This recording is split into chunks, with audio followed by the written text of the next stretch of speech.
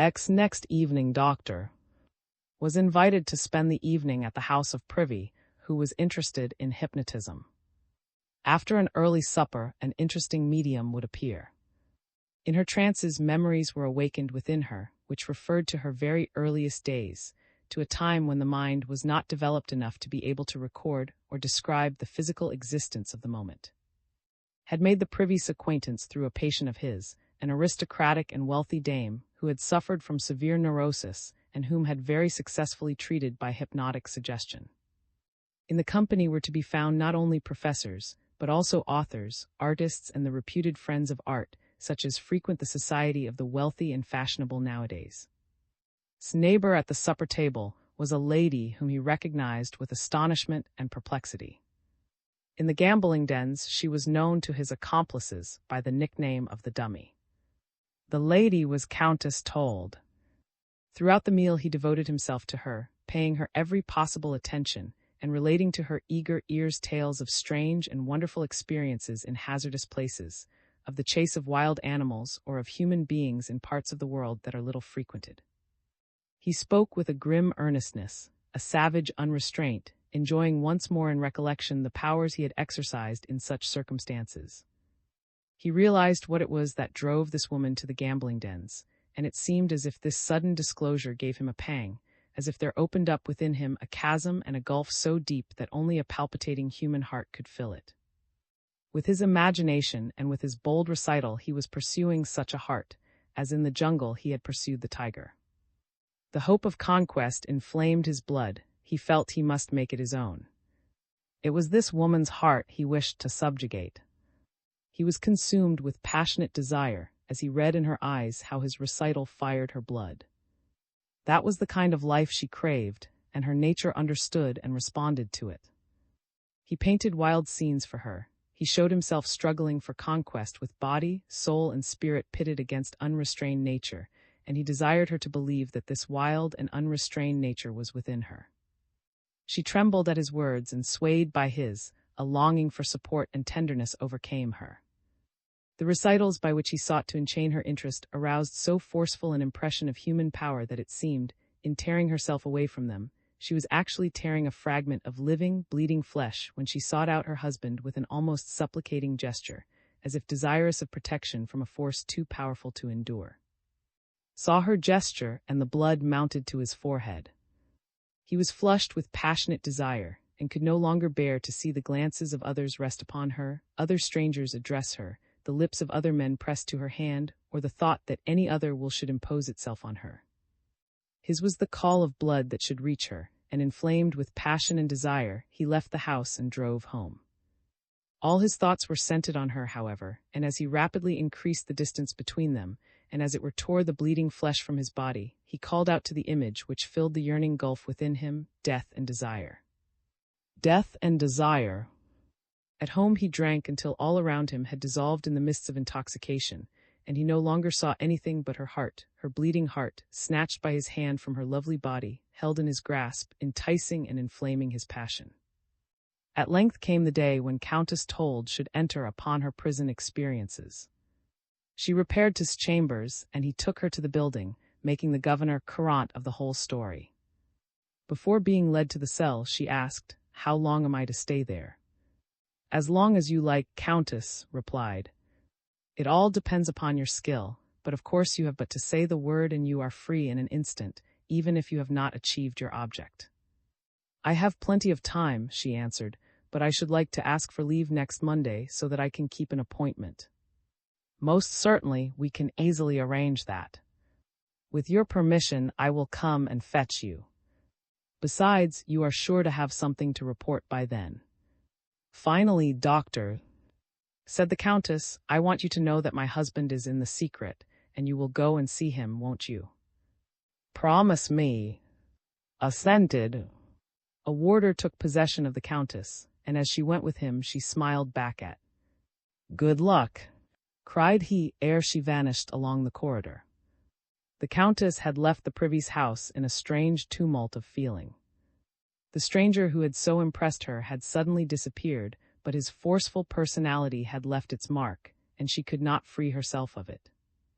This mysterious and compelling power of his effaced the image of, and the latter receded into the background.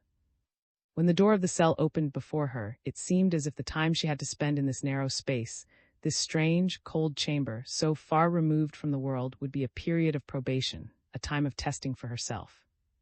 She was to see the stranger again on Monday. "I am asking your neighbor at the supper table next Monday for another sitting with our medium," the old had said to her with a mischievous smile. He must make up for lost time, because he was called away unexpectedly.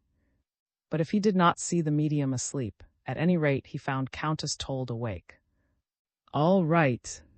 I shall be pleased to meet him again," she had answered in a friendly and noncommittal tone. The door of the cell closed behind her, and she saw a figure seated on a stool, but it did not turn round. "Well," it said growlingly. "Good morning," said the Countess. The dancer turned round slowly.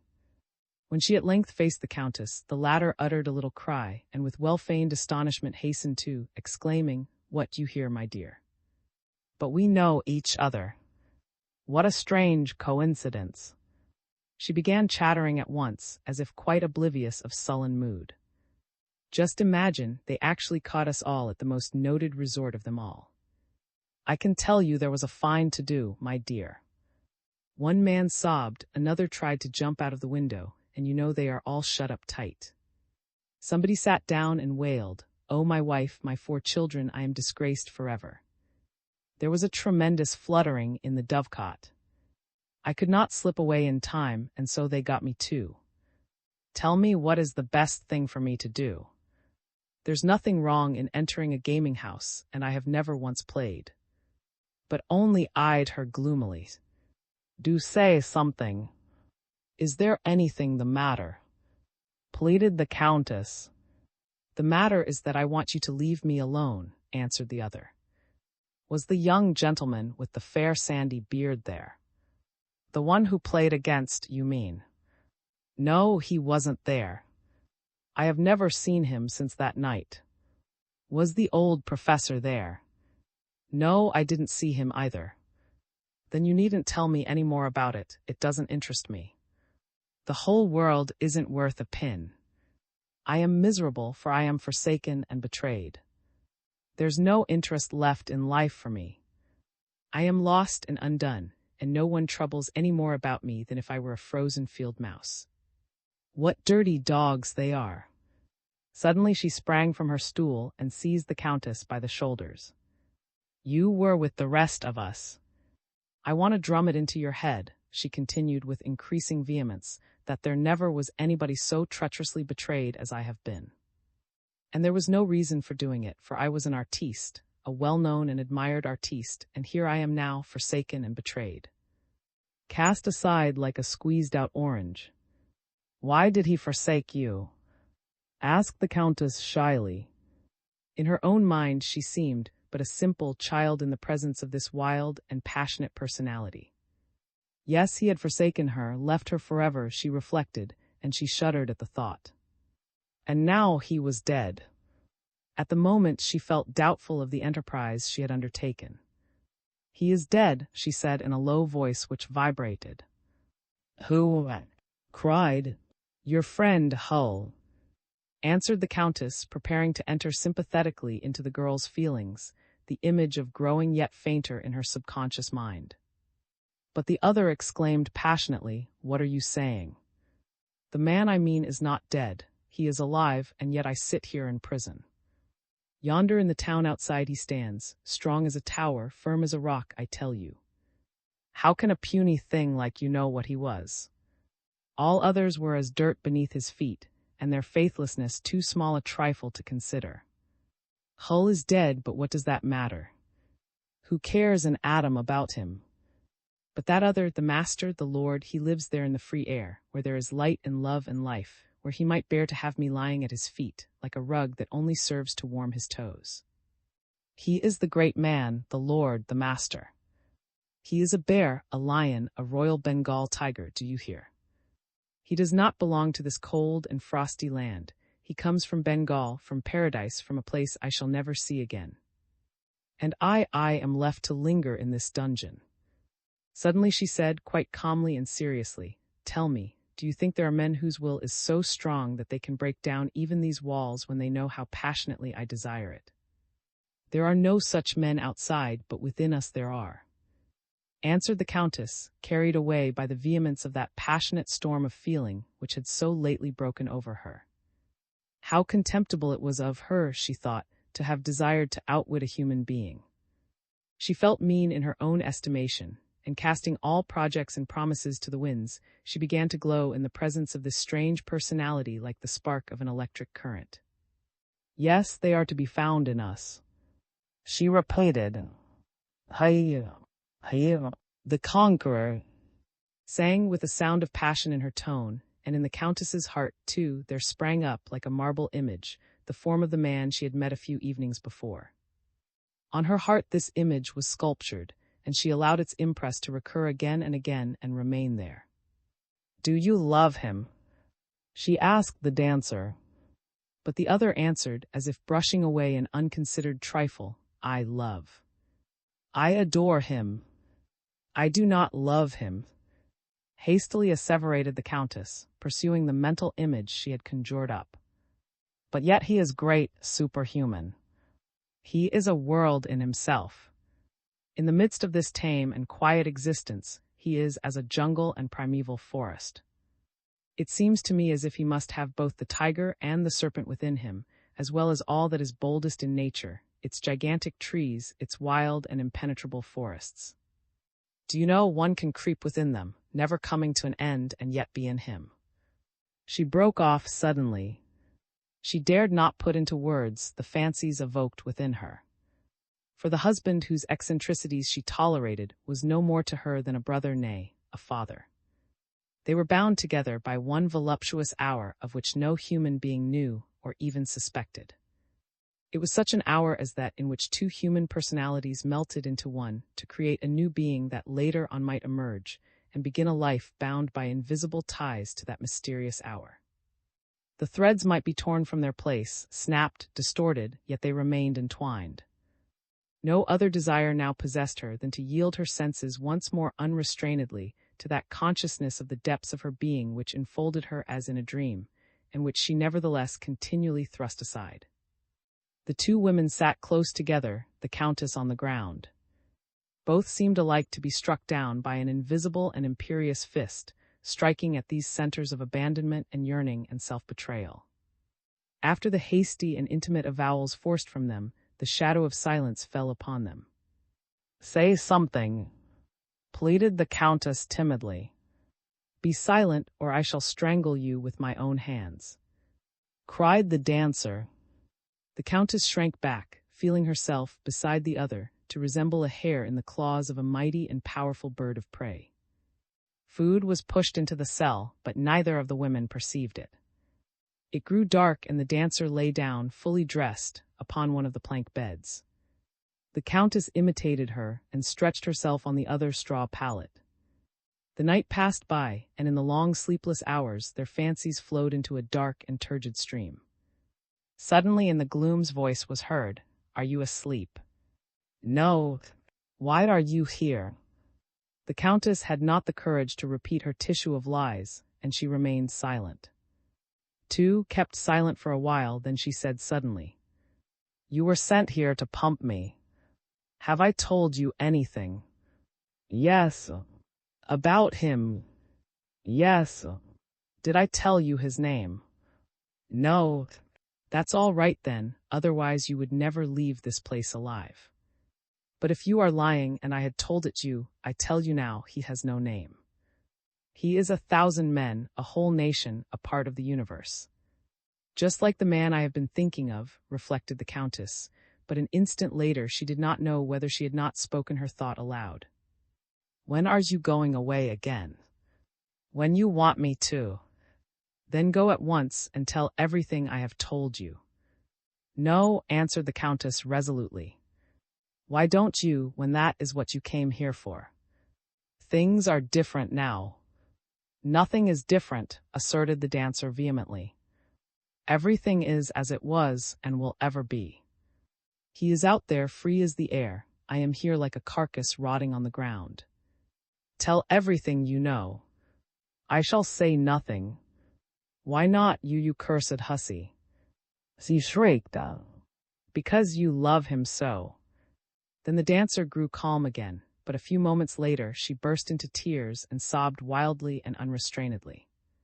The countess lay still on her pallet. She felt as if a naked soul with claws, whence the skin and tissues had been withdrawn, were clutching at her heart and holding it within its grasp.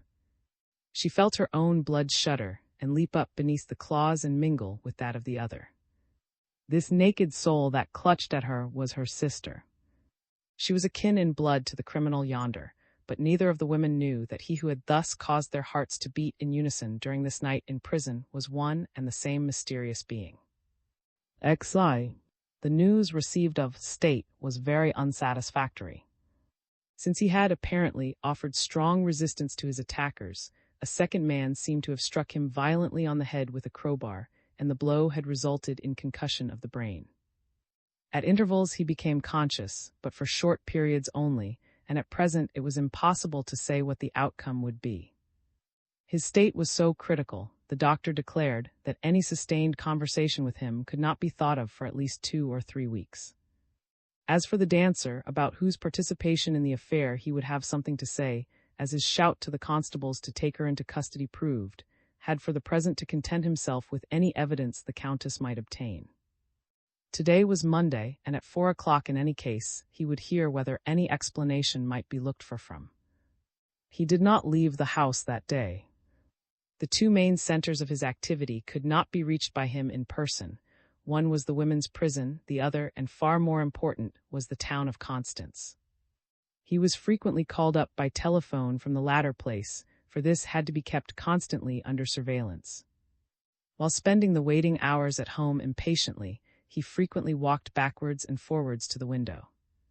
On one of these occasions he noticed a man whom he had first seen as early as 8 o'clock, and again half an hour later, and then not again for some time. The man always happened to be passing the house rapidly, or else standing at a turning some distance off. Could it be that he was there to spy upon his movements? Resolved to put the matter to the test, he ordered one of the members of the secret police to disguise himself so that anyone at a hasty glance might mistake him for the state attorney. Then the chauffeur brought round the car to the door where the masquerader was waiting, and at a moment when the stranger was again visible at a corner, this man got in quickly, settled himself down inside, and was rapidly driven away. I shall be able to see how this simple trick succeeds, said to himself. At this moment there was an urgent call from Constance. The man under observation brought the young fellows in his company to the station at 3:16 p.m. The express is due to leave at 3:36. It is uncertain which of the party will travel by it. Some have hand luggage and the others none, and it is not yet ascertainable whether the suspected man will accompany them. One of them bought 7 tickets but the party consists of 8, and one among them looks different and has never been seen here before. It is possible that he may be the leader of the expedition and in the service of the French. How are we to proceed? Have 3 police ready. If the 8 go by train, let these 3 go too. If one or more stay behind, let one of the men be left too, so that those remaining are not allowed out of sight. They may be traveling by separate routes. The telephone official repeated the order given. Good. Arrange to speak to me immediately after the departure of the express. Ring off. Asked to be connected with, and in 5 minutes he was able to get on to the police there. 7 or possibly 8 men are arriving by the express from Constance. Men are in the same train. See that 16 armed police are in readiness at the station. It is probable that they will have passes to Alsace. They are forged when you arrest the men. Be careful to avoid observation, and the only information to be given to the press is that it was a case of Germans having been enticed into the Foreign Legion, and mind you state expressly that they will be at once set free and returned to their homes. You will know nothing about the forged passports. In case there is a man of the name of or among them, let him be separated from the rest and kept in close custody. Shortly after Constance telephoned again, 7 men have left. It is who stayed behind. He went to the Black Bull and is under observation there. Good. Thank you. Please ring up here again at 7 o'clock, and should anything important occur in the meantime, notify the Criminal Investigation Department. Then had to hurry so that he might call for the Countess at the prison at 4 o'clock. It was then 3:30, and he was alone in the house. He telephoned for his car, and just as he was going downstairs, he heard a knock at the front door. He opened it. An elderly man was standing there. His figure was bent, and he had a bushy snow-white beard, red cheeks, and blue eyes. Herr, he inquired courteously. Please come in, answered the lawyer, but I am sorry to say that I am just going out on urgent official business. I will not detain you a moment, said the other. My name is Hull, and I am the father of the murdered man. Bowed and led the way to his office. Herr, I have been told that you are conducting this inquiry. Edgar was my only son, and I brought him up badly, for my whole time was given to my business, and I had vast interests. My wife died when he was but a child. I think many sons in our days have had a similar experience. He spoke evenly, almost harshly. But that does not free me from blame. Our sons were our pleasure, our business our duty. It would have been better had it been the other way about. I cannot desire such a life as his to be restored, for what I have heard from various sides about the circumstances of the case is sufficient, and I do not wish to know more, but I have allowed myself the liberty of calling upon you for other reasons. My son used to receive an income of 10,000 marks from me each month, and the only wish left me in this unhappy affair is to be able to spend these 10,000 marks as if he were still living, and add another 10,000 to them. I want the money to be used to help men to make good, and how am I to set about this? Can you advise me, sir? Answered in a hesitating tone, I must first of all confess, Herr Hull, that your words have taken me aback. This man's bearing moved him deeply. Restrained force of character, suppressed paternal grief, unutterable sympathy, everything that had thus unexpectedly been laid bare to him, threw him for the moment somewhat off his balance. Yes. I don't know, Herr Hull, why did you come to me above all men? I can tell you that at once, sir. It is your task to bring the murderers to justice, and I should like to replace with something that is beneficial the harm that has been done by one of my house. I should like the recollection of my son to bear good fruit. I have had nothing of his life, but perchance his death may yield something that may plead for me in eternity. His voice remained firm until the last word had been uttered. But I must not forget that you are in a hurry, he continued. Perhaps it is this same unhappy affair which prevents your giving me any more time now. You are right, said the lawyer. Can I see you tomorrow or some other day when we can talk quietly when you are free? I shall be free tomorrow, my dear sir. Come when most convenient to you, preferably in the morning. You are not obliged to fix an exact time, for I shall be at home all day. I thank you for your suggestion. We shall be enabled to do a splendid piece of work together, I believe. Nay, it is I who must thank you for being willing to help me raise a memorial to my unhappy boy that shall redeem his name among his fellow-men. They left the house together and drove rapidly to the prison.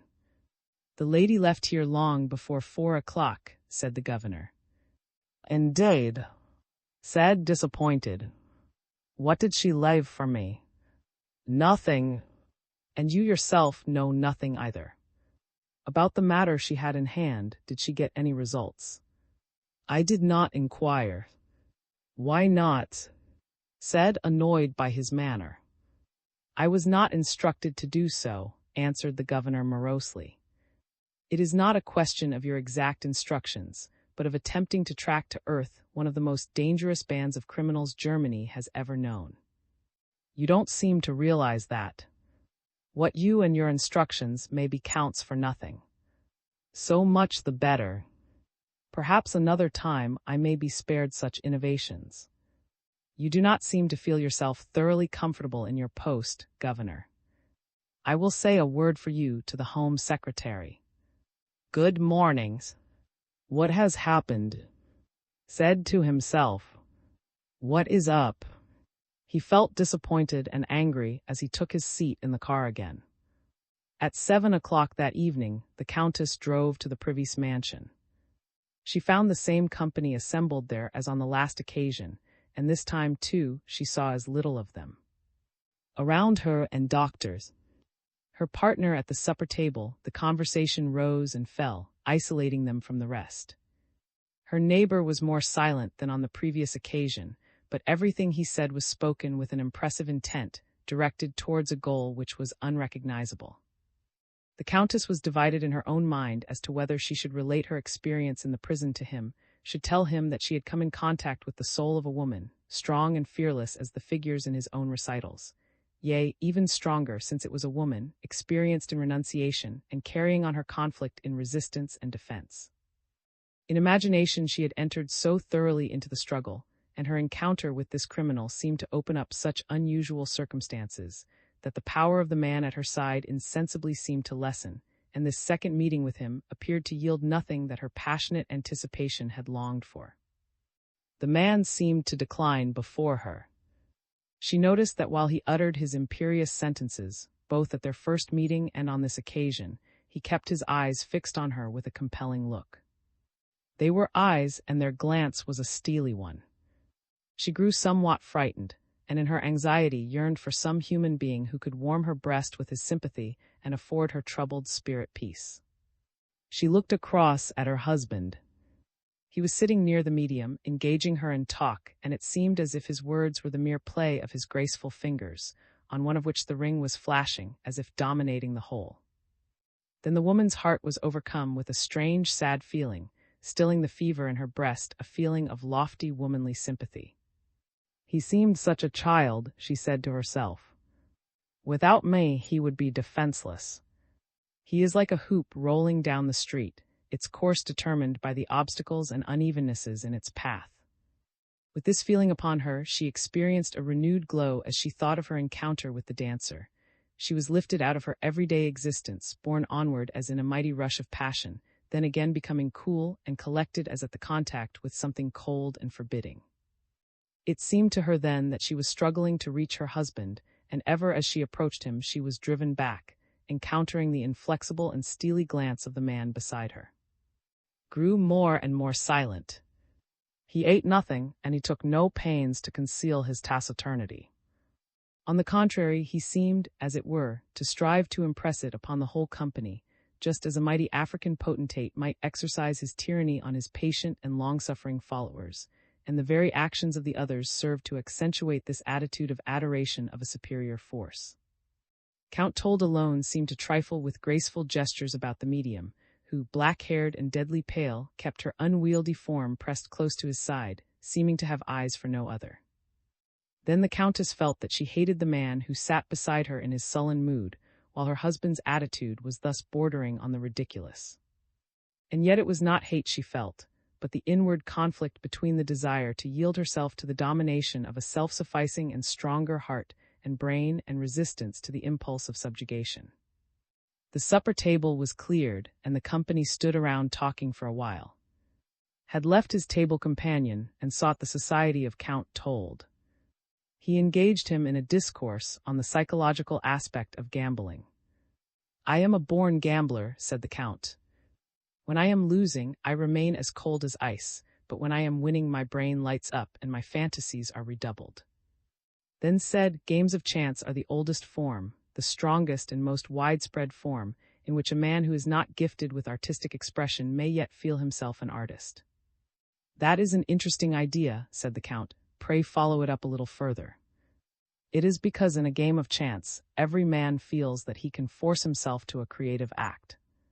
Creation, through the principle which underlies all life, draws its force from the parallel powers of volition and accident. By accident we must understand all that is untried, immeasurable, strange, and impossible of expression in itself. This is, too, the mental process of creative work, to which nature has lent a portion of primal force, the work of the artist. Between the poles of volition and accident this power is wielded as in a state of trance. Confessed that to be the case with himself when he was composing his poems. In games of chance there is a like synthesis. Accident gives the player his material. It may be trifling and insignificant, or it may be of dominating power. The player sets his will to work to accomplish a creation of his own from his material. You are a poet yourself, doctor. Oh no, I am a physician practicing psychotherapy. Such people are our most modern poets, for they give our knowledge of the unconscious, or rather the subconscious, its perceptible form, and the subconscious world, which is now firmly established, produces our psychic existence. We will have a game of baccarat afterwards, shall we not? Agreed. The hypnotic subject was about to begin her test. A doctor led her forward and threw her into a hypnosis in which she would recall her wonderful recollections.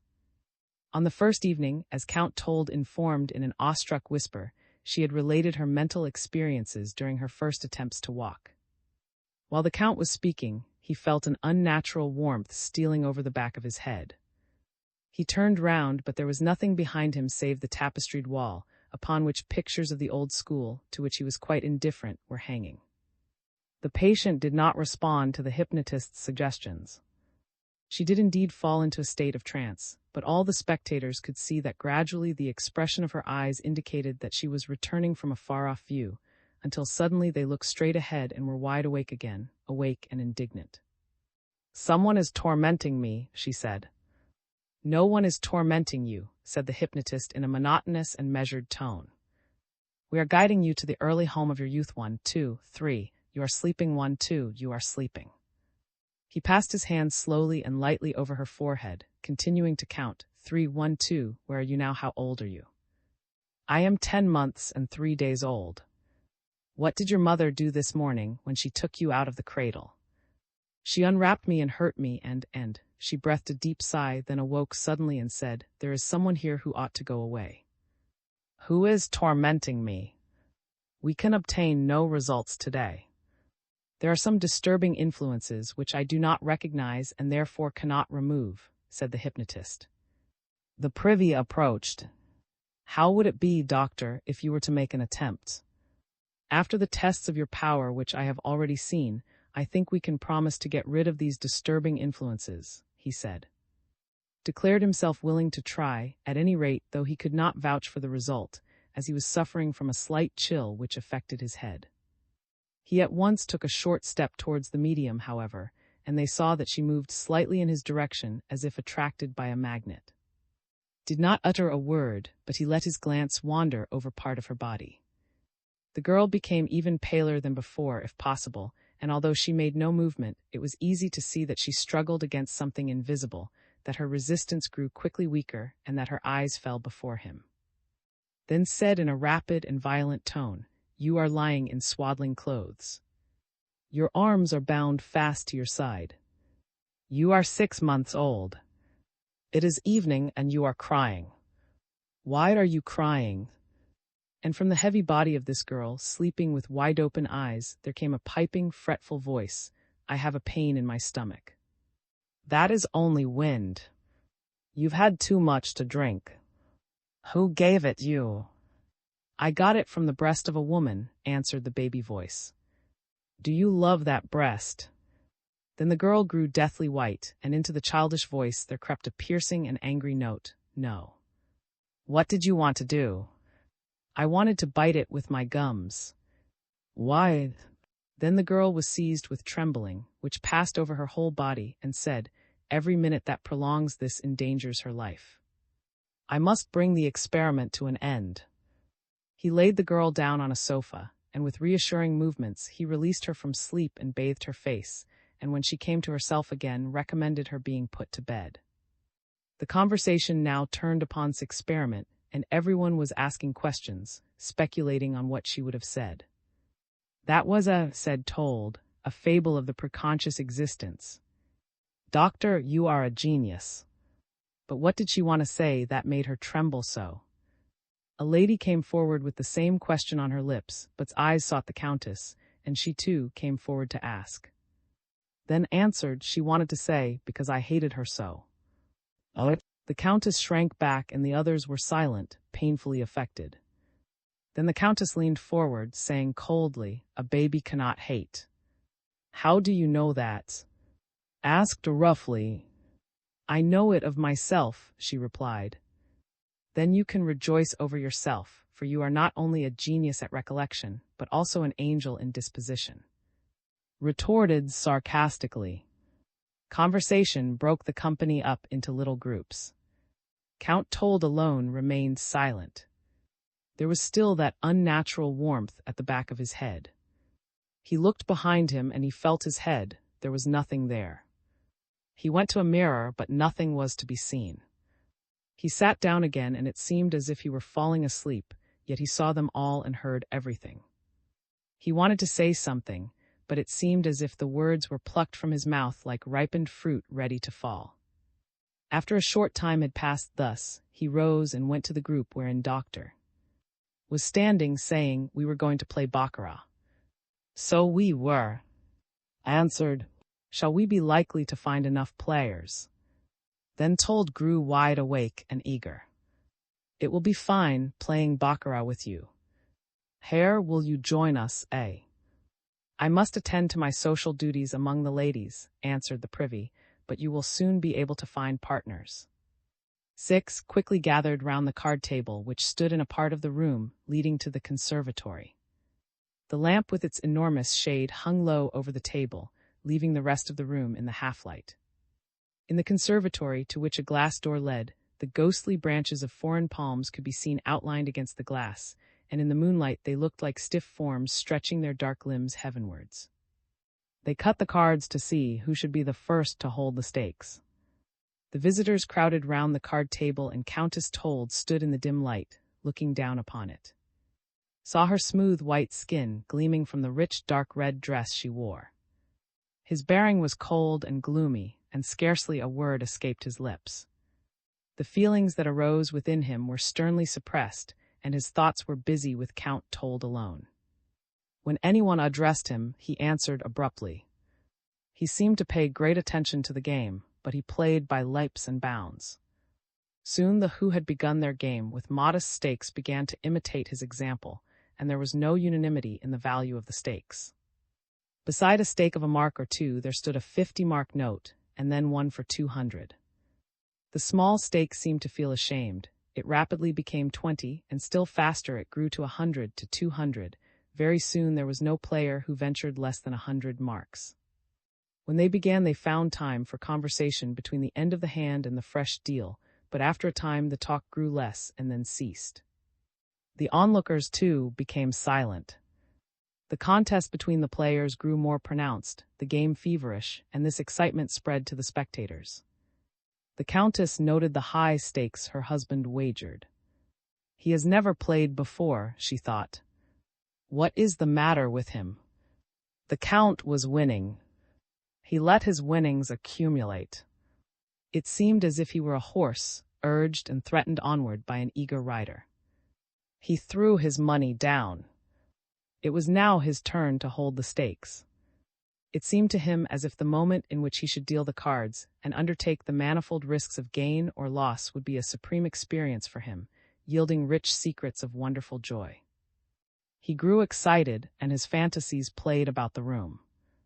The Countess turned aside in the half-light, constrained at her husband's incomprehensible actions. Suddenly the full light of the lamp fell upon her, revealing where her slender breast rose white and stately from the enclosing circle of her gown. "North and south," said as he contemplated her lovely figure, "north and south, your turn is coming," and his tone was sinister and threatening. Then he turned his glance away, and it fell upon Count Told's hands as he took over the bank at this moment. He dealt the cards out, and hesitated a moment as if perplexed at some strange occurrence. He was relieved when he had distributed the pack.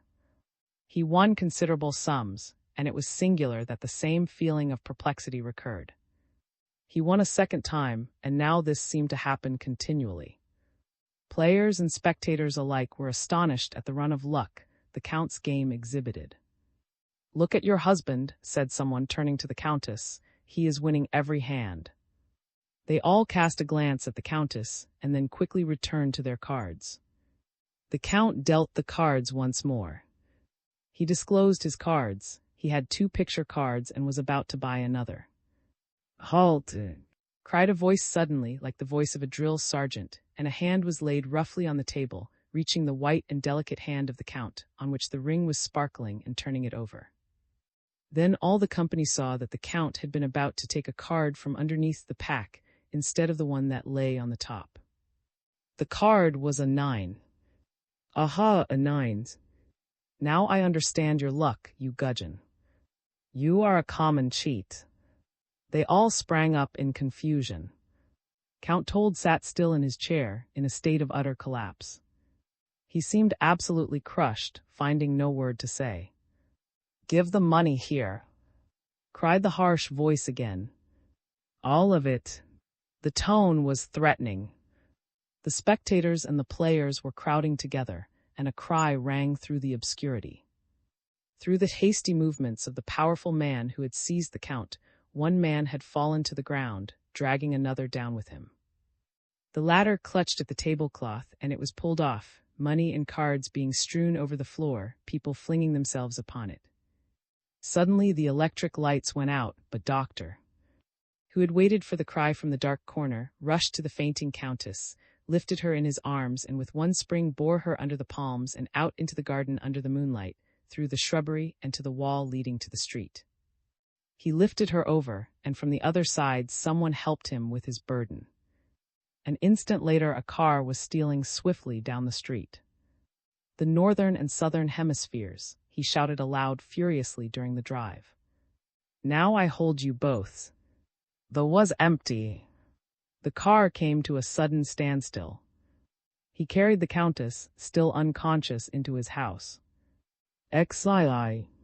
Scarcely heeding the abuse and scorn heaped upon him by the crowd, out of the chaos and confusion of the contemptuous glances of others, and his own feeling of perplexity, Count Told stole, as if in a dream, towards the vestibule. He thought of his wife, but he had not the courage to look round for or inquire about her. His car stood before the door, and the chauffeur was about to start the engine when the Count made a gesture of denial, saying, "Wait for the Countess." He went into the town and hired the first taxi he saw to drive him home. "What has happened to me?" was the question that he perpetually put to himself. "What was it that overcame me? Who moved my hand? What is it that has happened? I know nothing about it. Can it be merely a bad dream?" But it was no dream. He reached his house and had to descend. He went down the length of the garden and into the house.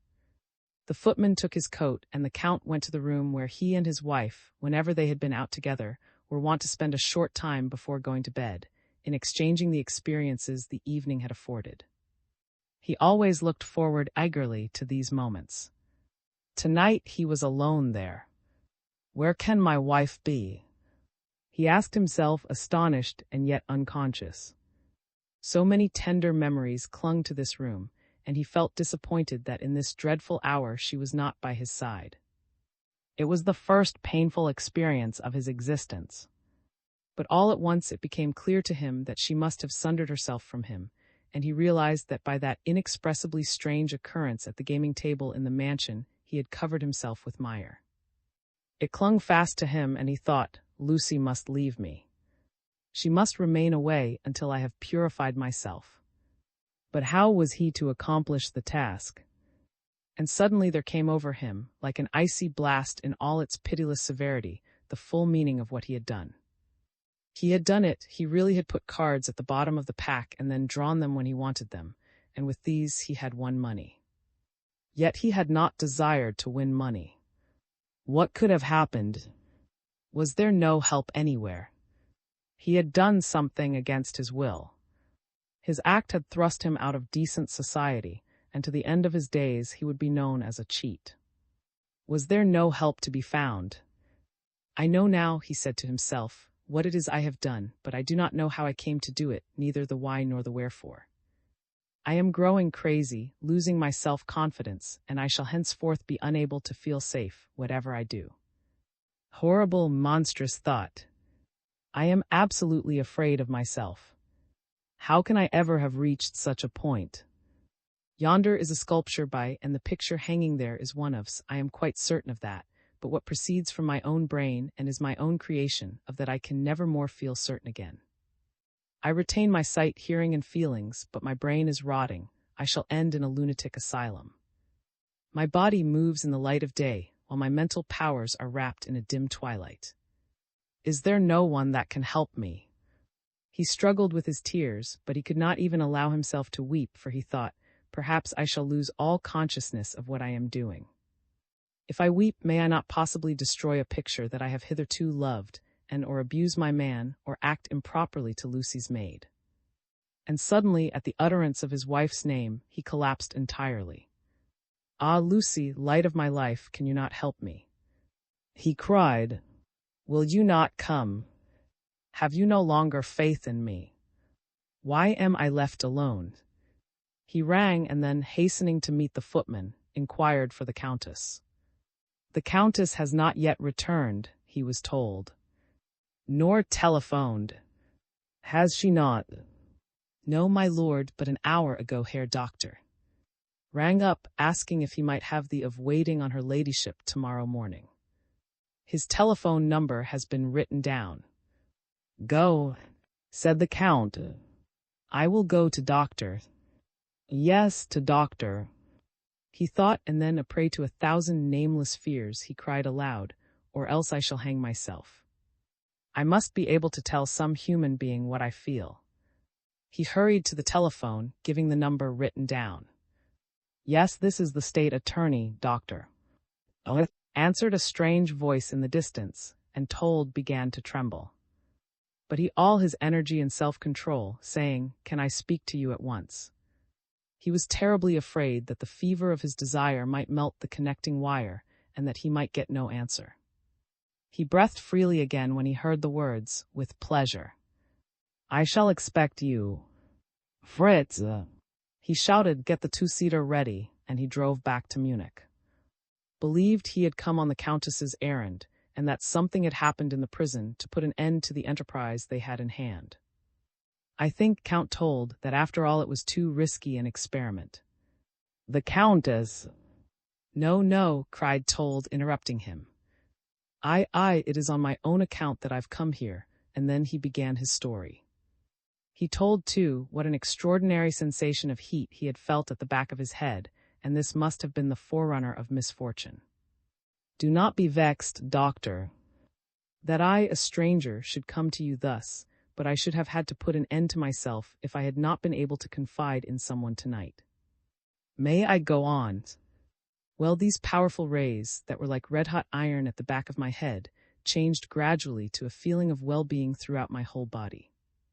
They seemed to bathe me in pleasant warmth, and I had a feeling that I was somehow saved from something that lay before me, and in this very moment of relief, it happened.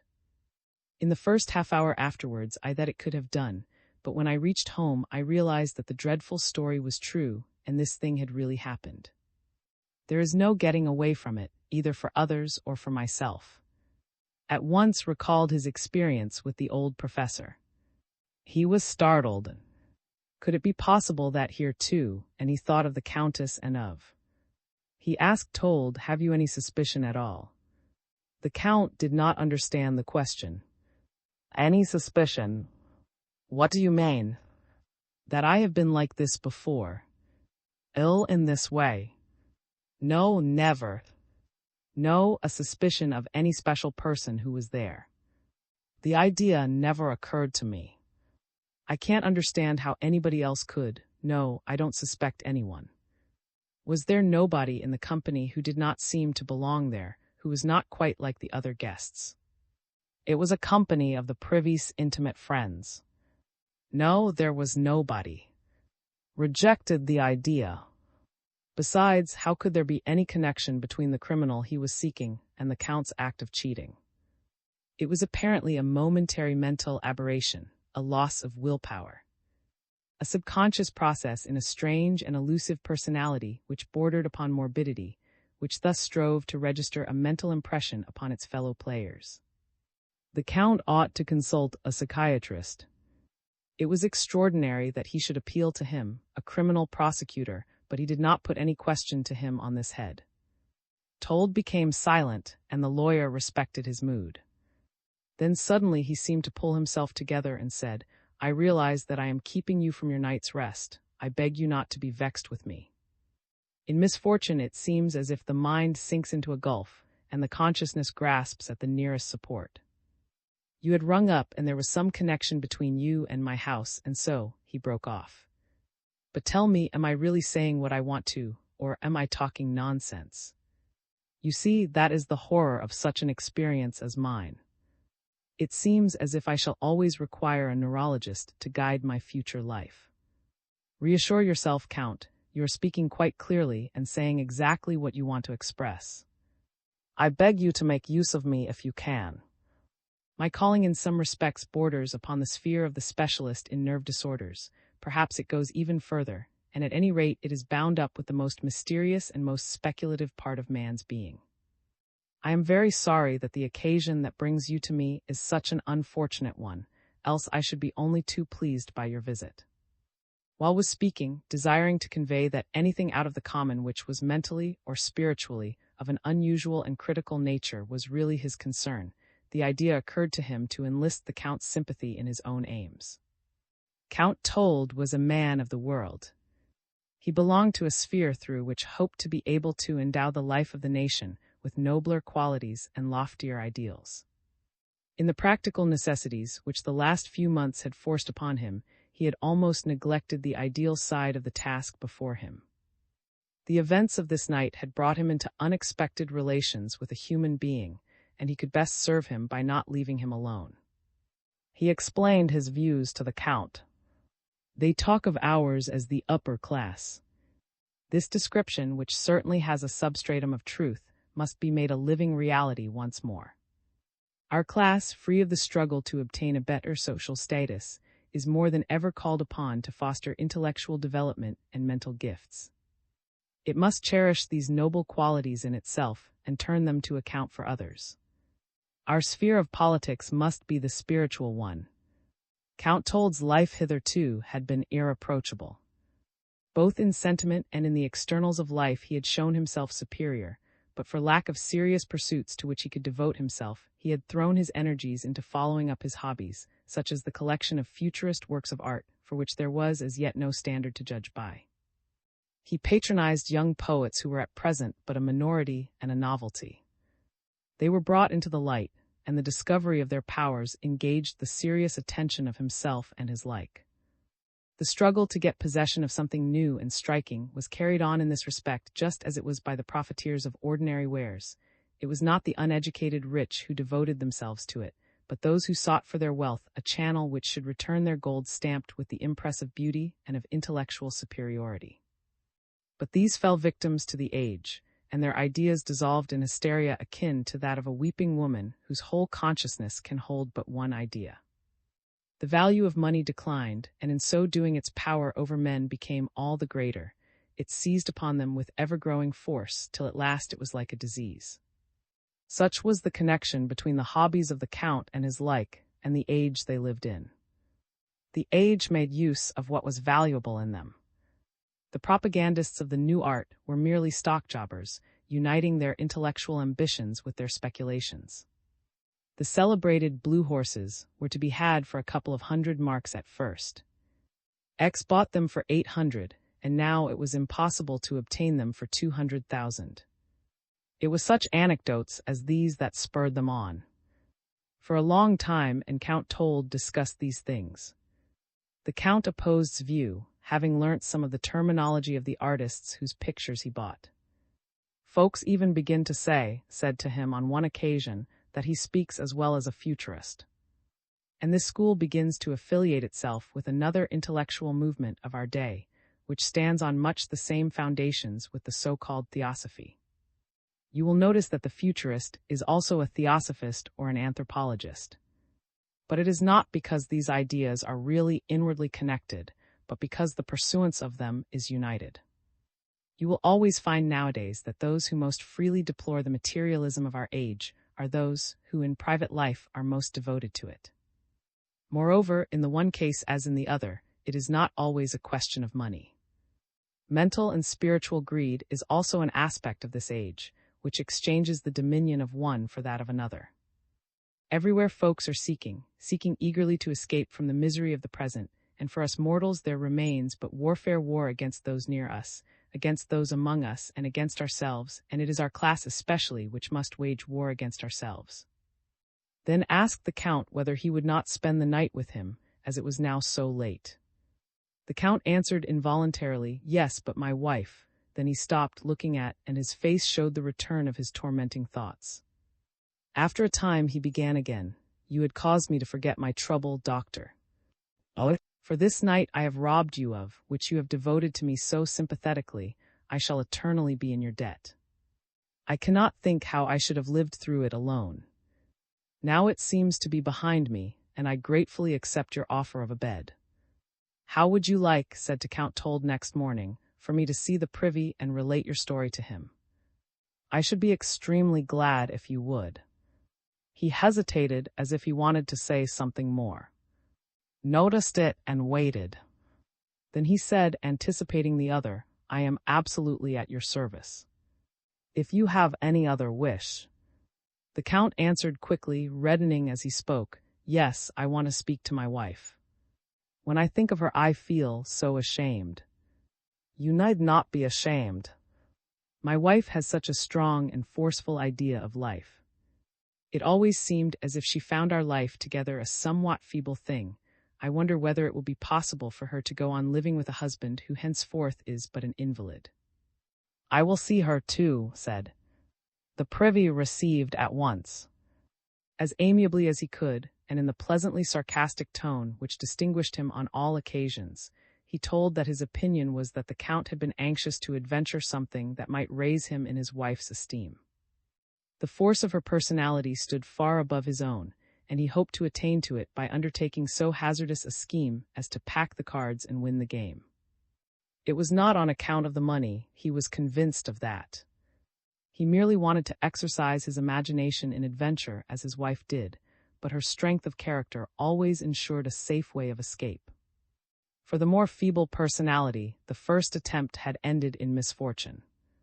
His fantasies had been excited by the current stories of the thieving band of gambling cheats, and the whole affair was mainly due to his neighbor at the table, whose own desire for gain influenced a weaker character, and thus paved the way to a society scandal.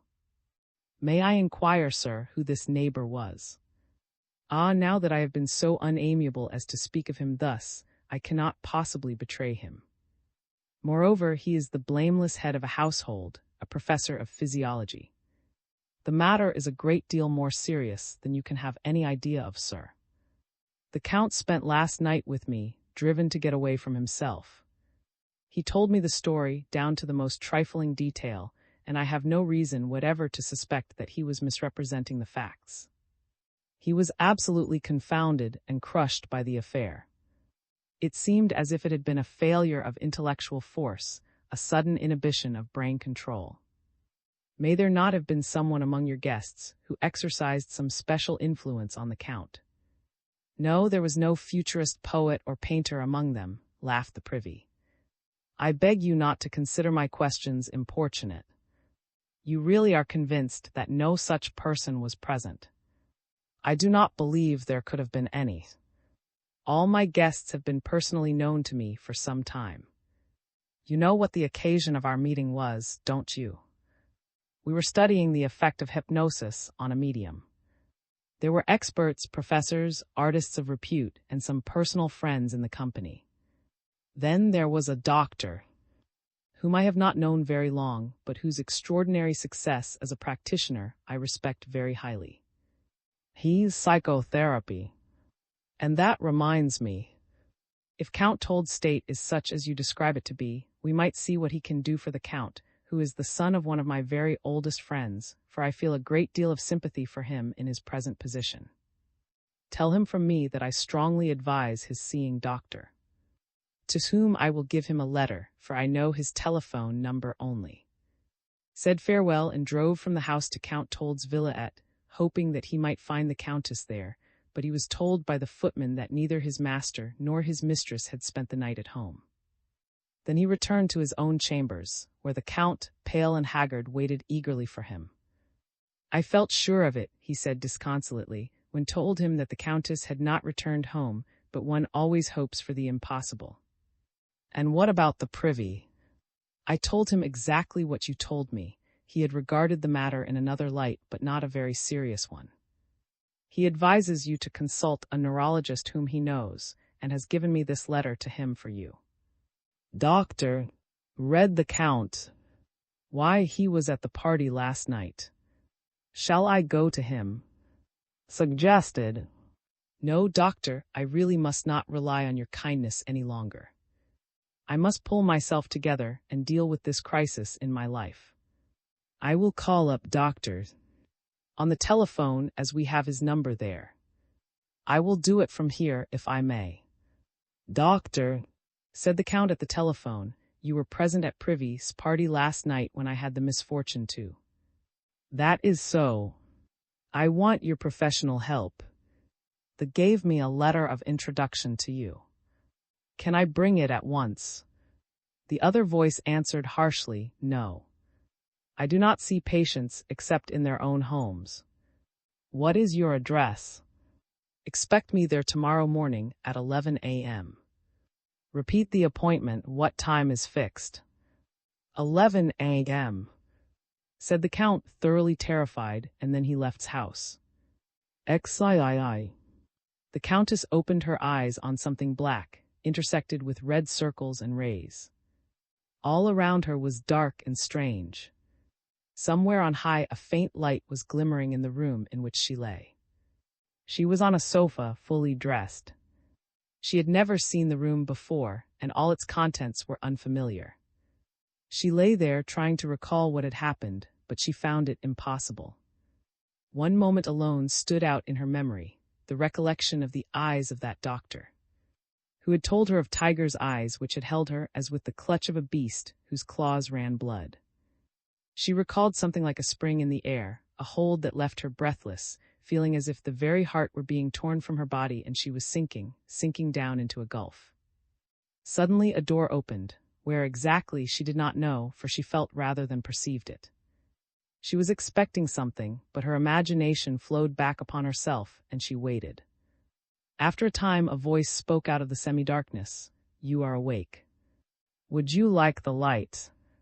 It was a voice which seemed to the Countess at the first moment like the trump of doom, but in an instant this sensation left her, and she felt incredulous. How came that voice into this mysterious obscurity? It was the very last she could have expected to hear. She shrank terrified within herself, and it seemed as if her whole body gradually stiffened. There was a sound in her throat, but she was not conscious of it. She stretched her hands in front of her as if warding off a danger. Then suddenly the room was flooded with light. Doctor closed the door and approached the sofa. He said, the situation is exactly what I desired. I have brought you home. At these words the Countess regained control of herself. She rose from the sofa, though she felt faintness stealing over her. What did this man want with her? But indeed she knew what he wanted. He was a tiger intent on his prey. Nevertheless she asked him, what do you want? I have just told you, he answered curtly. And now, you will remain with me. I will not, cried the Countess. I will go and help my husband. And at that moment she recollected clearly what had happened. Her husband had cheated at cards. Oh, merciful heaven, she thought, how could such a thing have happened? She knew so well how utterly foreign to his nature such a thing would be. What misery, what despair, what depths of misfortune. And she herself had been with the woman who was an accomplice in Hull's murder and had succumbed to her power. Everything seemed to swim before her eyes, and she saw her husband's unconscious act through a mist of blood. She heard the voice of the man beside her, stern and threatening, you will not. Have I asked you whether you will? He had not asked the tiger or the buffalo. Was he to ask a weak woman? Was he to ask her? She too was his prey. This idea filled her with a sort of voluptuous dread. She was the prey of the strongest man whom she had ever known. How could she defend herself? He had simply taken her. Were there men whose will was strong enough to give them possession of a woman if they never even touched her? "How did I come here?" she asked. "We have something more important than that to talk about," he answered in a cold, harsh voice that made her tremble. "How are you going to adapt yourself to the situation?" "I will never adapt myself to it," she cried, and it seemed as if instruments of torture were on her brain. "That is not the question," answered the voice, falling like a stone, lying for thousands of years. "The question is, are you going to remain with me of your own free will or as my prisoner?" The Countess, now fully alive to the force and compulsion which threatened her, strove to collect her wits. She looked, listened, considered, and slowly began to ask herself, shall it be cunning or resistance? After a time she answered, "You cannot keep me as your prisoner in Munich." Replied roughly, "How do you know that you are in Munich? Have you run away with me?" She cried, "I am not a gorilla." "Who are you? What is your name?" "Whatever you like to call me." "Then I shall call you a gorilla," she was about to retort angrily, but it seemed as if her tongue refused to utter the hateful name. It would not be expressed, and something within her appeared to change and soften the situation, to promise allurement in the distance and play around her fancy like busy little elves of night. Yet something in her conscience seemed to tell her that there could be no ease for her while her husband was cast down by misfortune, and her own future was so uncertain, and she spoke defiantly, "What do you want with me?" But the man looked at her long and steadily, and she felt as if her question floated away, minute and unconsidered as a trifle on the mighty ocean. The ocean was the breast of the man before her. There was no breast more mighty or powerful. It represented what her inmost being and her secret desires had yearned after. To rest upon it, to rest, as in the jungle. Then, after he had looked at her in a silence fraught with meaning, the man spoke. "The human race is too contemptible and inferior to give its men and women such force as nature has provided for its other creations, that the one sex should see, know, and belong to the other as naturally and inevitably as light belongs to day." "You mean to say," said the Countess, "that you love me, and that is why you have brought me here." "I desire you, and that for me is stronger than love. You are here because there is no resisting my desires. You may reign as a queen in this breast, and in my kingdom of in southern Brazil. A queen ruling the virgin forest, its savage beasts, savage and civilized human beings, valleys, rocks, and heights. Who in this miserable continent can offer you more?" "No one," said the Countess, under the secret dominion of the dream, which had so rapidly begun its twofold play in her spirit. "You have decided, then, to remain of your own free will." "Ask me." The Countess once more realized her position. She shrank from him and tried to shelter herself behind the ottoman. She closed her lips firmly, but at the same time she was torn by a conflict within. She desired to go, and at the same time she felt a yearning in some part of her being to remain and to submit. He continued, "If it were like this, a man and a woman see each other for the first time, and in the first glance that they exchange they say to themselves, 'There is nothing left to me of what I was. Everything has vanished like a dissolving view, and thou, the only one, thou alone. It is inconceivable that there should be a single heartbeat that does not belong to thee.' It is as if all the races in all the ages had united their powers in these two beings, instead of giving each individual a beggarly portion of it. What a puny creature is man, but if it were the other way with the race, he would be the image of God and of creation." The Countess felt as if a sudden force was stretching her between two poles. She knew that she herself resembled both of them, and yet they were unlike each other. Must I proceed from the one extreme to the other? She asked herself, feeling very weary, or can I remain hovering between them, calm and comfortable, in the warm rays of a sunshine that steals over me so pleasantly? There was always the inclination to follow the extraordinary and unusual, that she might feel wherein she was most akin to humanity, and yet most herself when surrounded by what did not belong to or affect her. And over her spirit there stole again a feeling as of paradise, the scent of the Elysian fields, the songs of enchanting sirens, and it seemed as if the limits of her physical nature were dissolved, and leaving her narrow horizon behind her, she floated as if in ether. What is happening to me? She thought as, struggling with herself, she advanced yet nearer to the vision of paradise which swam before her eyes.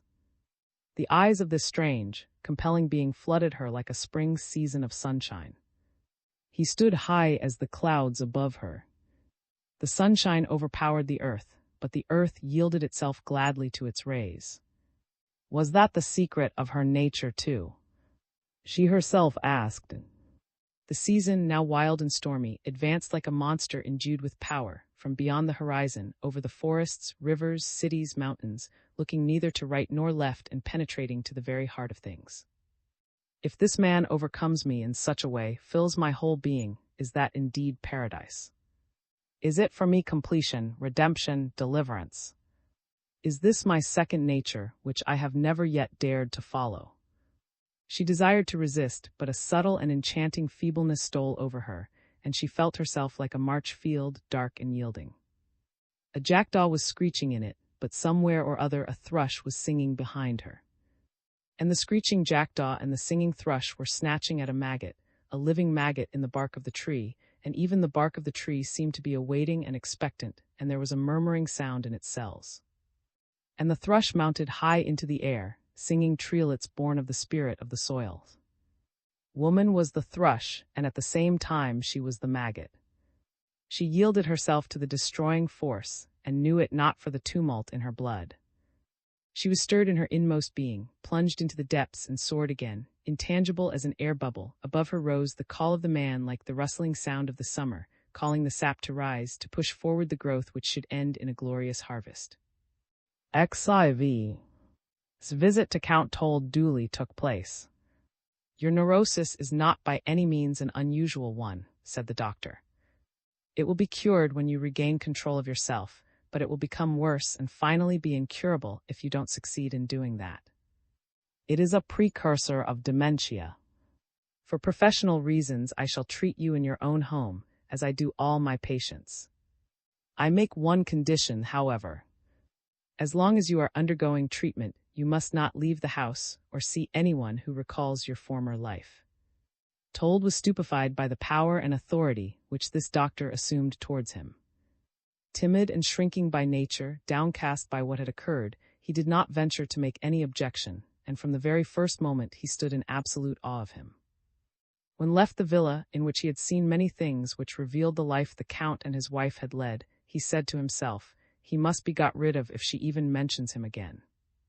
The doctor was in a highly excitable and savage state. The meeting with this man, who had so long called her his own, had fired his blood and inflamed him, as if he had been a bull in the arena transfixed by a javelin. He unconsciously lowered his head as if for attack, and his imagination ran riot, thirsting to satisfy his hate and revenge. It seemed to him as if it had suddenly burst within him, scattering its evil and offensive discharge everywhere, and he allowed himself to bathe in its stream. When he re-entered his house, he went straight to the room in which the Countess was confined. It was in a secluded corner of the villa. The only light there came from a round window in its arched and richly decorated dome. The Countess arose as he came in. She was white as the sheets upon her bed. She went towards him, saying, "Something happened to me in the night, something of which I was wholly unconscious." "What have you been doing to me?" "Nothing but what you allowed me to do." Then the woman trembled so that she sank down to the ground, raising her glance to his like an animal that has been shot down, and crying in horror, "You devil!" "Oh, you devil! That name pleases me," said. "I consider it flattering. It is, without your realizing it, a caress. Next time you will call me Lucifer, for I shall bring you light." The Countess, lying in a heap on the floor, broke into passionate sobs, crying in the midst of her anguish, "Where is my husband?" Then she saw that at the question made a gesture, so indifferent and trivial that she felt her painful, anguished appeal was no more than a drop of dew vanishing in the sand, and as hopeless to look for. And her downcast, broken heart asked itself whether this man could indeed be so powerful that everything went down before his, while that what she and others before her had been must be brought to naught. Once again she must yield herself to the twofold stream within. It bore the most secret and hitherto unsuspected currents along with it, and her tortured imagination gave them full play. Must not that which her blood sought to reveal to her be true? She could not separate herself from this new world of feeling. Resist and inveigh against it as she might, she could yet not tear it from her. The man stood silent before her, and his silence seemed to threaten her. She thought that by a word of her own she could destroy this threatening attitude of his, but she found no power to say anything more than to repeat helplessly, "Where is my husband?" Then, silently and roughly, turned away. When he had left her, leaving behind nothing but the impression of his dominating will, she felt as if she missed something in the room. She would have preferred him to stand there still, and her sense of isolation passed all bounds, overwhelming her. A bottomless abyss opened before her, and phantom figures made appealing gestures. But she could not cast herself down. She hung on to one slender rootlet. She knew it to be the tiny remnant that remained to her of her former life. She wished, too, that even this rootlet might be torn adrift, for she would rather have faced death in its entirety than hover over the void. Went backwards and forwards in his room. He was like a caged beast, caught between his rage for vengeance and lust of domination on the one hand, and the resistance raised to the attainment of his goal on the other. That which baffled him was such a trifle, merely the memories binding a wife to the hours she has passed with her husband, either alone or in company, and because it was so slight an obstacle, the desire to remove and destroy it utterly possessed him with fury such as he had not known till now. Entered. He was dressed as a soldier. "What is that for?" Asked morosely, but he did not wait for an answer, and asked about George's movements. "He is at the Villa Inn. He is very cautious and does not go out." "What is he doing there?" "At night he helps to bring the store of cocaine under the summer house into Switzerland. I have found something fresh which they are ready to take there." "Ether. What is the ether for?" "Folks are beginning to take it." "Who? What folks?" "Where?" "Our folks in Switzerland." "Your folks, how many have you?" "We can get it to the others." "That reminds me of the girls you were sending to Switzerland to speed up the smuggling of Salvarsan. I don't want to hear anything about business matters." "You understand nothing." "I won't say any more about it. Perhaps there'll be no need for that sort of thing any more." Then a hoarse cry was uttered by, "Oh, doctor, is it to be soon now?" "We'll drink to it, we'll drink to it." "I don't know. Let's drink to the shepherd boy with 86,000 marks yearly income." "Oh, what have I out of it? Do I not always invest it again in one or other of your enterprises, doctor? Because it brings you in 10% more there than it would in an insurance society. Shall I have to use force, shepherd?" "Drink, I say." Was the first to fall from his chair. He lay on the floor, disorder all around him, gazing sadly at his master. He lay there like a dog about to die, knowing that he could no longer protect his master's life. Tottering so that he was obliged to hold on to the edge of the table to save himself from falling, stuttered, "Do you think there is anyone whose will is strong enough for him to kill someone else without even touching him?" But did not understand him. He looked up at his master with glassy eyes, stupid yet faithful, troubled and sick. "I can, and I shall do it too, sleep," he said suddenly, and rising, he spurned the other with his foot. He took a few steps forward, having to seek support. Then he pulled himself together, and his willpower was held as it were within an iron vice. Rigidly upright, without a sign of swaying, inflamed with drink, and in a state of exaltation, he went into the room the Countess occupied and remained with her without saying a word. And from that hour of humiliation, this woman, too, acknowledged his supremacy. She forgot her past, forgot her very self, and submitted willingly to her master. During the night, started for Lake Constance.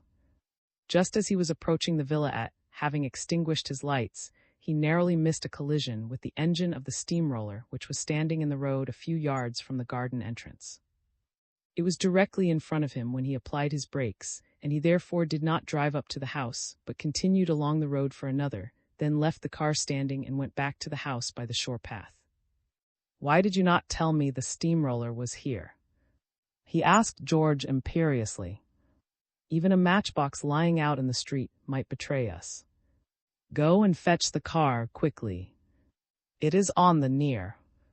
Put it away and come straight back here.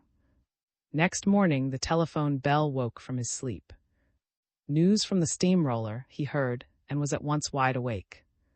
Yes, please go on. Last night about 2 o'clock a car arrived and pulled up directly in front of our engine, then drove on again. As it was driving without lights, I ordered to follow on a bicycle.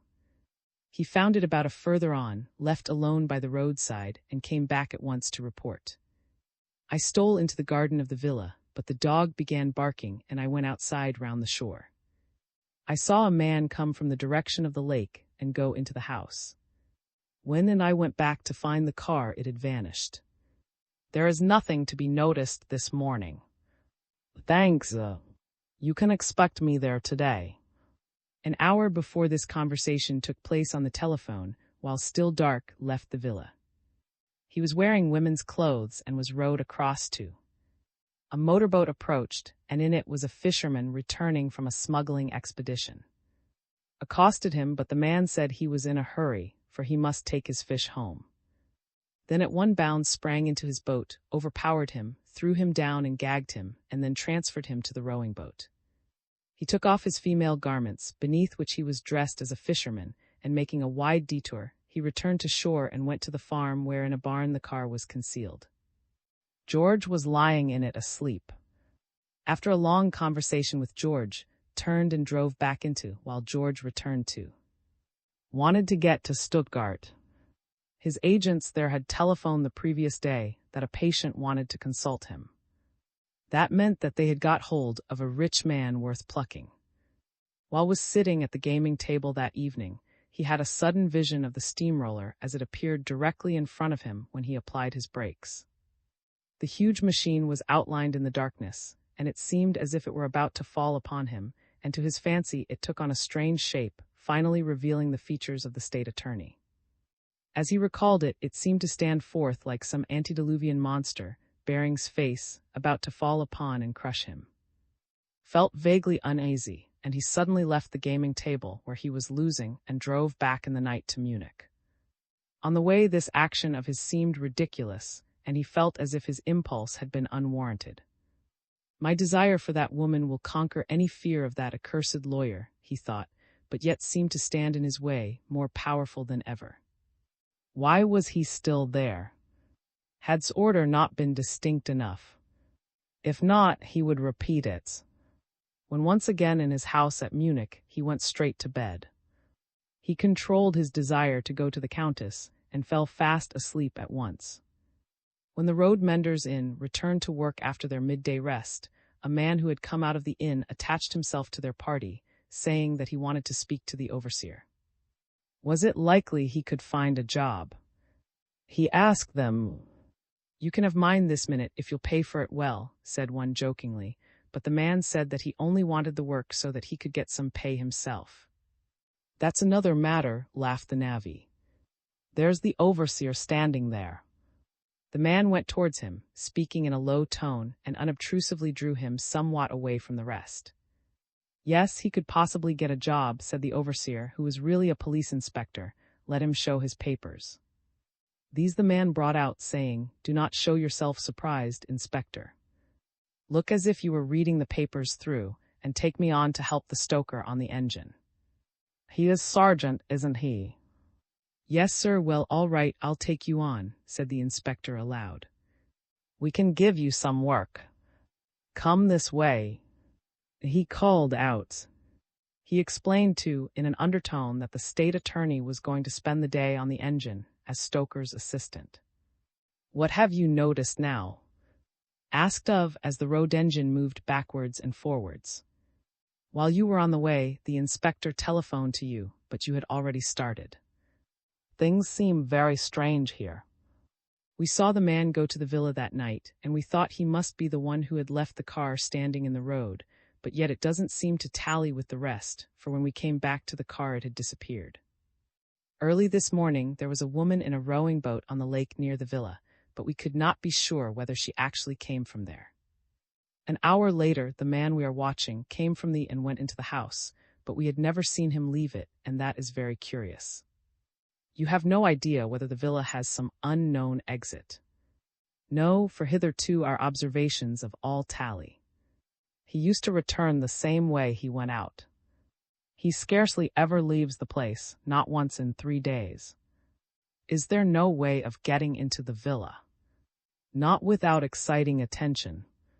I see that by the way tramps are turned away. They have a well-trained bloodhound there. It would not be possible to effect a secret entrance. Is still there? Yes, I saw him at a window just now. Had the car a number plate? Yes, the Constance district, here is the number. That, of course, is a false one. It came from the direction, I think you said. Yes, sir. I telephoned the number 2 and Constance. From Constance, they told me that the number I gave belonged to a car in use by the sanitary commissioners, which never left Constance. Isn't it possible that the car had been expected at the villa, but did not stop at it, either because they wanted to use it again shortly or because something had made them a bit suspicious, the steamroller, for example, and therefore was told to wait for the car in the street and take it to some place of concealment? During that time, the man who had brought it here arrived at the villa. He is either still there with, or else he was the woman in the rowing boat, and he has driven to the place where the car is. We must find out where they keep it hidden. We often hear the sound of a motorboat at night not far from the shore, but we are not able to keep an eye on it. I shall sleep in with you tonight, and we will stop the roller half a further away from the house. Is there any suitable place to hide in near the house? Yes. Then we'll go together. Is that settled? All right then, now I'm going to learn how to lay out the stones. Hitherto, I've only laid out criminals. Laughed. Yes, you're, said cheerily, as he released the throttle and started the engine. Will you're pleased to stoke up? And heaped more coal into its glowing maw. Up to now Ur has never fired an engine, only criminals. He continued, carrying on's joke.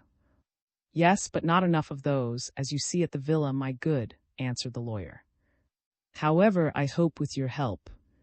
We shall catch them all right, said eagerly. If we don't overreach ourselves, for I think we are dealing at the moment with the most dangerous and daring gang in Europe. You know that we have ascertained so far that it is a case of card sharping, murder, terrorization, and all of it done by the help of a gang. Yes, indeed, said. As they were leaving that evening whispered, I should like to draw your attention to something, sir. Every evening I go by as if I were taking a little rest after the day's work, and I light up my pipe. Just at the side there, you see, we are getting to a little door. Whenever anyone goes by, the dog begins barking, and I couldn't help thinking there was some reason for it, but one can't find it out from the street. You see now, I am just close to it, and while I am going by I fasten, just listen to the dog now. A thread across the door. Anybody who opens it would break the thread, but he would not notice it when going through. In this way I can keep watch over the door, even when it is not actually in view. Then I can tell whether anyone has gone through the gate in the dark. In the morning I go and look at it first thing and take the thread away. Is it there already? I have just fastened it there. Then you did it very smartly, for I did not notice anything, said, praising him. Let us go back. It really is a side entrance to the other villa. Do you know who is living there? For the last 30 years an old maid has been living there. There certainly is no connection between the two villas. They strolled back along the road. If you would like to go to sleep, I have no objection. I know what I've to look out for now. Well, I really should be glad to, sir, for last night I got no sleep, and I must be out there again before 4 o'clock. I understand. Well then, good night. Continued his patrol throughout the whole of the spring night, but nothing happened, and he noticed nothing out of the common. Next morning he repaired to the hotel at the address of which he had before leaving Munich. The director told him he had been rung up from Munich, and his man wanted him to know that Count Told most earnestly desired to speak to him as soon as possible. The call had come from his home at Munich. He seemed to be greatly agitated and begged the man to telephone the message on. Returned to Munich and rang up the Count, but an unfamiliar voice informed him that the Count had started on a journey. Did he leave no message for me? Said, no. Where has he gone? He left no address. Please ring off. Was thoroughly perplexed. XV. That same morning had visited Told. You are not so well, I can see, said he to him. Your pupils are very much dilated. Is that a sign? Said Told. Yes. Don't talk about your state, put it entirely out of your head. Where is your wife? The startled Count could not venture on an answer. Your wife did not want to live with you anymore, never anymore. Went on the doctor harshly. That is so, isn't it? You must destroy the past, break off all relation to it. Call your man here. Told rang and the man came. The Count, with a gesture, referred him to the doctor. Has anybody telephoned? No, doctor. Has anyone rung up from here? I did, answered Told. Whom? Doctor. Why? I wanted to speak to him. What did you want to say? The embarrassed Count answered, only to speak to some human being or other. Is your servant a bullock then, or am I one? Asked harshly. You can talk to me if you want to. What crazy idea has got into your head? The Count turned his head away. He no longer had the courage to face his doctor. Is he going to cure me? He asked himself. Then he looked up at him timidly and irresolutely. You are no human being, you are a devil, was the secret cry of his heart, but these fierce thoughts soon left him, and he felt suddenly sleepy. I am always so tired, he exclaimed. Tell your man now in my presence to refuse all visitors or anyone who telephones. He must say the Count has gone on a journey. He left no address. Please ring off. Slowly and mechanically Told repeated the order, and the man bowed and, I am really not sure whether I shall go on with your case, said. But Told hardly heeded him. He seemed to feel a slow poison stealing into his veins. You are thirsty, said suddenly. Yes, I am, whispered the Count. You are to drink a mixture of brandy and Tokay, as much as you like. Take good long draughts, the brandy will do you good.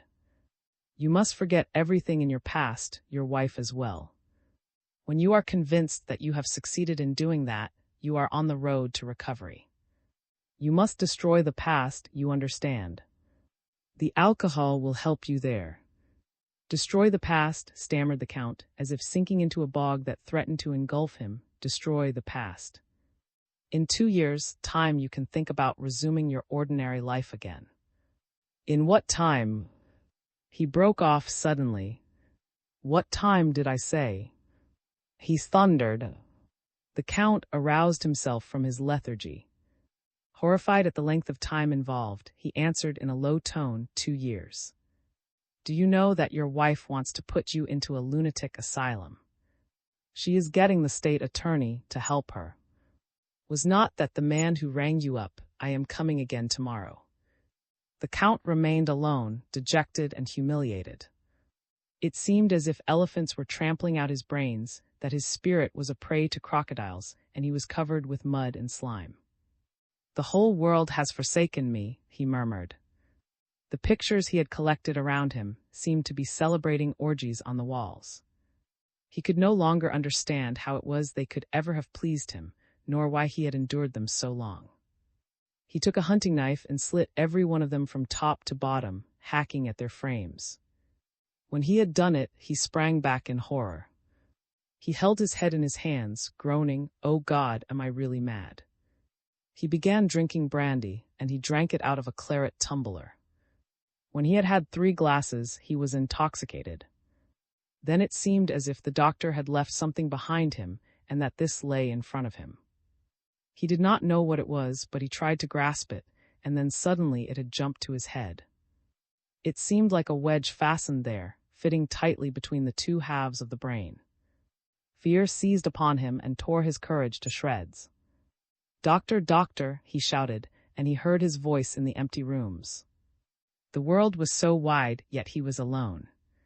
And then he became unconscious, succumbed to his wounds, and again the public imagination itself with the death of a second victim.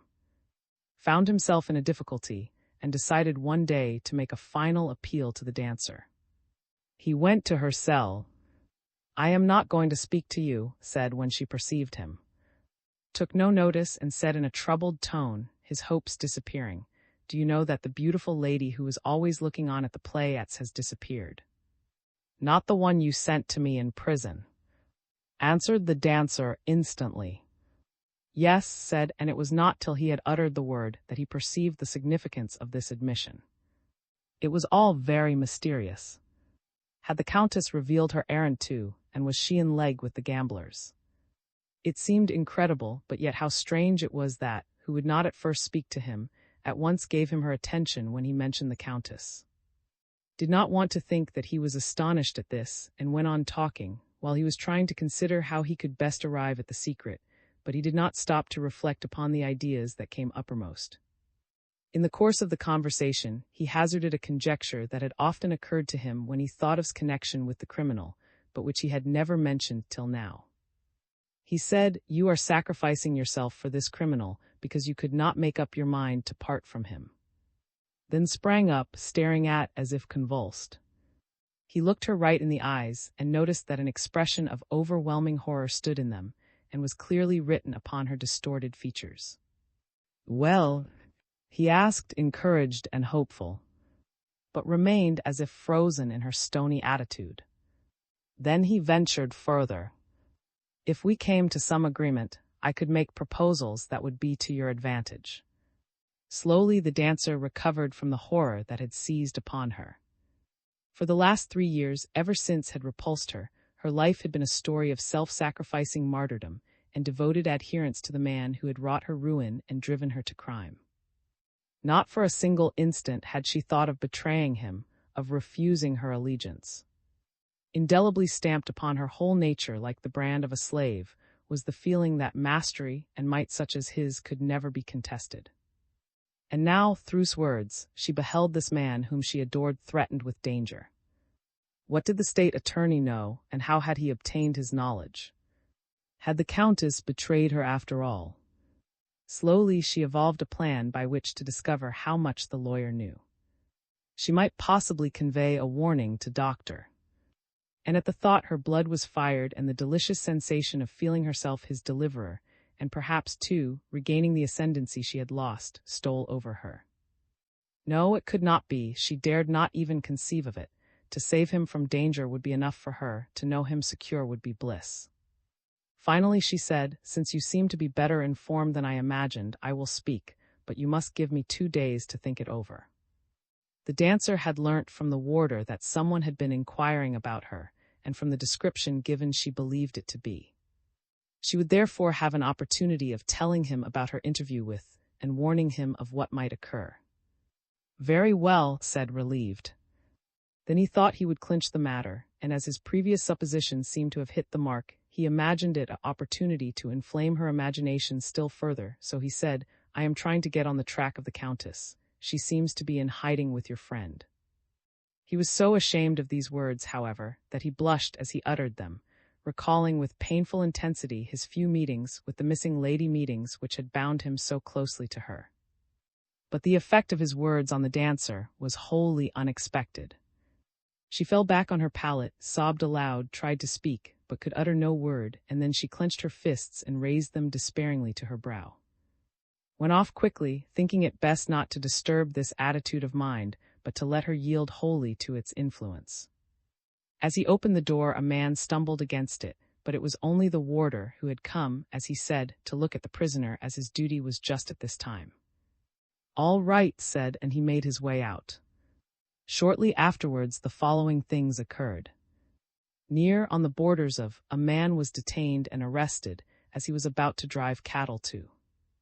At first he pretended to be dumb, but afterwards he raged furiously at his capture. The examining counsel, in order to intimidate him, said one day, "You had better confess before the new law is passed. If you are tried before then you may get off lightly, but later on it may cost you your head." "What new law is that?" asked the man. "The crime of endangering the food distribution is punishable with death." "What sort of death?" "Probably hanging. And if I am convicted before that is passed, you won't get more than a year's imprisonment at the most." Then he suddenly confessed, and his confession opened many doors. He confessed all that he had been doing for years, and gave the names of all the profiteers known to him. Many arrests were the result. Every day afforded fresh opportunities, and finally one day the name of the man whom had dismissed on the two was mentioned. Was arrested, and his first night in prison was spent at, which was his native place. When the warder entered his cell next morning, the prisoner had disappeared. A few hours later, a telephone message came to the police. In a wood on the two, a man was lying dead. It was undoubtedly a case of murder. An inquiry took place on the spot. The dead man he had been stabbed, and as they raised his body they saw on the large white stone on which it had rested certain signs which had been written in blood. The very same day experts deciphered these signs. They stood for villa. The mayors in the neighboring districts were asked whether they knew a villa bearing this name, and thus it was soon ascertained that there was a villa so called, and it was under police surveillance. Was at once informed, and he drove to. The two detectives who were in charge of the steamroller had ascertained that had left on a bicycle the very day that was imprisoned, and had not returned until 3 o'clock the next morning. Then arranged that 2 motorboats should be stationed on the lake. They were made to appear as if they were customs, official boats, and were provided with searchlights. Another human life had been sacrificed, but this fresh murder had revealed something more far-reaching and dangerous than had yet been suspected. It was certain that the gang was taking part in this profiteering movement also, and it became clear that its leader had created an entire yet invisible state to carry on his purposes and give effect to the deeds his will imposed on his fellows. Left a wife and 5 children, and since the family breadwinner was gone, they were in absolute danger of starving. Then sought out Edgar Hull's father to obtain help for them, and the idea suddenly occurred to him, why not establish an educational institution, a real home school for the children of criminals, taking them in under an assumed name. Perhaps that would be a good way to lay out your money. The children, who so often inherit the parents' characteristics, could be watched over and perhaps influenced for good in their early years. If it were not possible to eradicate their vices, at least they could be kept apart from their fellows and removed before they have a chance of harming them. In this way, a large proportion of the criminal class might be rendered harmless, and many people would be saved. "I will do it," said Hull, "and I am grateful to you for the suggestion." The next evening was walking from the to the, and as he passed the Four Seasons Hall, he thought he saw someone he knew in the crowd in front of him struggling to gain an entrance, but he could not recall who it was, and went straight ahead. As he walked on, he strove to remember whose back and shoulders it was that had seemed so familiar, but he could not place the individual. Soon afterwards he came to an advertisement window in which the scheme of a popular lottery was displayed. The large letters could be seen through the dusty pane, and the words "Lucky Chance" stood out. These words at once gave the clue he had been seeking. The back he had noticed belonged to the sandy-bearded gambler. He was astounded at the discovery. He had been seeking this man for many days and nights all over Germany, and here he was, and he had passed so close by him that he could have touched him on the shoulder. He turned round at once, went back to the hall, and at the entrance he read a notice stating that Dr. was giving a lecture with experiments there that evening. He immediately ordered one of the constables standing outside to fetch 6 men and tell them to close all the exits without exciting any attention, and when the detectives were placed, he entered the hall. It was an easy one to search, and he went from row to row, while the lecturer was engaged in preparing his experiments.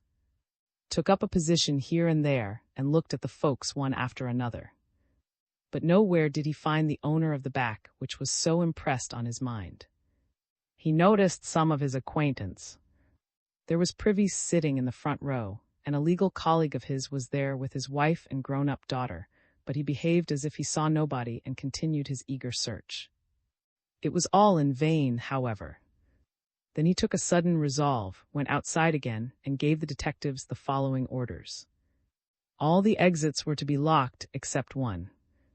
2 detectives were to enter the hall, and one of them was to go on to the platform at once and request the audience to leave the hall quietly, one by one.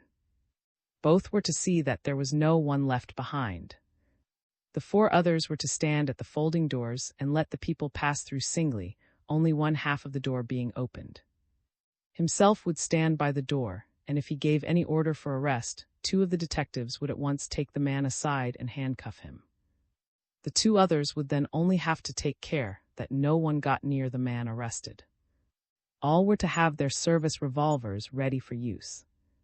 There was great excitement in the hall when the announcement was made, and several cries of disapproval of the order were heard. The detective strove to pacify the disappointed audience. His first thought when he heard the Secret Service agent's announcement was a doubt whether he should have ventured on this public appearance, but he soon dismissed the troublesome idea. Yes, he had been right, for it provided him, in concentrated form, with the nourishment upon which his mind battened. With such hypnotic powers as he possessed, he must always be in relation with a larger and unknown public.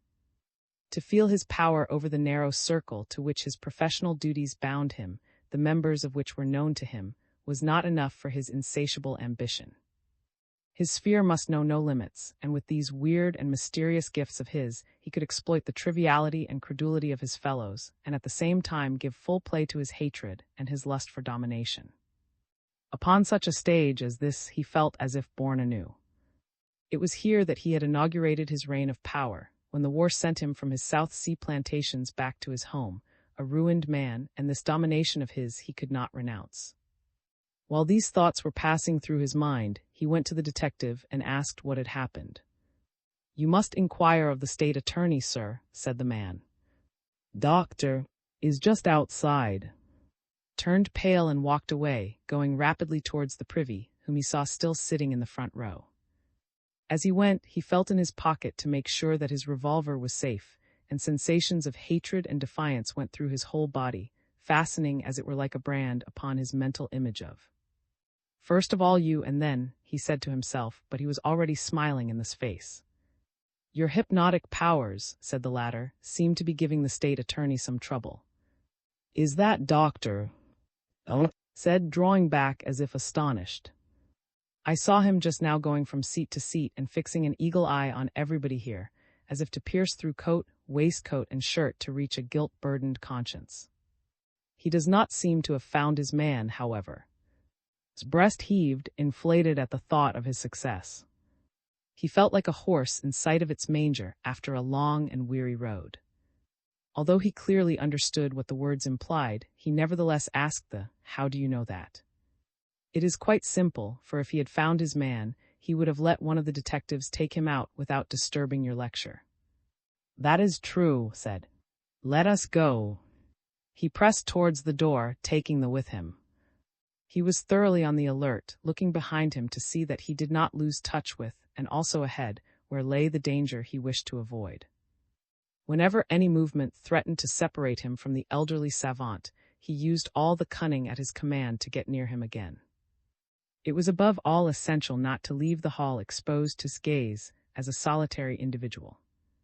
This, who was old and well known, must help him to throw the hound off the scent. He was aged, however, and could not hurry, but dared not be the last one to leave, closely eyed as he would be by a disappointed man who had not found the quarry he sought. There were still some others behind him, to whose party he might attach himself, so that he need not be the last. One thing was certain. It was he and none other whom the state attorney was seeking, but did not know that was his quarry, or he would have had him arrested on the platform. How had he got upon the track? Was it a mere guess that had started him off? Was there treachery in it? No, he would never be betrayed. Could have recognized him, one of those evenings at the gaming table. No, it was impossible, his disguises were too perfect for that so. Then a hand touched his and looked into his inquiring eyes, and saw beside him another man of his bodyguard, and he immediately looked away again unconcernedly. And his accomplice were pressing towards the exit in front of him. Went on thinking and came to the conclusion that mere chance had put on this track, some faint resemblance or recollection, some movement or action in any case must see as little of him as possible, and since his back would be exposed to him longer than any other part, he put his arms through the sleeves of his overcoat and thus altered his appearance. And now he had reached the exit with the privy. He quickly pushed him in front, following closely on his heels. At the moment when stepped to the door, was ordering a detective to tell two men who were lingering on the stairs to move on. Heard the man say, "Shall I arrest them?" Then he looked ahead and saw that the order referred to, and his subordinate. Sought to catch his eye, he took his pocket handkerchief out with a flourish and blew his nose loudly. Saw it and understood, and at once with his companion. Saw shaking hands with the... Then it was his turn to come forward, and introduced Dr. Without taking his eyes off the door, through which the light from the hall was now streaming, shook hands with, saying courteously, "You won't be annoyed with me for carrying out my duty, I hope, Doctor." Answered with affected friendliness, his hand on the revolver in his pocket, "Certainly not. I must naturally take the second place when it is a question of the good of the community, whom you are endeavoring to rid of a criminal." He had already passed on. Nodded to him but did not look round again, as his gaze was still fastened on the door. The privy took's arm going downstairs. Accompanied him to this cloakroom, and then took his leave. One of his cars was waiting in the, and right and left of him at the entrance to the foyer, his people were standing in readiness for anything that might happen. Had taken up his position at the main door of the hall to keep watch upon the stairs. Then he went out behind, and the others, who were in small detached groups, always ready to close up at a word, followed them. It was not until had taken his seat in the car and driven off that they dispersed, each going a separate way. Driving homeward, reflected that he had committed one act of folly. He ought at any rate to have asked when he would be allowed to give his experiments. This fact depressed him, and he felt that he had failed in some way. He would never have done anything so foolish formerly, and the idea occurred to him that perhaps his power was on the decline, and that it was now time for... Then suddenly he shouted aloud, "No. This is due to that woman. Wants to hang me, the woman makes me feel old, and she is delivering me over to the gallows. Why should this woman, young and beautiful as she was, who had abandoned herself to her lot with despairing fatalism, make him feel old?" Her abandonment of herself was like wine to him, and this idea started another train of thought. He was in conflict with himself. There was no enjoyment in the thought that he had escaped a great danger, and in the midst of his uneasy reflections, he had a sudden breathless conviction that she made him feel old because he loved her. Then he felt a hatred of himself, gathering into one mighty heap all the fierce and bitter hatred he had cherished for others and pouring it out on himself. So strongly did he suffer from the burden of these chaotic feelings that his brain grew giddy. But now he had reached his house. All the wrinkles in his face were deepened and intensified, but it was his eyes that looked most dreadful, and the Countess trembled as he entered her room. No longer were they of the steely of an agate, but rather seemed shot with rays of copper. "What has happened?" she asked. Then he told her something quite different from that which he had meant to tell her. "Do you know who I am?" he asked, and his tone was one of frenzied delirium. I suck man's blood. Every day my hatred burns up all the blood in my veins, and every night I fill them again by sucking the blood of some human being. If men caught me, they would tear me into little bits. I will bite through your white throat, you tormenting witch." The Countess started as if stung, and mad with pain and torture, cried aloud, "Kill me then. What could be better than deaths? But I love you," cried the voice of the man beside her, who seemed to be possessed by devils. The woman hid her face in her hands. It was the first time she had heard such a confession from that imperious mouth, and it stirred her to the depths of her nature.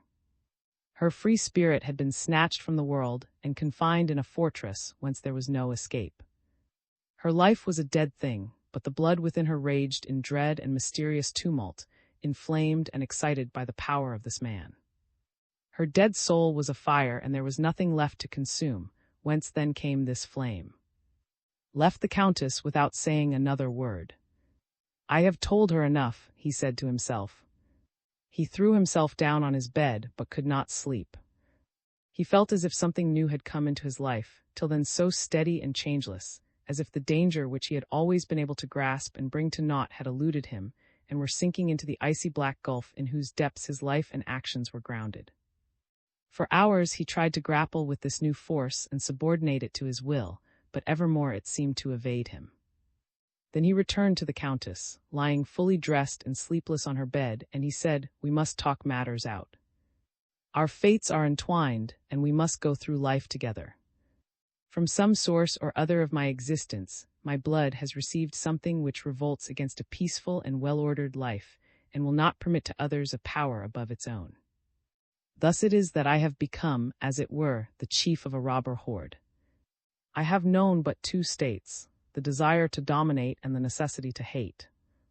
But now you have come upon the scene. At first I thought that your spirit would be consumed in the twin flames that inspire mine, but it is not so. Hundreds have been consumed by them, but you seem to feed upon them, and they nourish you.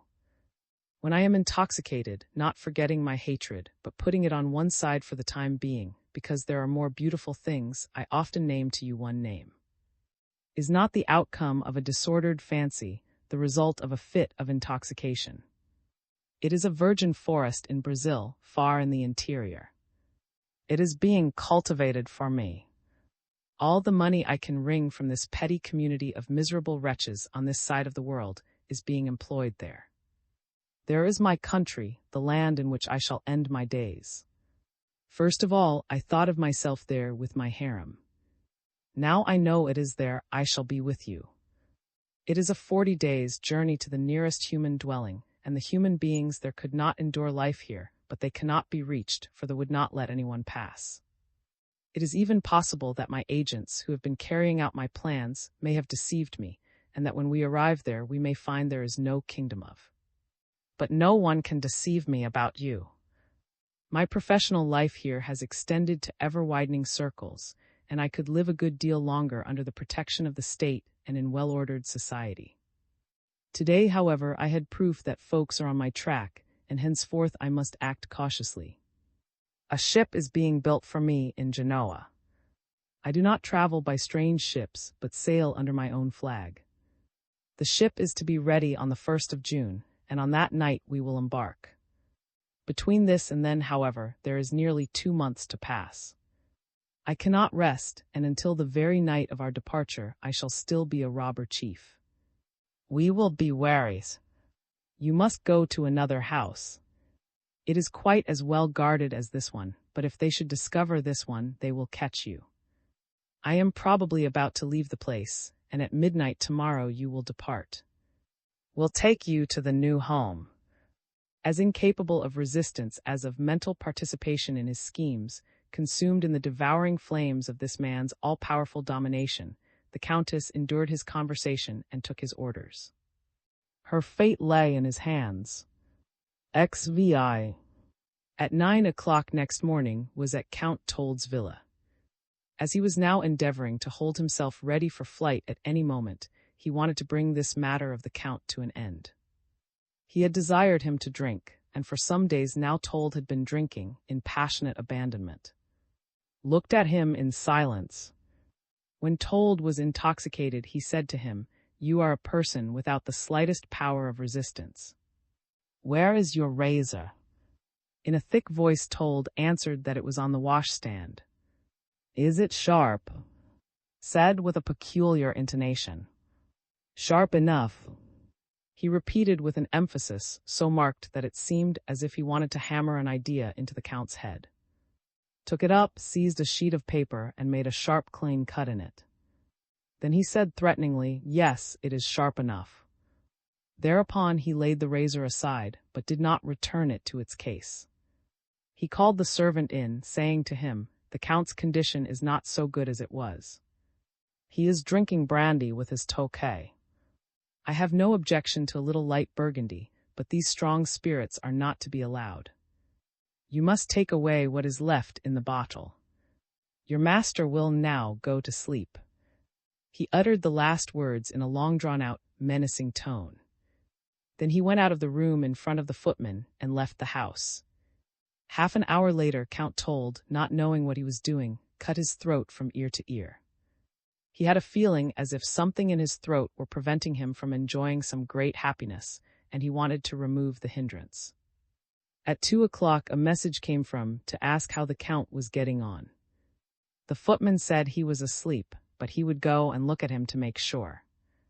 Then he found him bathed in blood, where he had fallen from his armchair to the ground, his body now cold in death. The doctor's messenger came into the room, looked at the corpse, and went back to report to his master. The manservant did not know what to do. Since none of the Count's relatives were in the neighborhood, and he did not know the Countess's address, he felt he must inform the police first of all. But then again he was not sure which was the right office to go to give such information, and it occurred to him that the state attorney, Herr, was an acquaintance of his master, and had asked after him recently, so he drove to Munich, sought out the lawyer, and told his story. "Was the Count at home then all the time?" asked him. "Yes, sir, all the time." "Then why did you tell me on the telephone that the Count had gone on a journey?" "The doctor told me that on account of my master's state no one was to be allowed to see him, and I must tell anybody who inquired that he had gone away." "My master saw nobody but his doctor." "What was the doctor's name?" "I never heard his name, sir." "I don't know it." Then remembered that Privy had given him a letter to doctor, and that the Count had used his own telephone to make an appointment with this doctor. Trembled as struck by the horror of a strange suspicion, he described to the footman the figure of doctor, as he had seen it recently at the Four Seasons Hall. He spoke of him as a tall man, stooping slightly, without beard or with a broad face and big nose and large eyes. When the man said, "Yes, he looked exactly like that," grew pale as death. In a moment all the disconnected impressions, hazy ideas, vague recollections, half-defined thoughts and images which had been partially obliterated, but not altogether lost, gathered together in his mind. When had the hall emptied, why had Doctor not asked the reason for this measure? Why had he not inquired whether he could continue his experiments at another time? Why had, who had seen a man whose back he had recognized go into the hall, not found him again inside? Why had the two men who would not obey the detective's order to move on, suddenly done as they were told immediately appeared?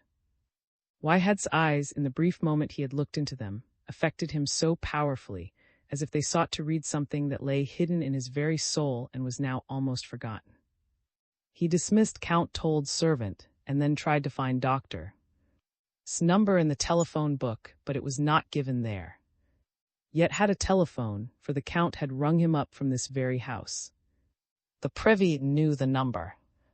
When, having obtained the telephone number from Herr, gave it, there was no reply. Ringing up the exchange, he was told that the telephone had been disconnected. He asked who had had it 3 weeks before, but this could not be ascertained at once. Again rang up the doctor. Had changed his number. Did he happen to know his address? Could give no information. He only knew the telephone number and spoke to him on the phone. Then asked at the police registry office for Doctor's address, but the name was not to be found anywhere among the arrivals in Munich, and when, at the municipal registry, all the old telephone books were searched to find, he was again unsuccessful. Thereupon repaired to the manager of the telephone exchange in order to make a more thorough search. The manager took him to the inquiry room, where 2 young women were employed, and he asked them to look again for the number he had telephoned about. "What were you wanting?" asked the elder of the 2, and explained that he was seeking the address of a doctor whose 3 weeks before had a telephone number that did not appear in the directory. The girl said she could not find it anywhere, whereupon returned to the manager with this information. He declared this was something quite unheard of, and himself accompanied to the inquiry office. He, too, made a search with the clerks, but could find nothing. While the manager was looking through the lists without success, an idea occurred to, and when he was informed that no one of the name of had been entered on the list at all for the last year, he asked the manager for the telephone number and address of a man named. As he uttered this name, he saw the elder girl start and then immediately recover herself, but an instant later she told him rudely that there were ever so many in Munich, and without the Christian name and the exact address she could not furnish any information.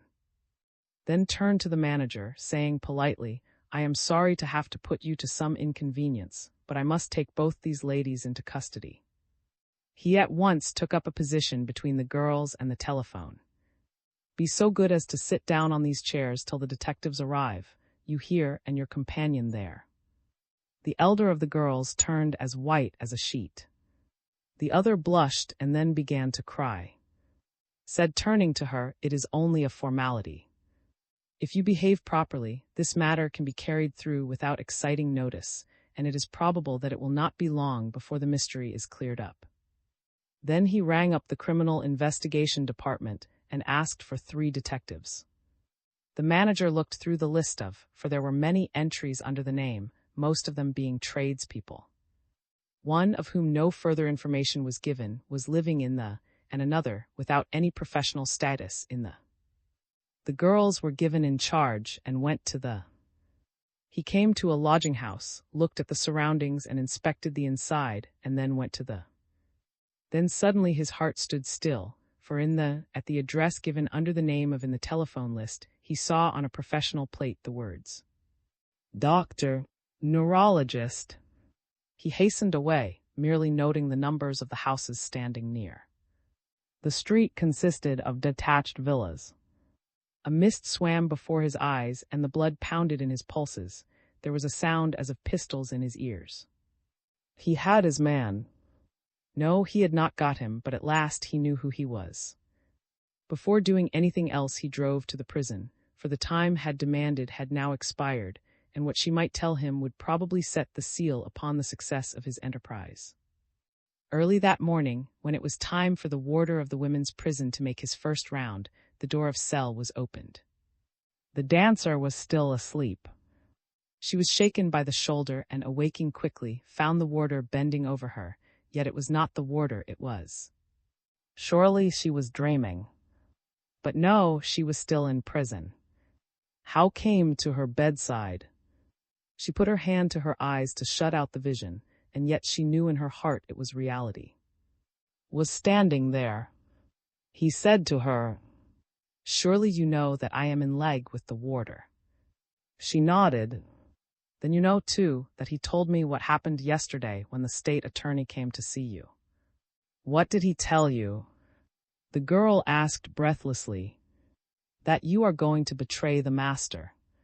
The dancer sprang out of bed. "Who says so?" She shouted. "Please don't talk so loudly." "The warder says so." "It is a lie." The warder would have no interest in lying. "Did he tell the doctor so?" She asked anxiously and lied in answer. "Yes, of course he did, and the doctor sent me to you." "It is a lie," cried again on the verge of tears. "I was going to save him." "How can you prove that?" "I was going to save him, I tell you." "Danger is threatening him." "Danger is always threatening him." "That's mere nonsense." "Can you prove what you say?" Hastily related what had passed between her and answered indifferently. "I mean, can you prove it beyond all shadow of doubt? But be quick, please, for I must get away from here in 5 minutes." "What can I do to make the doctor believe me?" asked the girl in despair. "I must tell you that the doctor is very disturbed, for he could not have believed it of you." No, I could never have done it," she stammered, thoroughly downcast. "But how am I to prove that I didn't? How can I prove it?" "Surely you know that." Then with a smile drew out of his pocket a small flask. "The proof lies there," he said. Where? Asked the distracted girl. In here, my pretty one, don't you see? I don't understand you, said the dancer. Oh, you don't need to understand, my child, only to drink. Just one little mouthful to swallow, and then the doctor will know your word was to be relied on. Looked at the little flask. What is it? She asked. A heavenly drink, my pretty one, nothing that hurts one in the least. The doctor himself made it up. But mind you throw the bottle out of the window quickly. See, I am opening it for you. Be sure you don't forget that. And be quick about it, do you hear? Throw it away at once, for if there's no bottle to be seen, nobody will know what has happened. That's what the doctor expects of you. That is a proof that no one can doubt. Besides, you know us. Even your husband. With that he drew a knife out of his pocket, playing with it lightly. He threw it at the door, and it stuck there with the point transfixed. He pulled it out and put it away again. Do you say that? He said. Now I must be going. Well, he was about to leave, but sprang towards him and clung to his knees, sobbing. But I am still so young, and I love life. I have been very useful to him. I was hoping to be set free by him. Set free at any rate, even if he can never love me again. Well, I can only tell you, answered, that he is very much disturbed about all this. You can take it or leave it. Then the girl said, then I will free myself of this existence. I will show him 1,000 times over that he can trust me. I will give my life for him. Oh, spare me your heroics. Said roughly. But the girl went on unheeding. What am I after all, a mere shadow, following him about and hiding out of his sight, but yet unable to part from him? Yes, I will prove it, 1,000 times over I will free myself. Well, if we are taken by surprise now, it will be a hanging matter for us both, he told me so. And who knows whether they won't even get him.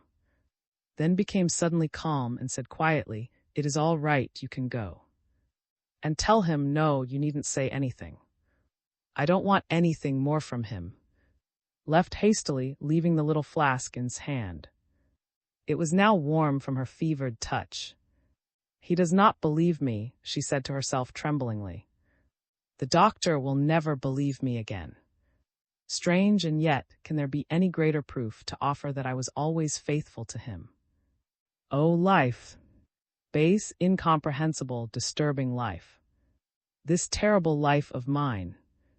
Come, she said, apostrophizing the flask, we will show him there is nothing to fear from me. We will prove it to you, you king of men, you enchanting murderer. You sublime destroyer. My horror and my bliss. She shouted aloud, then she grew fearful lest her cries might endanger the beloved life, and she snatched the stopper out of the bottle. Standing upright in the middle of the cell, she drank, a moment later throwing the bottle out of the window, where the sun streaming in proclaimed the morning of a new day. Faced the curator of the women's prison. Yes, sir, we were sorry to be unable to inform you, but it was not possible to communicate with you. The doctor says it must have been a heart stroke, for she was found lying dead in her cell this morning. Amazed and horrified, entered the cell. It was empty, the straw pallet bare. His clothing lay on a stool. Looked round and was about to leave when he saw something shining on the window ledge. He went back and examined it and found it was a small piece of glass, rounded in shape with a very strong clinging to it. Jumped on a chair and found another piece of glass outside. Then he went down into the courtyard and very soon had collected all the other pieces of the bottle. It had broken against one of the window bars. He had the glass tested, and there were evidences of poison upon it. He walked back to his chambers, pondering over this new occurrence. Another victim, he said to himself repeatedly. One more sacrifice, a real sacrifice, for this one had sacrificed herself. This light of love had offered her life as a sacrifice to her love. She had not meant to tell him anything, he realized that now. She merely wanted to put him on the wrong track that she might have a chance to warn the criminal. I have no success with my women helpers, he thought sadly, asking how it was that these steadfast souls should be found on the side of evil rather than good always on the side of evil, it seemed to him. When the dancer was buried next day, he was the only outsider present, and he returned to his chambers slowly and sadly. There, however, plenty of work was awaiting him. His idea was to seize Doctor in his own home, and first of all he must ascertain when he was sure to be found at home, and the two confederates must be secured at the same time, the one at the and the other in the villa. There must be no time for one of them to inform the other. His preparations must be complete, down to the very last detail, and then a surprise attack, which must not last more than 3 minutes, could be made. It was clear that a man who could boldly carry through such crimes as these, in the very heart of the city and in the teeth of the highest civil powers, would have secured himself against all possible emergencies in his own quarters. That was undoubtedly the case, and all these careful preparations required time. First of all, he must be able to secure one of the neighboring villas as his post of observation. It was here that he laid claim to Herr Hull's help. He drove straight to him, asking, "Can you do me a very great service? Will you employ a confidential agent to lease a floor of one of the houses No. 26 or 28 in the, or better still, the whole villa? I want it just as it is, and to be able to go in the day after tomorrow. The question of expense need not be considered. I shall want the house for 2 or 3 weeks. Spring is approaching, and there may be someone who wants money for a little trip out of town." The old gentleman promised to do what he could in the matter. Then asked the police inspector who had engaged him for the road engine to come to town. He arrived by the 11 a.m. express. "Matters are approaching a climax," Inspector said. "You must be ready to take action at any moment. I will leave the plan of it to you. You have had plenty of time to get to know the geography of the place and the opportunities it affords, but the very moment you receive my order to surround Villa, you must go at it hell for leather. You must get your man, alive or dead. We shall put another motorboat on the lake, and you can double your force on shore. The road engine can be moved away now. The spring season is just beginning in, so you and 6 or 8 of your men can be visitors to the lakeside."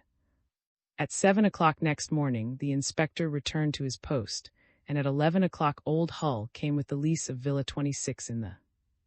"There is a young couple living there," he said, "whom my suggestion exactly suited. They wanted to go to Switzerland to visit their parents, but were frightened at the cost of the railway fare.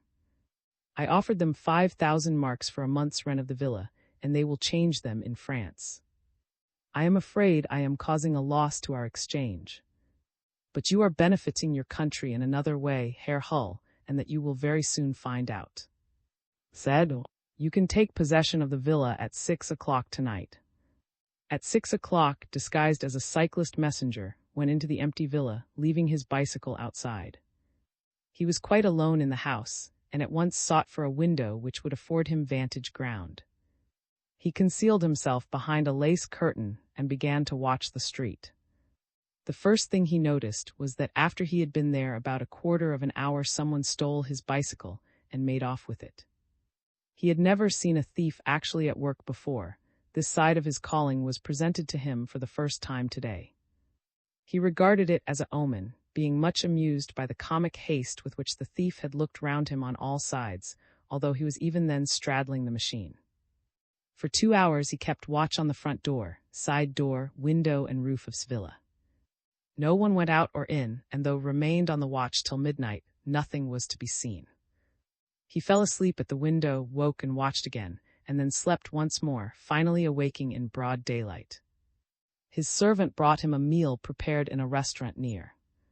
It was a long vigil, and bringing the telephone to the window, held conversations with acquaintances and with some members of the police force. At last, towards 6 o'clock in the evening, a car drew up and immediately drove away again. A gentleman went up to the front door. Was it? No, this was an old gentleman, with the feeble and uncertain step of a paralytic. Possibly he was a patient. Soon after that, saw a chimney sweep leave the house. He went along quickly and cheerfully, puffing away at a cigarette. Had not seen the sweep go in, that must have been mere chance, though. The old invalid seemed to be there a long time. Could he be waiting for the doctor? Perhaps, though, he was one of his assistants. It seemed hardly likely. However, he must do nothing rash. Twilight was already advanced when a man with a parcel rang at the front door, which was opened with surprising promptness. Half an hour later this man came out again, and so it went on. Even through the night people kept coming and going, and next day it was the same story. On the third day was called up early by his man. The Criminal Investigation Department had some important information for him. Something had happened during the night at a gaming den. Would he like an official to bring him a report? Yes, he replied, but the detective should come in some sort of uniform. Half an hour later the detective, got up as a telephone repairer, appeared and told his story. Last night a young man had come to the guardroom and said that he and others had been playing baccarat in a secret gaming house. An old gentleman who seemed to be partially was playing too, and he always lost his money. When it was just upon 3 o'clock in the morning, the old gentleman had a sudden fit of rage, shouted out something, and immediately 3 men who had also been playing leaped on the table. They drew out revolvers, shouting, "Hands up." Then a 4th man went from one visitor to another, searching their pockets and taking all their money away, as well as that lying on the table. They had taken 12,000 marks from the man who was telling the story. When they came to the old gentleman, they left him alone, and he suddenly stood up and walked out as if there was nothing the matter with him. 2 of the thieves accompanied him, and the others protected him from behind, and outside there were 2 cars waiting.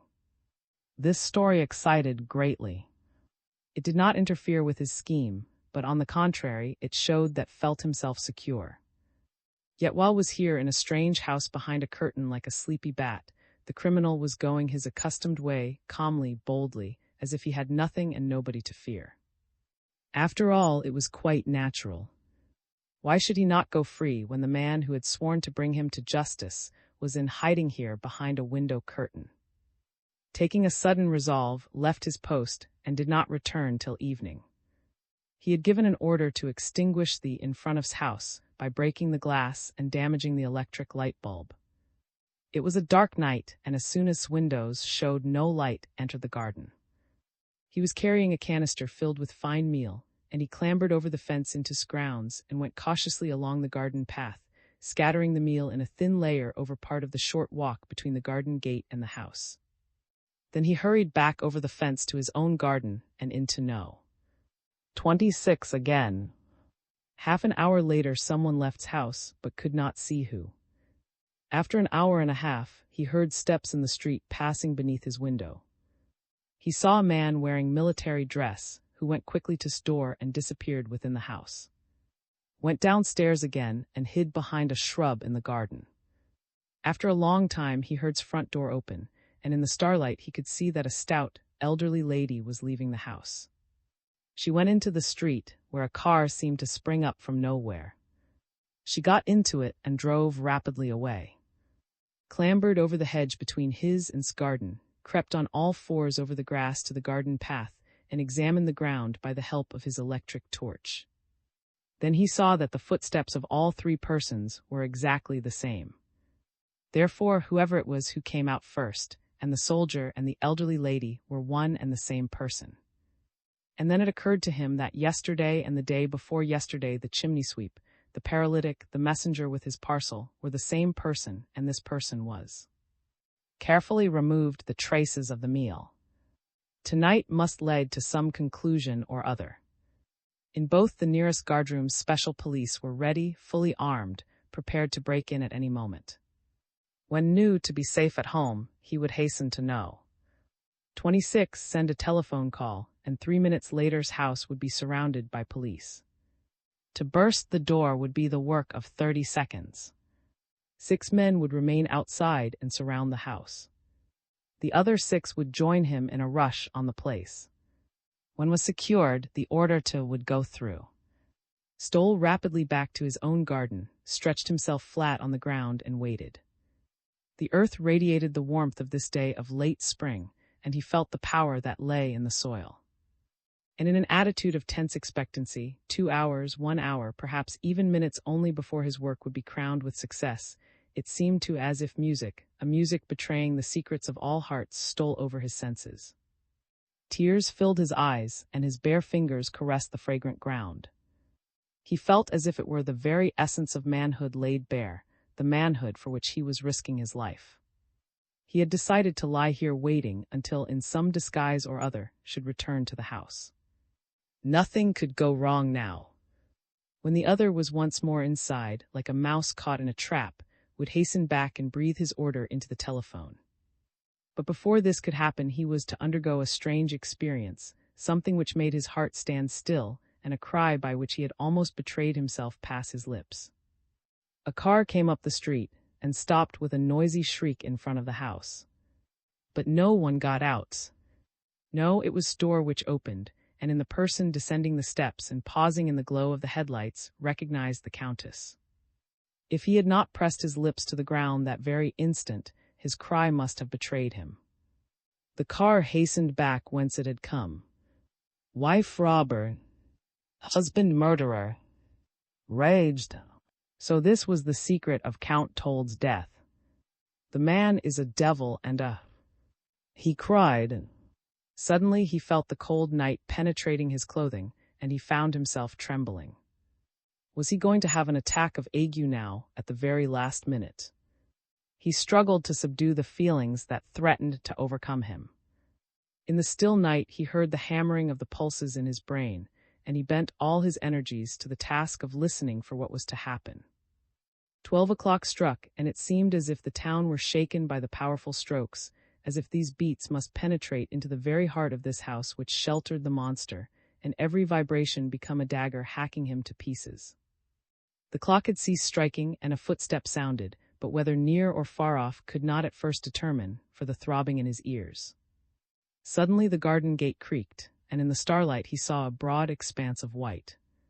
A man advanced rapidly to his door, and in the instant that he stood on the doorstep, waiting for it to open, the starlight revealed that the figure was that of the man he was seeking.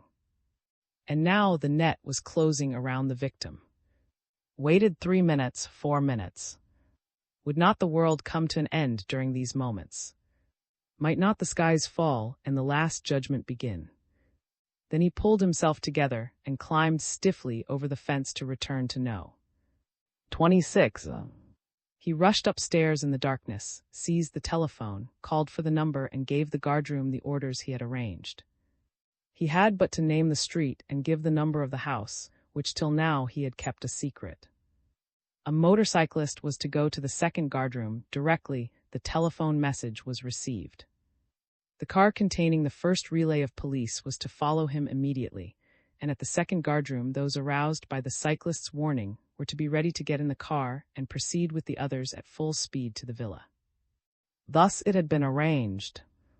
After had telephoned, he hastened downstairs again. He stood in the dark entrance, waiting for the first sound of the approaching car. Was he not consumed with fever? No, he bit his lips firmly, made his muscles taut, and commanded himself to keep cool. He must be cold and hard as steel. Steel it should be. He had not long to wait. XVII. The house was surrounded by the police who had been detailed for that duty, while with the others hastened to the front door and rang the bell loudly, but the explosive was already prepared. Had not yet gone to bed. The unusual noise in the street had sent him to the shutters, whence he could see what was happening, and the first glance revealed the police. While he was still looking through his peephole and letting nothing of the happenings outside escape his eye, since the searchlights illuminated everything in the street, he was taking down from the cupboard close by, where it hung in readiness, a police uniform. He heard the ringing at the door.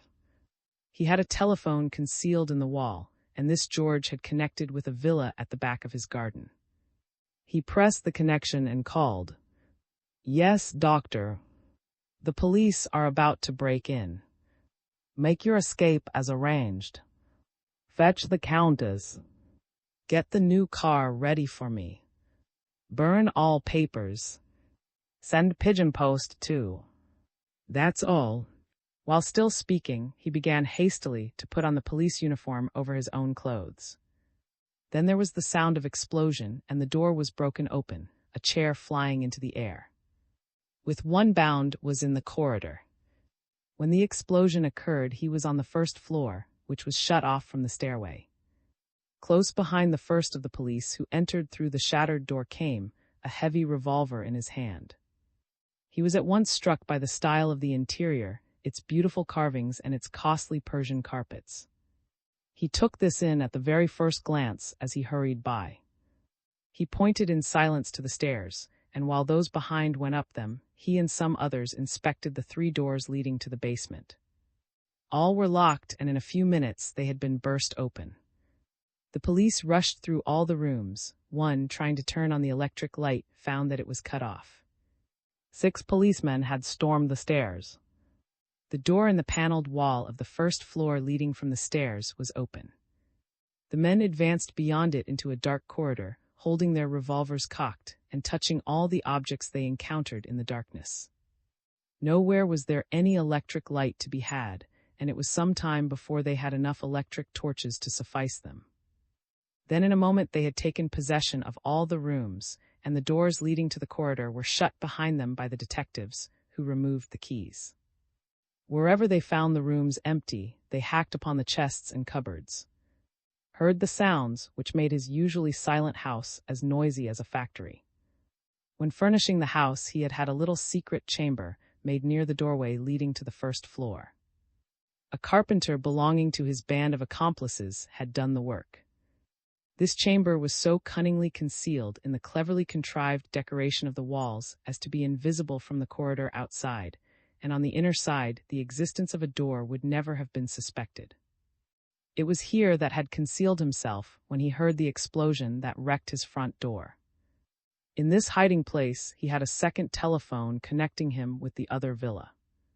While the noise of the men storming the stairs covered his movements, he tried to make use of this connection, but there was no answer from the other end, therefore must already have got away.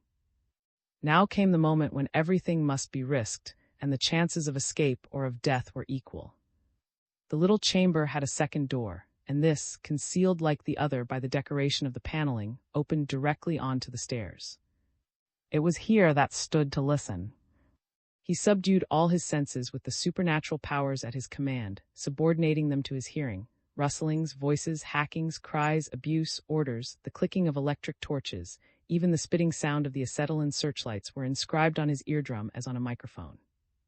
His powers of hearing must be concentrated on one single moment, and that was the first second or fraction of a second, in which there should be neither step, nor sound, nor even breathing upon the stairs. If this instant occurred before the systematic search of the house, room by room, had begun, it would give him an opportunity, his only opportunity for flight. It seemed as if the very blood in his veins stood still, the better to help him discover the fateful moment. All the other senses were in abeyance, and his will concentrated on his hearing alone. He felt as if his ear were as large as the Lake of Constance, and his hearing as fine as the vibration of a filament in an electric light. Everything else within him was cold as ice, but his ear bore a volcanic life within it, and at last he reached that single heartbeat of time which should prove his salvation. He pushed open the narrow door onto the stairs. Until he ran a risk that his ear might have deceived him, but he saw at once that all was well. In the corridor below a constable was standing. As he passed him, cried, "He has shut himself into the bathroom." Then he saw them all running from the rooms downstairs and pressing to the staircase. 2 men stood at the entrance, in the midst of the fragments of the shattered door. "I am going for reinforcements," said as he approached them. "He has entrenched himself in the bathroom." They let him pass, and he ran, using one hand to brush others aside, the other grasping his Browning pistol. Yes, he was getting away now. The night was bright with the searchlights, and their rays spoke to him of freedom and good luck. Dazzling, enchanting visions floated before his spirit. He drank in deep draughts of the light outside. "What's up?" asked one of the men outside as he rushed out. "His orders, reinforcements wanted," he's entrenched himself in the bathroom, called in reply. Take the motorcycle, shouted the other. What luck! Already had it between his legs. He fell upon it, mounted, feeling as if he had fallen from a tower onto a bed of down, and the night, like a friendly monster, swallowed him up, protecting him alike from the searchlights and from the violence with which the search party would have seized him. A quarter of an hour later, he threw the motorcycle into the canal and rode away on his little racing car as if sailing upon a cloud. The car stretched its nozzle towards the southwest, and away it bounded in delight along the boulevard. It wasn't car. What is the matter? Asked the police as they rushed past him. He is in the bathroom and has entrenched himself, one of them called back. Ran up the stairs. Where is he? He cried. In the bathroom, they shouted on all sides. All hands to the bathroom, ordered. They ran hither and thither, and their pocket torches could be seen gleaming on the walls in all directions. Where are they all going? To the bathroom. 15 men are hastening to the bathroom. But where is the bathroom? Inquired. Nobody knew where the bathroom was. And now everyone was shouting out, "What's up?" The electric switches were overhead, and a turn of the loosely fastened screws now gave dazzling light to the whole place. The rooms were brilliant in their wealth and luxuriance: pictures, hangings, carpets, bronzes, furniture. The bathroom was found at last, and the bath in it was of Carrara marble, but the whole house was empty and deserted. Was almost beside himself. He felt like an empty shaft, down which everything good and beautiful, and all that was lofty and successful had fallen into a bottomless abyss. They tapped the walls with their hatchets, suspecting some hidden space, and soon the secret nook was discovered and the riddle solved. Pulled himself together. There was yet another mouse hole, and it was at the villa. The state attorney made rapid arrangements at the telephone headquarters. All the lines were connected up with him, and everything had been prepared beforehand. The from Munich in all directions were guarded by police. The stretch of country between Munich and had 8 posting stations, and at every one there was a telephone ready at any moment throughout the night to inform Munich of anything that had happened there. Raised the alarm in all directions. Stratagem had given him a half-hour's start. If things had happened as he imagined, and the car of the fugitive were now 80 or 90 away, there was yet 10 minutes before could announce its passing through. He had hardly reckoned up the distance, however, when he heard speaking. And his heart sang for joy. A car has just gone through at terrific speed in the direction of. It is a large, covered car. It was 2:10 a.m. And a quarter of an hour later came the report. A large covered car, traveling about 80 an hour, has just passed and taken the road. It was now 2:25 a.m. Began rapidly to make calculations as to the speed of the car, but just then rang up again. A second car has just come through, a small, open car with one person in it. 10 minutes later gave the same report. They are escaping in sections. The second car is going faster. Must be in that one and his accomplices in the first, thought. From he had the announcement of both cars in the one communication, for the second went through just as the official had informed him about the first. Told him the same. Then's thought it time to call up. He gave directions to await the arrival of the 2 cars, and then take action according to the plan arranged. The man whom it was above all important to secure would probably be in the uniform of a Munich constable, and they were not to be misled by this, for it would be. Now we have him at last, said jubilantly, as he received one communication after another, all of them proving that was the destination aimed at. Place after place stood out on the map too, and through the night the villages and tiny towns called to him and ranged themselves on his side. He bound them together with phantom threads, reaching to the very limits of the empire. He wrung the secret of the broad out of it in the darkness, and knew nothing of its revelation. With one small lever he held the long, unending avenue, shrouded in darkness, in the hollow of his hand. The forces he had disposed were obedient to him, their general. rang on the telephone, and the sound of its bell seemed to his ears as intimate as if it were his own name being called. "Yes," he said, "it is the state attorney speaking from Munich. A little open car has just gone by very rapidly in the direction. 2 persons were in it, but not clearly recognized. Thank you. Hold on a minute.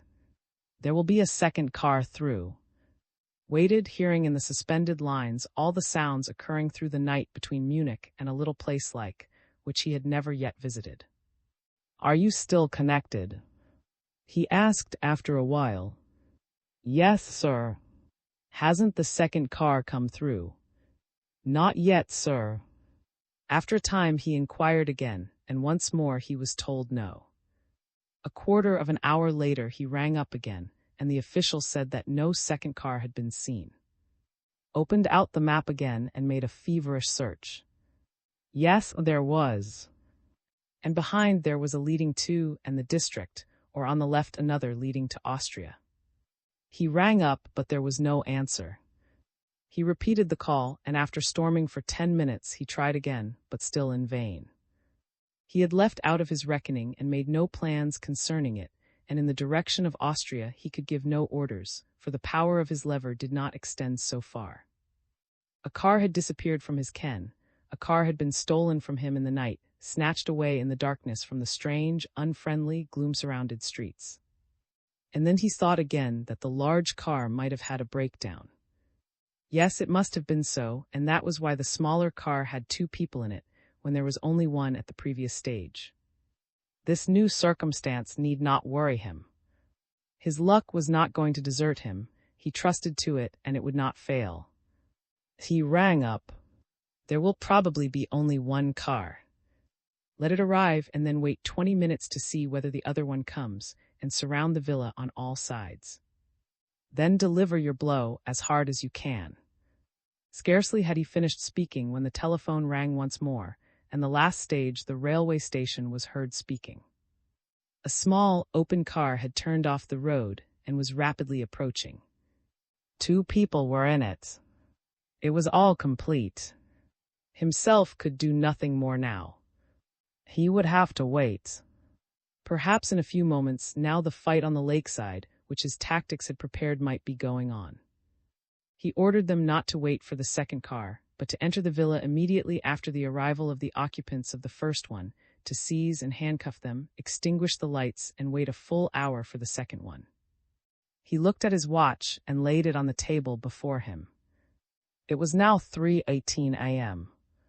He felt a twitching in the muscles of hands and feet, and a throbbing in his brain. It seemed as if a whirlwind of pain were rising from his hips to his head, remaining there a while, and then taking the same direction again and again, times without number. XVII had fetched the Countess from the villa in the western suburbs, which she had occupied but half an hour, and hurried off with her in the car. In his light little 2-seater, had caught up the heavier car between and both drove on without stopping. This had all been arranged between them long before. Where the road diverged from the road, the large car ahead came to a standstill, and the little car drove close up. The Countess was transferred, drove on, and took the road leading to Austria. Had arranged that at this point their roads should separate. Should reach Switzerland by way of the Rhine. Each of them must leave an address in with Doctor, who could then exchange them. With the Countess would drive to the villa, where George, who had been instructed by pigeon post, would be waiting with the chest containing the securities, and the jewels would take with him on his flight. Then the 3 of them would immediately cross the lake to, where a motor would be in waiting, and proceed along the main road to. There would be a brief stop for the transaction of business. It was likely that the authorities in Bavaria would ask the Swiss ones to search for the fugitives, and therefore wanted to make his stay in Switzerland as brief as possible, and to push on to the Italian frontier. He had had passes for himself, and the Countess prepared in a Portuguese surname. An Italian official had been bribed, and by his help all difficulties disappeared as chaff before the wind. The Countess sat at the back of the car, behind its high body. In front of her, sitting at the wheel, seemed like some monumental image. In the uncertain light, the outlines of his powerful figure stood out with ghostly effect. There was not the slightest movement to be seen, and from her seat behind he looked like a block of granite, seen standing alone in a meadow. They sped by highways, villages, hamlets, and then the waters of the lake gleamed in the night. A few lights at intervals on its shores, shapes appearing and disappearing in the darkness, dimly suggesting human beings, a change in the air one breathed, 2 villages appearing to float like illuminated ships upon the water. There was Switzerland already. Lay to the side, and their car was now racing along roads bordered by country villas. And then came the last minute. The car bounded across the track to the station and rushed forward to the villa.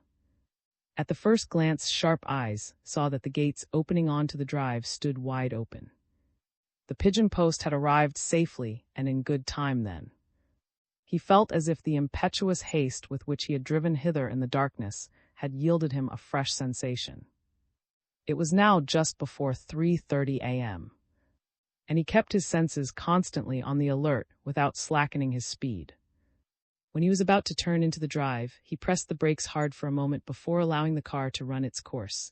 It held up for an instant, then, veering round, went straight through the gates and turned towards the garden. Just then he felt something spring on to the car. On the clutch side, springing over the door, a form squeezed down on the outer side of. 2 hands covered his own, snatched the steering gear from him, and a wild, hoarse, impressive voice whispered, "Doctor, I'm here, it's George. Give me the wheel. We are surrounded." Straight forward into the lake. Yielded the wheel and let go the brakes. Under its new guide the car dashed ahead, thundered round the walls of the villa, abruptly turned a corner, got onto a grass plot, and raced frantically across it, along the sloping gravel patch to the wall which divided the lake from the garden above. Through the gate in the wall it leaped like a wild horse, and then clattered down the inclined wooden footway, the boards thundering beneath it. A moment later its nose was in the water and the lake hissing around it. George leant forward as quick as lightning and gripped levers, helping him. The night the Countess's cry, and then the vehicle, tottering slightly at first but slowly righting itself, went onward over the surface of the water. "Splendid!" cried George. "It is working like magic." This car was an invention of his own. It could be driven straight from the into the water without stopping, and a couple of levers turned it at once into a motorboat. "It is the pigeons that have done the mischief," said George, when he had gained thorough control of his vessel. "After they arrived in the dark, about an hour ago, I seemed to hear whispering voices behind a shrubbery. I looked very carefully round, and thought I noticed a movement going all round the park. In one place and then 20 paces further on, and then 20 paces beyond that again, in a circle, the whole way round, so then I knew we were surrounded. However, I managed to get to the gate leading to the garden without being seen. It took me 50 minutes to do the 100 yards.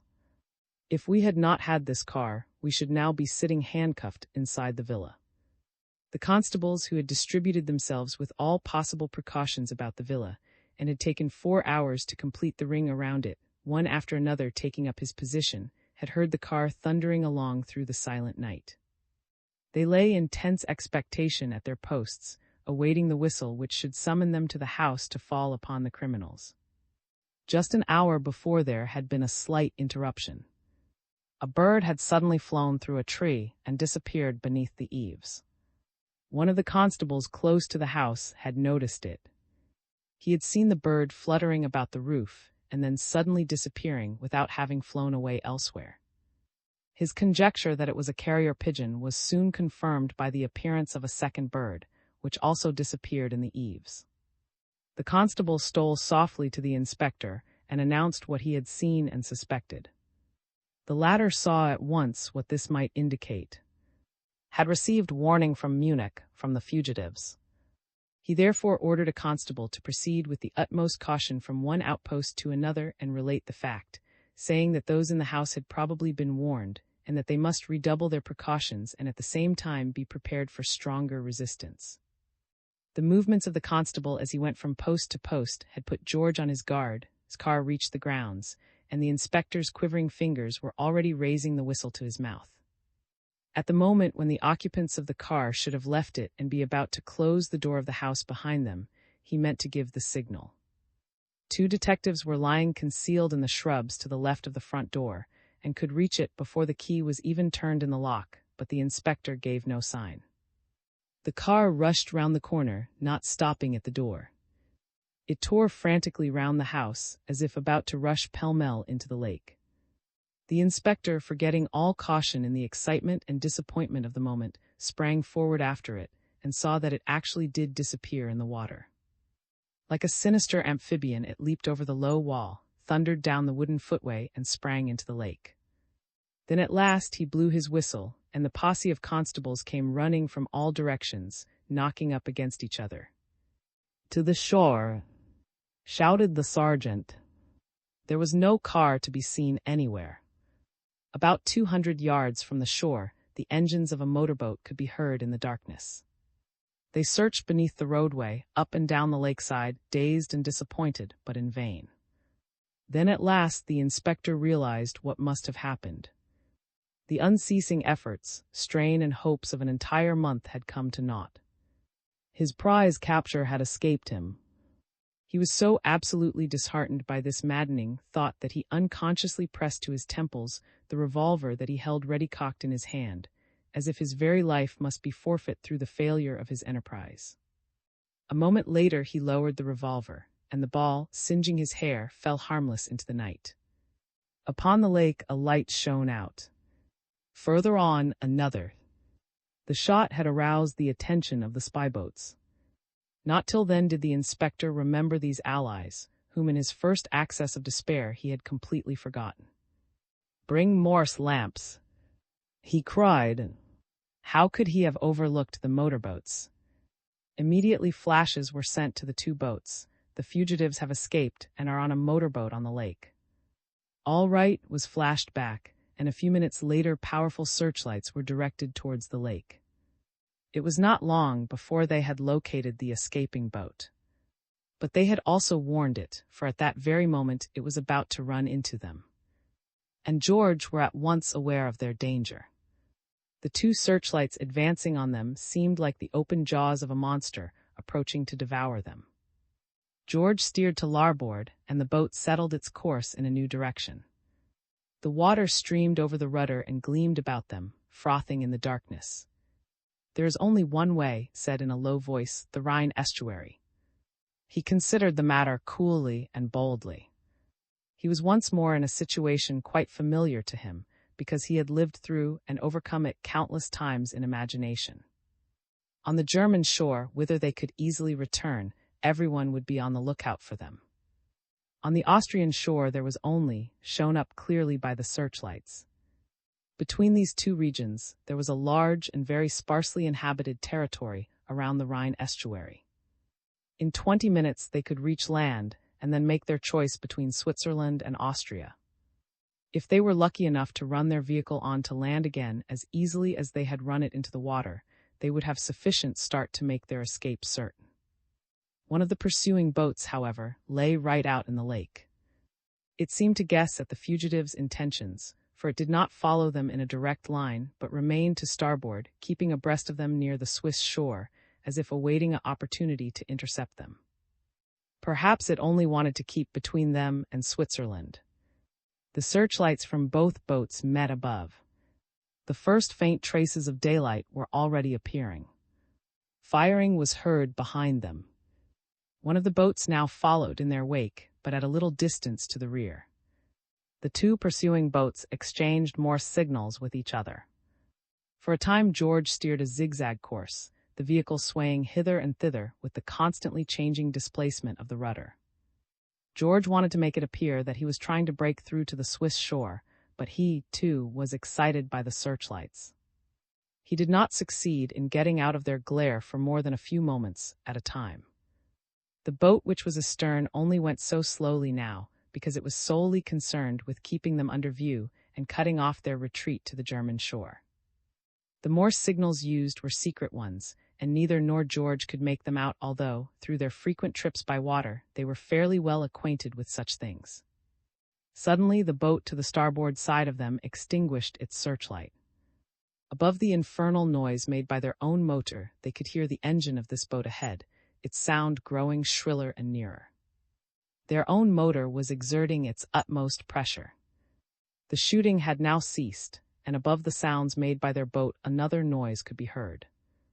Bent forward towards it, listening with all his ears, the searchlight falling full upon him.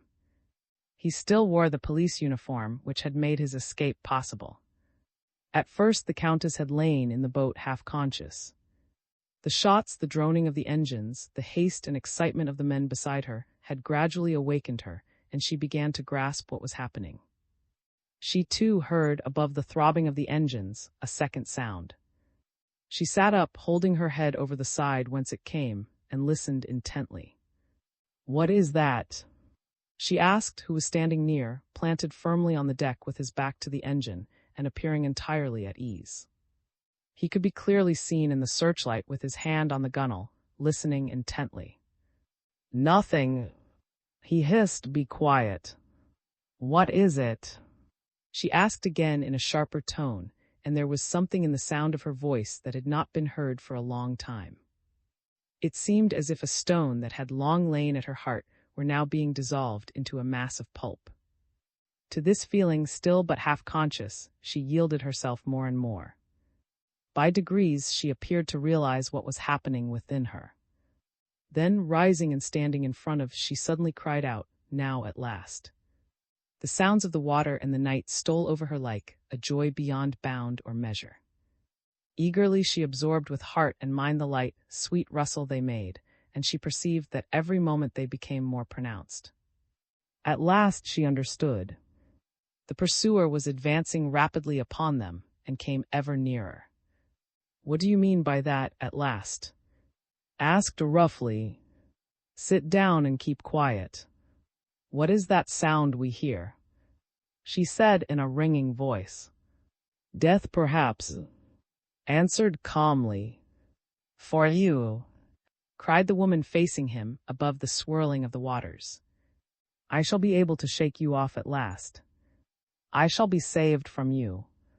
You will be caught, and your power over me and over others be at an end.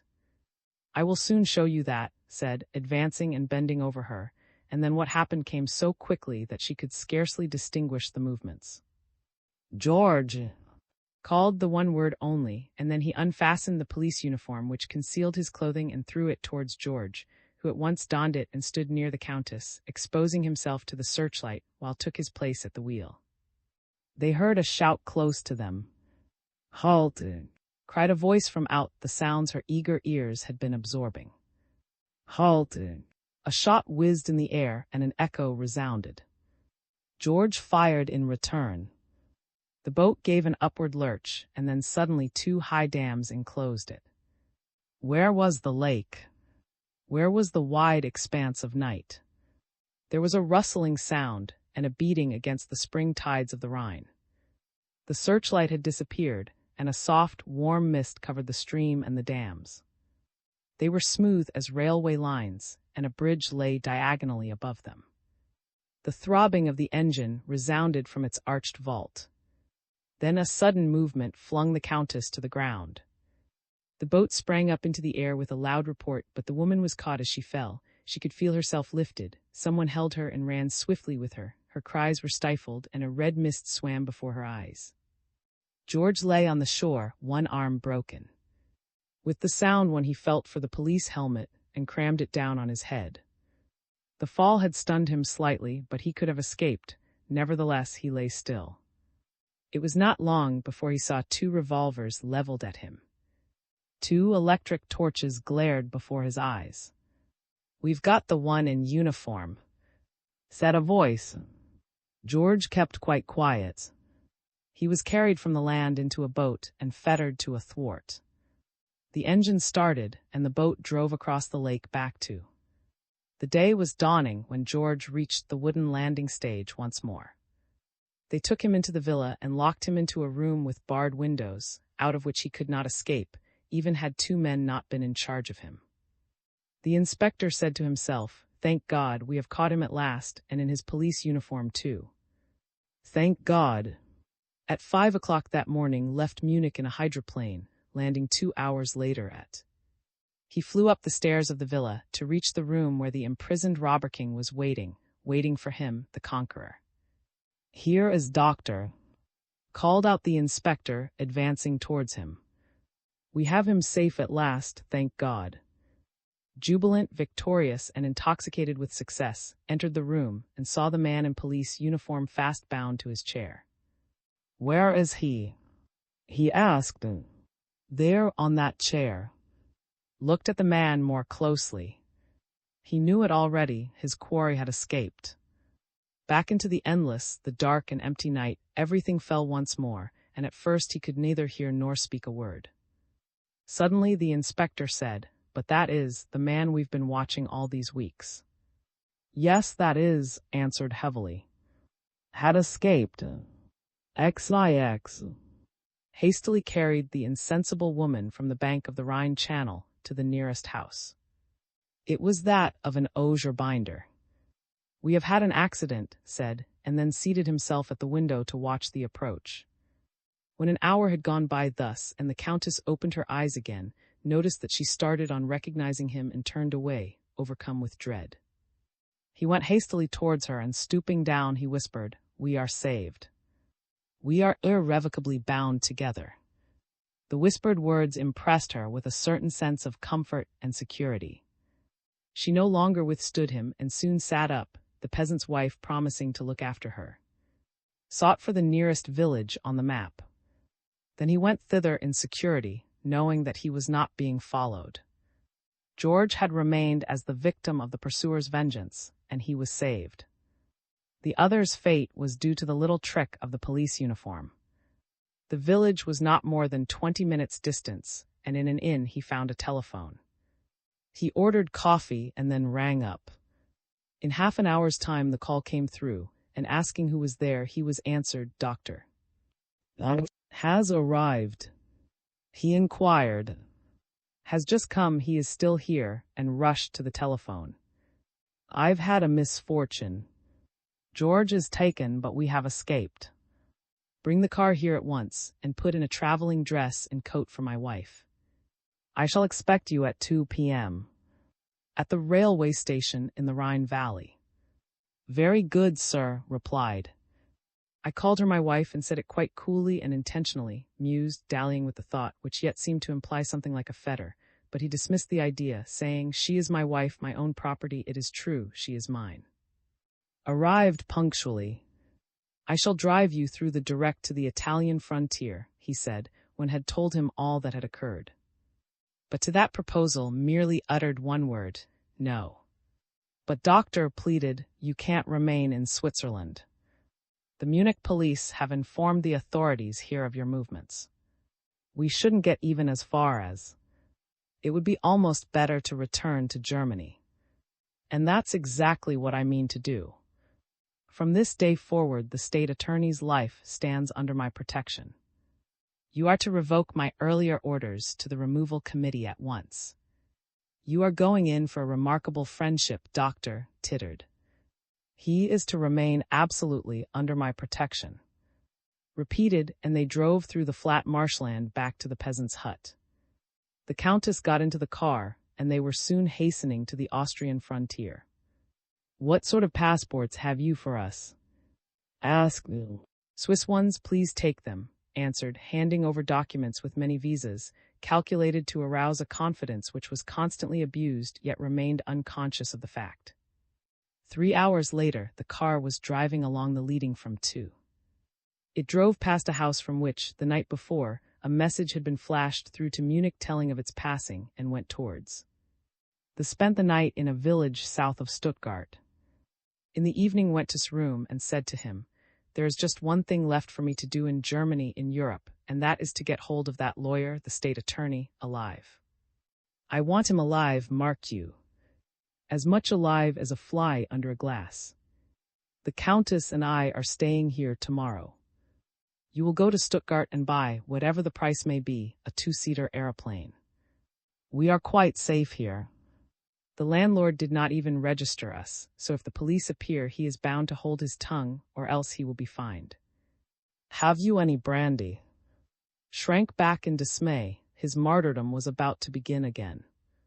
Nevertheless, he had smuggled 3 bottles out of Switzerland. "Of course you have some brandy," said before he could even answer. Drank from the traveling cup which he always carried in his pocket, and had to fill the on the. Was longing for a carouse, a really heavy carouse which should seize him by the throat and press him under the water, as if he were being given a millstone for a swimming belt. When he had emptied the 2nd bottle, he saw that he was not likely to get his wish. "Haven't you any more?" he asked. "That's all there is. I couldn't venture to bring any more across the frontier." Laughed satirically. "That's fine. Here is who has brought 3 railway vans full of salvarsan, 2 of cocaine, enough prostitutes to fill 3 brothels across the frontier, yet he hasn't enough courage to bring more than 3 bottles of brandy. Empty your glass into mine. Don't your wages include the getting of brandy?" When the 3rd bottle had been emptied, clear-headed as ever, but more hot-blooded, went back to the room next his own, occupied by the Countess. He was out of sorts and resembled an engine that had been run too fast, so that the heat had covered the glowing cylinders and they could not be set in motion. He approached the Countess's bed. "You and I had come to an understanding together. You have broken through it. You were ready to betray me." "I was," said the Countess in a low voice. Then ungovernable fury seemed to possess the man. He snatched her from the bed, and as he seized her, lifted her high in the air as if he were going to dash her in pieces against the wall like rotting timber. At that moment he hated her. She was the embodiment of all his weaknesses. For 10 long minutes, when the patrol boat was on their track, the power of his will over her had ceased, and now, when he wanted to destroy her and would have dashed against the wall the head that him, he could not do it. With a low cry, the woman found herself held on high, and realized the strength of arm and indomitable willpower of the being to whom she was secretly and yet irrevocably bound. She longed for death. Softly she repeated a fragment or 2 of a prayer learnt in her childhood's days, and she knew that if she were to die now, she would draw this man also to his death. But conscious of his power over the woman he held aloft in his grasp, suddenly came to himself again. Once more he realized that he was alive, was safe, and felt a fierce joy in the knowledge and in his possession of her. Almost gently he laid her down, and the poor woman, condemned afresh to a life of humiliation and degradation, was at the mercy of the tyrant who dominated her, and from whose power there was now no escape. She lay wide-eyed and tearless till the dawn, her only desire for floods and floods of tears, wherein to drown forever the misery of her existence. On the morning of the following day, flew with her from Stuttgart to Berlin. There, caught in the toils of the mighty city, among those whose instincts he developed and used to his own ends, he lived, bent on one aim alone. One idea presented itself with ever-increasing intensity, one vision swam ever before his eyes, intoxicating him with a fury of desire.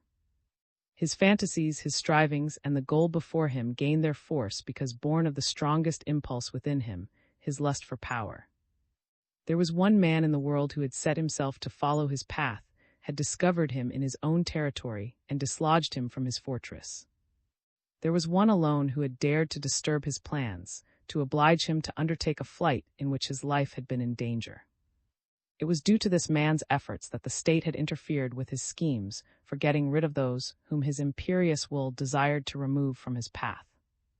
From the woman who had first moved him to the very depths of his being he had wrested all the power of will with which her personality resisted him. It was his pride to know that.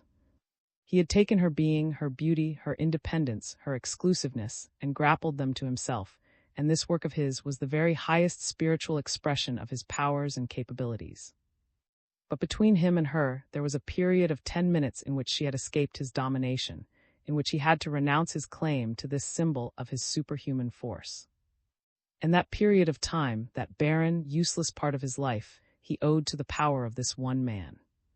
His flight from Germany with this woman and his journey across the Atlantic had been so minutely prepared in all its details that only death could intervene. His empire with its virgin forests, tigers, rattlesnakes, where death lay in wait at every moment, its mountains and its waterfalls and its rare exotic growths, was waiting for him, waiting to set him free from Europe, to offer him a new life. Any day might see him crowned as emperor. But he would eat of Dead Sea fruit for the rest of his life, did he take possession of his realm, before he had seized upon this man with all the full force of his lust for power and his deadly hatred, had held him within his grasp and annihilated him. Between him and it was a struggle for existence, and he could know no peace while the other lived. Once, when the thoughts surging within him would no longer be controlled, he replied to the Countess's inquiry as to when they would leave Germany, "I shall catch him alive. I shall catch him like a bird in the snare. He will flutter helpless into my hands. Not till then do I go." She turned away afraid, guessing the man he meant. Since that moment of her resistance and hope of escape, she seemed to have become more subdued than ever, falling deeper under his demon spell. She did not venture to oppose or question more. His enterprise with regard to developed slowly. But steadily and surely the net around him was tightening. Was in Munich again. George had been imprisoned there, and he played the role of a deaf mute. No one had heard a word from him since his arrest. He was confronted with the constables and tradespeople from who had seen him for many weeks, with the young fellows whom he had tried to hand over to the Foreign Legion, all of whom instantly recognized him, but he did not utter a word. One morning they found he had hanged himself with his braces. He had written one word on the wall of his cell, the word that one of Napoleon's generals had made renowned after he had lost the Battle of Waterloo. An exhaustive search in the villa brought little to light. It merely revealed proofs that employed the money obtained by gambling or theft to carry on smuggling and profiteering on a gigantic scale. The police worked side by side with the Swiss authorities, for it was believed that must be in Switzerland, or at any rate that he had passed through. Went once a fortnight, too. Now and then one of his gang was caught, but all were so thoroughly schooled that no word of betrayal escaped them. News reached from Frankfurt that a gambler was at work there, whose description so closely resembled that traveled thither at once, but when he arrived there was no trace of the man to be found. 3 days later there was a report of a similar kind from Cologne, then from, and later both from Essen and Hanover. Went hither and thither, not doubting in his own mind that he was indeed on the track of. The latter must have spies in Munich who watched and reported his movements. Knowing that he was followed, he took every possible precaution and employed all the cunning at his command. On his journeys he made use of trains, cars, aeroplanes indiscriminately. Since he could not help suspecting that had accomplices among his own subordinates, watched these very closely. He changed his chauffeur and his housekeeper, altered his address and his telephone number, took rooms in a hotel, or lodged with friends in the suburbs. But as soon as he arrived at the town where the gambler had been seen, he found he had vanished without trace of any kind, only to reappear a few days later in some other part. The whole country already rang with reports of the existence and operations of the robber king. Doctor, the gambler. It was like a ballad, expressing the devilry and defiance of all who offered resistance to existing law and order, and it spread from place to place. In all the towns the police arrested men in gangs, but when the criminals were sorted out, this man, whose capture was worth more to them than all the rest, was never to be found. Suddenly it struck that must be making his way by a circuitous route to Berlin. From his superior officers, obtained permission to leave Bavaria, and got in touch with the Prussian courts of justice, and these appointed him to Berlin on special duty. He at once traveled thither and took lodgings in the central district. Saw him arrive at the railway station, and an hour later he knew where he was staying. At last he had him within reach, in the place where he desired to accomplish his scheme of revenge and towards which he had been working, for in reality had never left Berlin. In all the towns to which had traveled in search of the gambler, had doubles, persons of his own gang, instructed by him. Munich was too small for the scheme had in hand. The abysses of Berlin would be a safer hunting ground, and the hunt began on the very next day. That day had been describing to a junior colleague in the Berlin police his course of action in the case.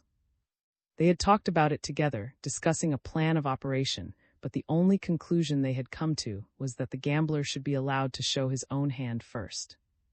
To aim at him in the dark would be likely to reveal to him prematurely the whereabouts of his pursuers. In the evening, when had taken a meal in the restaurant, he visited and then, tired out by his long discussion, he sought his lodgings.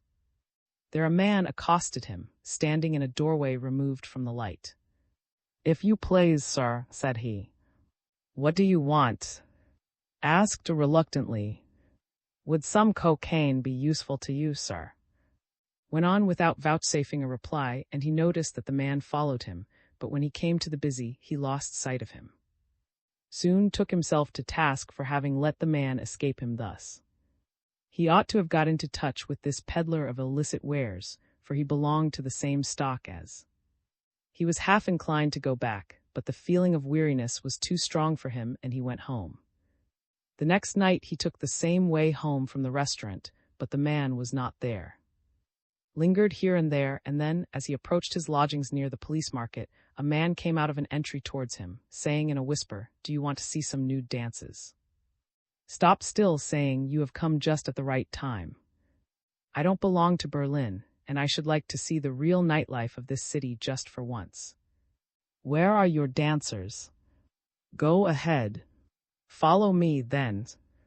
I'll go in front, and when you see me go in somewhere, you come quick, Governor Coss of the Peelers." Promised to follow his lead. The man went round the corner, listened to see if he were following, and then went on again. Suddenly he disappeared. Went a few steps straight on. The man must have gone into one of the entries near, and he walked slowly, expecting to find him and looking round about. Suddenly he heard the man's voice behind him, speaking low and reproachfully, "I don't call that quick, Governor. You'll have the bobbies after you if you can't be more spry. Come on here, then." And the man pulled him into a house standing far back. The door opened on to a dark corridor, and silently and unawares it closed behind him, while the corridor was lighted up in the same instant. This corridor led into a little living room, and that again into a hall crowded with people. Two, sitting near the door, made room for beside them. His guide had disappeared. What saw was a simple performance, deriving its interest only from the secrecy with which it was performed. He heard the conversation of the two men at his table.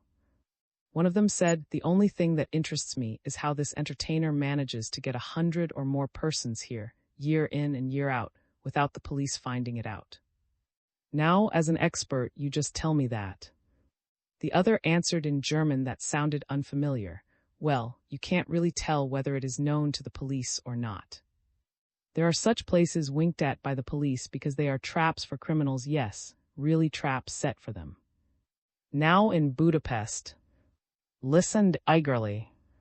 They went on talking, drawing him naturally into their conversation. They disclosed their calling and then gave their names. One of them was, as had conjectured, a highly placed police official.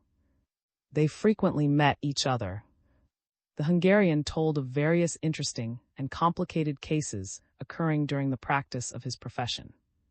He described the Budapest haunts of crime, touched on the many secret gaming houses which had sprung up so quickly everywhere since the war, and waxed eloquent against the ever-increasing boldness displayed by criminals and the mob generally. With a certain unconfessed distrust, talked very warily, saying that he was only on leave in Berlin, for the scene of his activities lay in Munich. But Berlin, as the hotbed of crime, afforded a good field of study for a Munich criminal prosecutor. He touched lightly on the existence of, though without naming him, and related some of his bold and shameless crimes. "Just lately," said the man from Budapest, interrupting him, "we took into custody a similar adventurer, and we did it by curious and not exactly legal methods, but we got no further in any other way. With us in Hungary, as it is with you here, the assistance of hypnotism in the detection of crime is forbidden. We had the man of whom we were almost certain, but my dear sir, you won't betray me, I am sure, for the professional interest you feel in putting an end to such aberrations is just as strong in me. Well, we were practically certain that he was the leader of a gang which had several murders to their account. He was in prison, as I have told you. He made himself out a deaf mute, and we could glean nothing from his papers. No one knew him, yet we felt almost sure of our man, and that kind of thing is almost unbearable to an expert, isn't it? For when he appeared before their worships, there was the risk of his being acquitted for lack of sufficient evidence. That was a most disagreeable idea to me, for I had spent about 6 months in tracking him down, and if he were discharged, the mistake would be due to me. I therefore took a very bold step. A friend of mine had hypnotic powers. He was a barrister and had often displayed these gifts of his in private. I wanted him to go to the jail with me, but he said, "I can operate on him from outside," and indeed, a quarter of an hour later I knew that we had the leader of the gang at last, and various disclosures were made which shortly after sent him to the gallows. While the Hungarian was telling this story, experienced an aversion to him.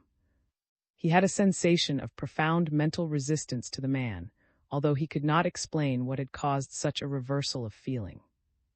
Are you also interested in persons who possess this gift of suggestion? Asked the police superintendent. Uncommonly so. Answered, perhaps you would like to meet my friend and see something of his gifts. Is he in Berlin, then? Yes, that I certainly should. Yes, he's here now. He has given up practicing law and now exercises his gifts openly. He has very quickly become celebrated. You must have heard the name of.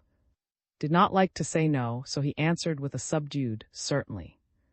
Well, he is the celebrated.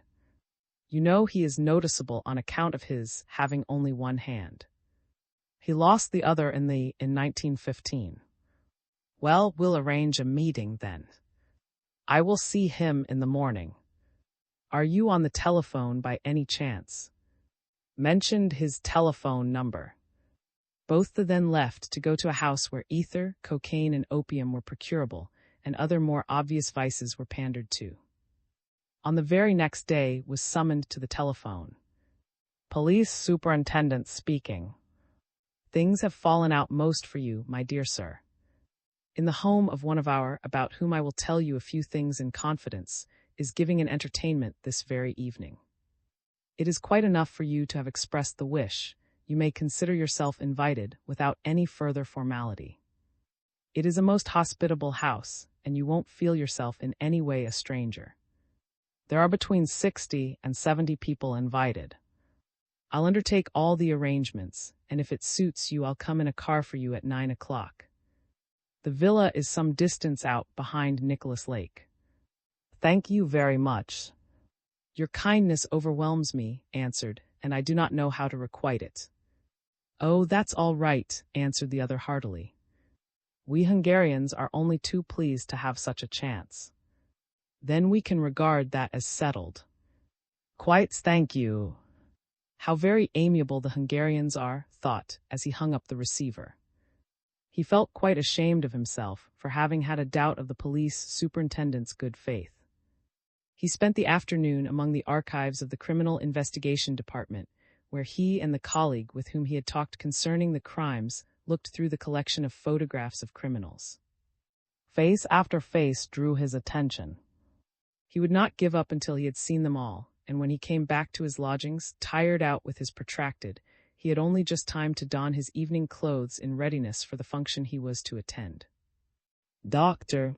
the gambler, the distinguished-looking elderly gentleman introduced himself, and, as usual, nobody caught the name. He wore a suit of fashionable and well-cut clothes, however, and his scarf-pin was a single white pearl in a somewhat quaint setting, its dazzling purity recalling the whiteness of a lovely shoulders, as remarked. Moreover, he at once placed a sum of 20,000 marks upon the table in front of him. He had been brought to the club by young Hull, the heir to an industrial concern worth millions, into which his father allowed him to dip freely. Play was started immediately, and the stranger courteously agreed to the game proposed, which was. The stakes were unlimited, and the first one to hold the bank was. At first, there was nothing unusual about the game. Gains and losses alternated, but soon it was noticed that Hull was losing, and this began just at the time when it was the elderly gentleman's turn to play banker. At the start it was 100-mark notes that Hull lost, but he played on calmly, resigned to his ill luck. Notes of smaller value were now mingled with the piles of thousands the visitor had put in front of him. It was only outwardly, however, that Hull appeared undisturbed. He felt a good deal of excitement within, and a veil seemed to be obscuring his mental vision. His banknotes fluttered across to the stranger without his appearing aware of the fact. His senses seemed to be imprisoned in a delicate, invisible web, pressing ever more and more closely upon him. He drank a brandy and soda, and then ordered a bottle of champagne. The only effect of that was to make him open another compartment of his pocketbook and bring out the 1,000-mark notes which he had procured from the bank that morning. His bad luck became really fantastic. Even when he held good cards, it seemed as if in some obscure region of his mind a mysterious warning sealed his lips, and instead of staking a substantial sum, he wagered a trifling amount merely. It was now the visitor's turn to pass on the office of banker, but he volunteered to continue to hold it on account of Hull. He said, "If you do not object, I will remain banker for a few more rounds. You see how the money seems to cling to me. I am the guest of your hospitable club, so please consider how difficult my position is with regard to Herr Hull and grant my request." His speech was polite and carefully enunciated, yet there was a masterful ring about the words, as if the speaker would brook no refusal. The club attendant eyed the guest suspiciously, but he was using the cards provided by the club and fresh packs were opened every time. The play grew more animated. A good deal had been drunk, and several round the table were slightly intoxicated. The guest did not refrain from drinking, and his was in no way peculiar. He had a steady and lingering glance for everyone who looked at him, and his large eyes seemed to have something dominating about them, hardly in accordance with a mere game. His hands were large and fleshy, and as steady as if carved out of wood, while the fingers of the other men, far younger than he, were already quivering with excitement. Hull continued playing, though his pocketbook grew lighter and lighter. "What is the matter with me?" he continually asked himself. He wanted to rise from the table and miss a round, so that he could get a mouthful of fresh air at the window and gain a little calm from looking into the silent night. But he sat as if glued to his chair, pressing his elbows down on the crimson cloth, and his thoughts escaped his control, falling into a void like that of deep slumber. And yet he was not really a reckless player. He was accustomed to reflect and to follow the run of luck, making use of chances that were to him, and reducing his stakes when he saw that the odds were against him. This evening, however, he seemed to know no bounds. No amount seemed of any value in his eyes, and it appeared as if he were almost glad to lose, and saw his notes change hands with a kind of satisfaction. Something would be sure to happen ere long. The players seemed far too slow in dealing, he thought. They took an endless time in declaring their stakes, and the notes crawled round the table at a snail's pace. He drank freely, moreover, and the fancies which he could no longer control were like fiery steeds, escaping the driver's restraining hand and running away into a trackless wilderness.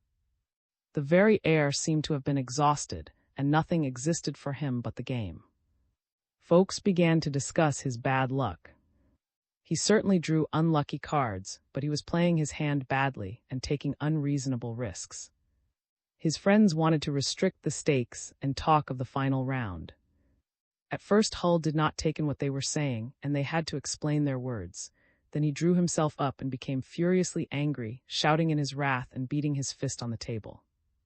Then the stranger's big eyes seemed to withdraw a little from him and the rest. Their glance appeared to be directed inward, and some of their luster vanished. He laid down his cards and put his money into his pocket, doing it carelessly, however, as if it were merely a handkerchief. There was one more round to finish. Hull called out, "I'll play the bank," and the stranger dealt him the cards. He glanced at them quickly. His total was 21, then something happened, something strange and inexplicable. He threw his cards face downwards upon the heap, saying, "I have lost again." The guest immediately showed his cards. His eyes regained their glitter, he counted his points, named the total, and threw his cards down on the table. It seemed to Hull as if he were falling from an unsteady foothold down into an abyss below. "What have I been doing?" he asked himself in stupefaction and despair. Now at last he began to see everything as clearly as if he had just come into the room. The 3 glowing electric globes under their protecting dome, the red-covered, lighted table, his friends, the elderly stranger, the scattered cards, and the piles of notes. "Where have I been? What have I been doing?" he stammered. His brain grew alert again, and the thoughts that had been so confused and obscure now became suddenly clear. It was as if he had drawn aside the curtains and let in the light of day. Then he felt a sudden distrust of himself, which made him uneasy. He held his head in his hands a while, striving to free it from the weight that seemed to encircle it, and then raising himself erect, he said, "What have I been doing?" I held 21 in my hand, and then someone called out in my voice, "I have lost again." "Look there." He snatched the cards he had thrown away from the heap where they lay, and turned them over. They were an ace, a 10, and a knave 21. The elderly stranger's large eyes contracted until the pupils were quite small, and seemed to be gazing at a far distant spot. A shudder went through his body. It was perceptible, though hastily subdued. Then his breast expanded, and his breath came slowly and with difficulty, as if he were having to pump the air direct into himself. "Too late," said he briefly and decisively. Hull made a slight gesture. "My remark had nothing to do with you," he said quietly. "It concerned myself only." "How much do I owe you?" he asked in a friendly tone. 30,000 marks. Hull emptied his pocketbook.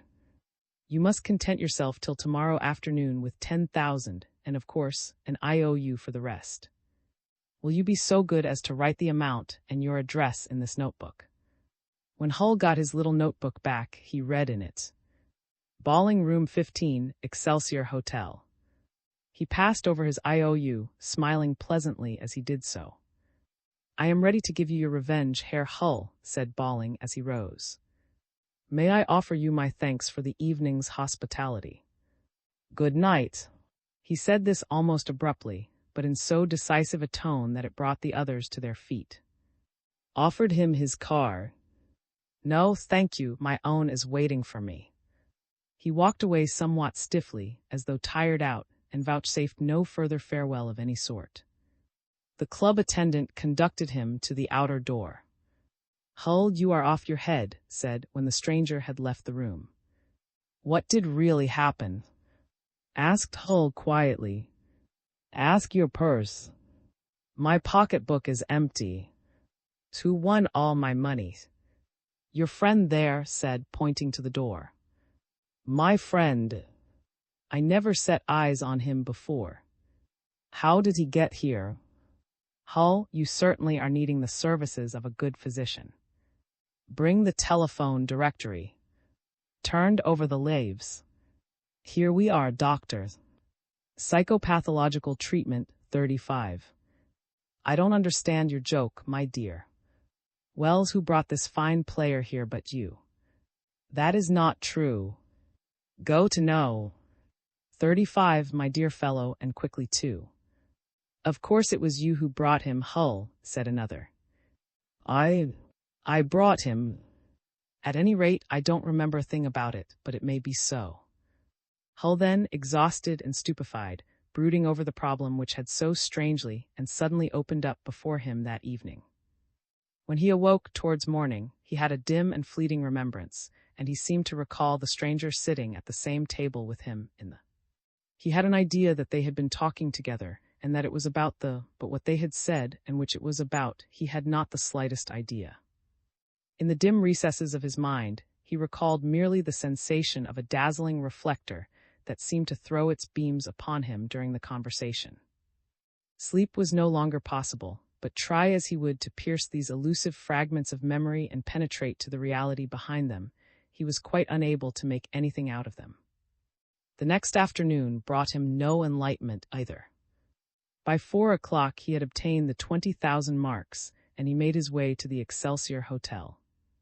At his request, a telephone message was sent to room 15. Herr Balling was there, he was told, and requested the gentleman to send up his card. This Hull did, following close upon it. In the middle of room 15, he found a man whom he had never seen in his life before. He was a short, stout, clean-shaven man, apparently an American. He made a very stiff bow. "I beg your pardon," said Hull. "I must have been directed wrongly. I wanted room 15. "This is it," said the other. "Then Herr Balling must have given me the wrong number. My name is Balling. This time I am not dreaming, I am in full possession of my senses," said Hull to himself, and then aloud he continued, "but the mystery can soon be explained. Did you write this?" And he extended the notebook in which the stranger of the previous night had written his name and address. "Certainly not," replied the stout man. "Then I am not in your debt to the tune of 20,000 marks. My time is very limited, and I am expecting a friend on business," said the other, looking at his watch. "I will make way for your friend, sir, at once, and will only put one more question to you. It is not my fault that I am bothering you. I have been misled in some way." The other nodded. "Possibly you are acquainted," Hull went on, "with a gentleman of about 60, with large eyes, a big nose, and white whiskers. He wears good and well-cut clothes and a tall hat, and his name is also Balling." "I can only repeat that I know nothing about him," said the Balling of No. 15. Hull thereupon took his leave. Downstairs he asked whether there were a second Herr Balling in the hotel, but the answer was no. Had room 15 been occupied by any Herr Balling who had just left? No. Was the writing in the pocketbook known? Again there was a negative reply. "For the first time in my life," thought Hull, "I find myself unable to pay a debt of." Gradually he became uneasy. What a mysterious affair this was. Nothing of the kind had ever occurred before. He had won money and lost it again, sometimes much, and at other times little. He had been in financial straits. He had had some trouble about a girl he cared for. Once, indeed, he had been seriously wounded in a duel. Yet all that was comprehensible and straightforward, so to speak. But this tale of Herr Balling and the 20,000 marks had some mystery or other behind it. He had forgotten that it was he who introduced the stranger to the club. He had played as if he had lost his head. He had incurred a debt of 20,000 marks, and his creditor had furnished a name and address which did actually exist but were not his, and moreover he would not have the money. If it had not happened that Hull had no mistress at the moment, he could have talked this affair over. He pondered over it alone while he walked along Square and the promenade, looking everybody in the face in the hope that he might encounter the distinguished stranger among them. He went to the and scanned all the faces there. He sat down at a table and waited to see whether the genius loci would be to him and recall the vanished recollections, but nothing came of it, and he stood up again, a prey to increasing uneasiness. It seemed as if in the invisible depths behind him another power, extraneous to himself, was pursuing him, pressing down upon him, trying to jump on his back as a monkey might do, and lead him into unlucky adventures of some kind or another.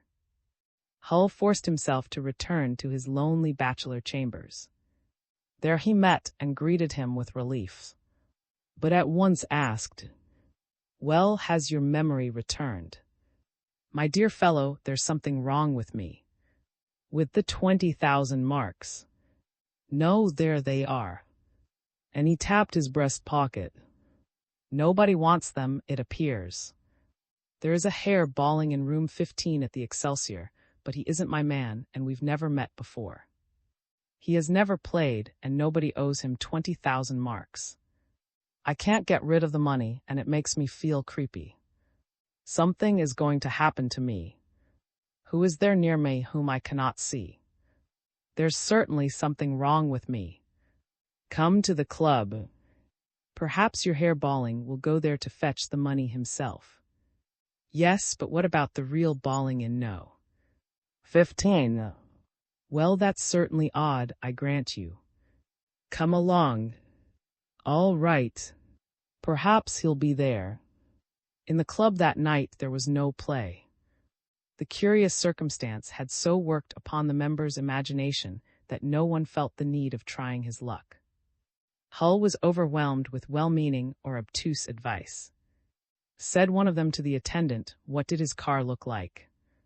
An excellent one, Herr Baron, a 20 horsepower, at the least a closed car with a body like a royal cradle, if one may use such a comparison nowadays, so smooth and well-rounded and polished.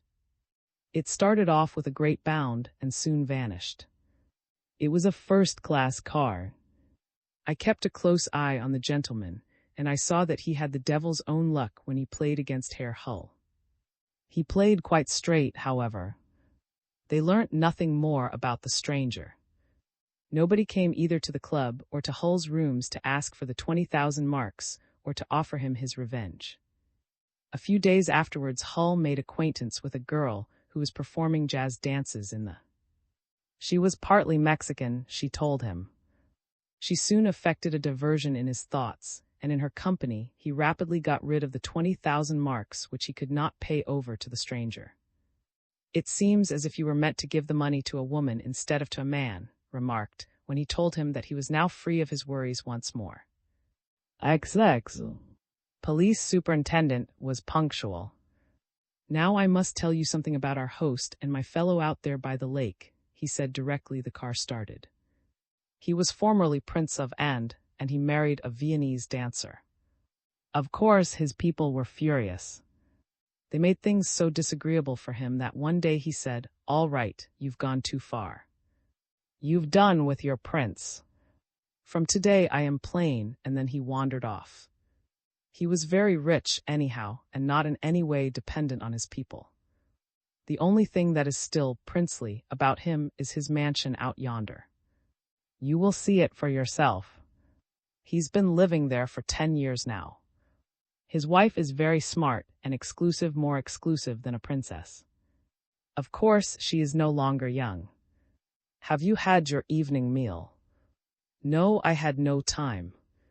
Well, that does not matter. At the house they are always ready for guests. You'll get something good to eat there. Asked himself, why is the man so talkative? And once more his feeling of repulsion for the Hungarian regained its sway. He was inwardly both excited and uneasy, and in spite of the darkness in the car his eyes smarted. There seemed to be a constant stabbing sensation in them, and the thousands of likenesses he had seen that day seemed to be chasing each other round and round in a never-ending stream. How much I should like to be at home and in bed, he thought to himself. The car drove through districts which were unknown to him, and this was peculiar, for he had made the trip to the Nicholas Lake several times already and thought he knew the district beyond. Today, however, everything seemed unfamiliar. Was it the thick darkness of the night and the very sparse illuminations allowed since the war, or was it his own mood which was responsible? Surely we ought to be at Nicholas Lake by now, said he. I am not familiar with this neighborhood, said. I used to have friends out there, and I often drove there by motor car, but of course that was before the war. Ah, yes, before the war. Everything was different then, and they both became silent. Looked at his watch, but it was too dark to read the dial, and for a long time now there had been scarcely any lights. After a prolonged pause, said, surely the driver has not lost his way. He is a Berlin taxi driver. He told me he knew the way quite well. Took up the speaking tube. Chauffeur, you know where it is. Nicholas Lake, the villa. At this moment the car swung round, and lights appeared at the end of a long avenue. Here we are, said the superintendent of police. The motor soon drew up among other cars, all closed together in front of the outside staircase leading to the house. It was not lighted, but the 3 French windows in the hall onto which it opened gave sufficient light. Advanced rapidly to the light. Conducted him to the cloakroom, which was filled with overcoats. A clock in the hall struck 10. Its strokes were harsh and hasty, as if it would flog the hours away. Trying to count them, could not keep up with it. 10 o'clock, he said to himself. We've been an hour coming, and yet the car seemed to be doing about 45 an hour. Nicholas Lake is not so far away as all that. And again a faint misgiving stole over him. He looked towards the Hungarian, who was smiling pleasantly at him. Then they went towards the large folding doors. Allow me to precede you, so that I may introduce you to the princess at once. A manservant threw open the door and followed the police superintendent into a fairly large hall. The first thing he noticed was that the light was very subdued. Then he saw that in one corner there was a semicircular raised platform draped with Persian hangings. Some chairs and a table covered with a dark cloth stood upon it. In the rows of chairs which filled the room, folks in evening dress were sitting. There were many fewer ladies than, and those there were dressed in very fashionable and striking attire. Then murmured the princess, and presented, "Is this the friend you spoke of?" Said the lady with a winning smile. "You are very welcome, Herr. We are pleased that you are able to give us your company this evening. May I pass you on to my husband? A hostess's duties, you know, my dear sir." The lady stepped a little nearer to one of the electric lights, which were all covered with silk shades of a strong deep. Then saw that his hostess, whom he had taken for quite young, was very much made up and thickly powdered. Her dress was extremely glaring and was startled by her general appearance as with an extremely friendly smile, she inclined her head towards the man advancing, saying, "My husband," and left them. "Good evening, Prince," said the police superintendent to a man who bowed to, in what the latter considered a slightly affected way, and as his host raised his head again, looked into a swarthy face with a black, strongly resembling one of those seen in the collection of criminals, likenesses he had been studying earlier in the day. The lady of the house was not in sight. The prince, who in appearance was somewhat common, possessed the most finished manners. He had, moreover, the very rare gift of conversing without saying anything, for all the subjects of conversation seemed, as it were, extraneous to him. He accepted any subject offered him, apparently only to give form to the matter in hand, but made no contribution of his own. That manner of his shows breeding, thought. He is only moderately gifted, but he has such a desire for form that even the most trivial matter must be expressed just so. But what a curious appearance he has! The prince led him to the first row of chairs, and the company were begged to take their seats. Did not see among them, for he would, of course, have been noticeable at once, through having lost his hand. Sat on his hostess's left, with the Hungarian police superintendent close at hand. The rich hangings on the little stage swayed lightly, and a tall, broad-shouldered man with rather bowed shoulders came forward. He was well and fashionably dressed, but in contrast to the other guests who were all in evening clothes, he wore a dark woolen street suit. It was at once evident that the hand covered with a dark glove was an artificial one. He is a Hungarian, that's quite certain, thought, in spite of his German name. Had a thick black with drooping ends. His eyebrows rose suddenly, making a high arch over his eyes. His black hair was combed right back and plastered smooth. The few words he spoke were simple and somewhat rough. He said that the gifts he was about to display before the prince and princess and their guests were matters of fact, and he thought that the guests would prefer facts rather than an attempt to explain in words what would probably never be explainable. He would first offer himself as subject, and ask someone to name a lady and a gentleman in the company. Perhaps the princess would name one. Then the princess said, "As the gentleman you want, I should like to name my neighbor Herr." And the lady? Perhaps the prince would name the lady. The prince answered at once, "Then I shall name my wife." Seated himself, laying his artificial hand upon his knee in a way which everyone noticed. The other hand he kept in his coat pocket. After a pause in which he had collected his thoughts, he said, "Princess, have I ever had your watch in my hand, the little watch you carry in your handbag?" "I don't believe you ever have," answered the princess. "The number of that watch is 56,403. It is an oval-shaped design." The princess drew out her watch, opened it, read the number, and nodded. She showed it to both her neighbors and said eagerly, "That's quite right. Please to think of and write it down upon a piece of paper, and show it to your neighbors." The princess considered a while. Then she wrote down the amethyst of Herr's ring, and handed the piece of paper to. Thought for some time, then he said, "It is in your immediate neighborhood, but it is rather indefinite. It is transparent, so it is probably that of a jewel." I cannot say exactly what two it is made up of, but there is violet in it.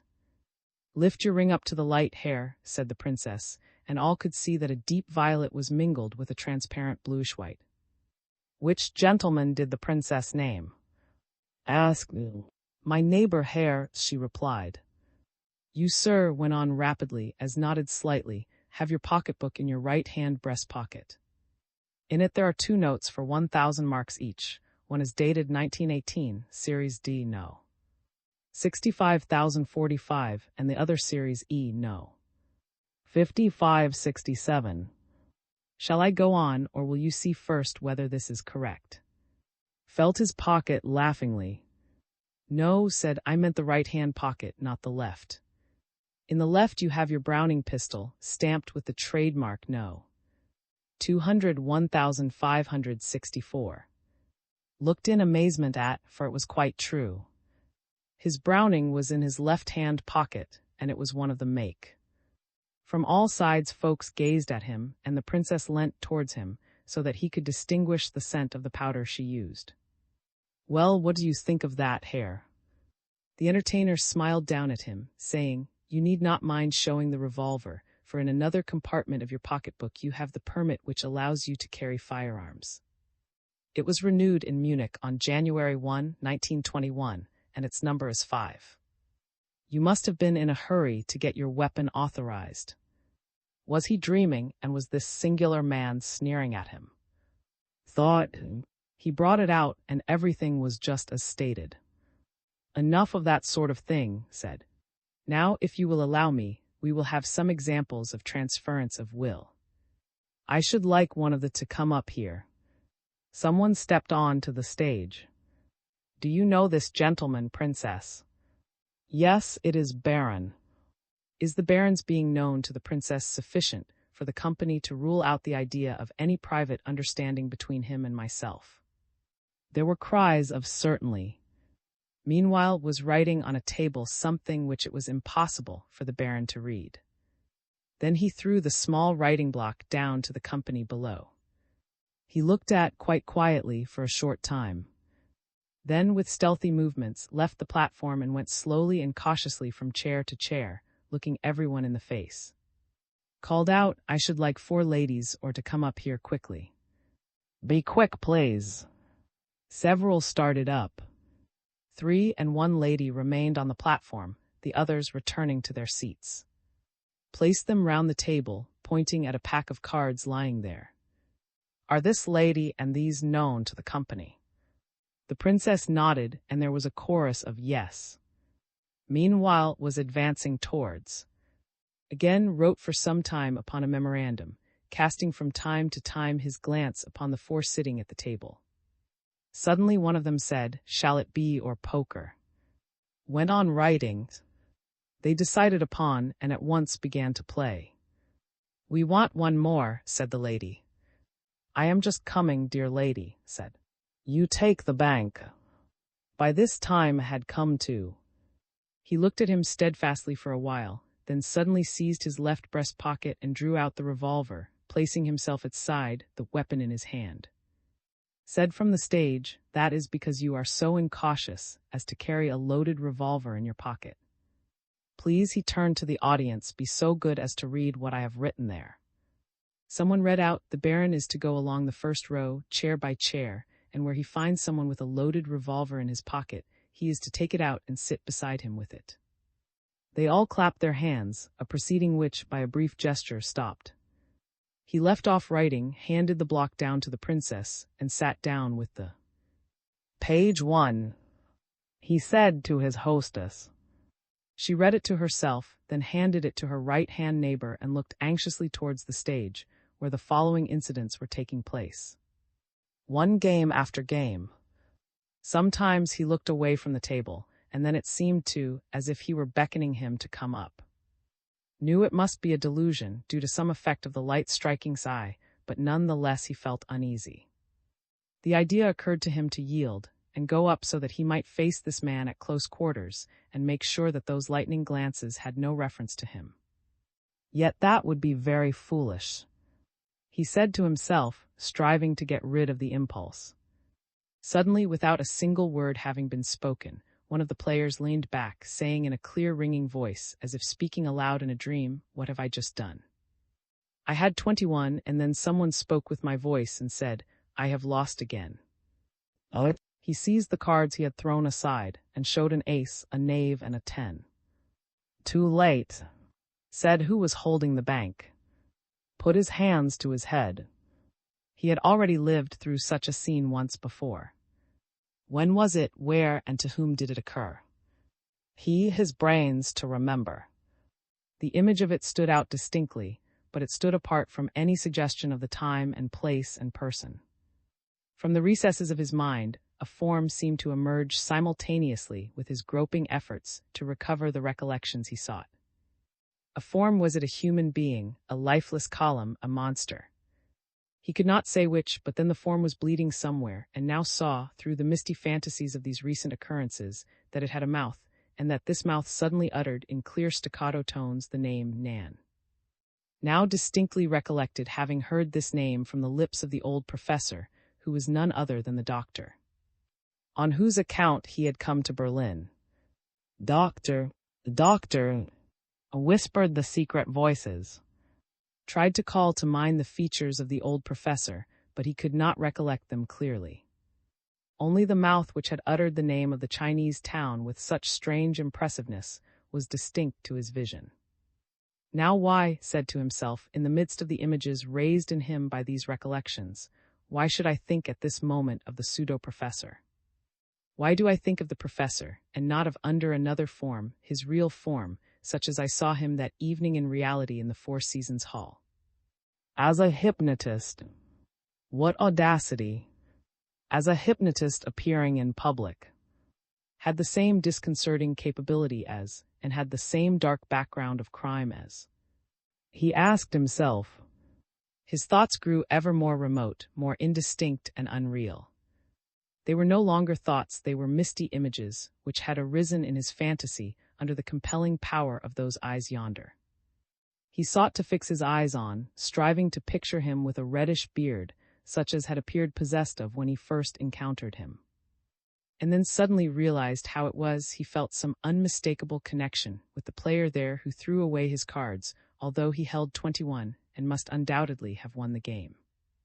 These words were familiar to him from the story told by the murdered Hull. They were written upon the first page of the notebook stolen from him by his chauffeur when he left him that night in the park, and he had them down word for word after his first talk with Hull.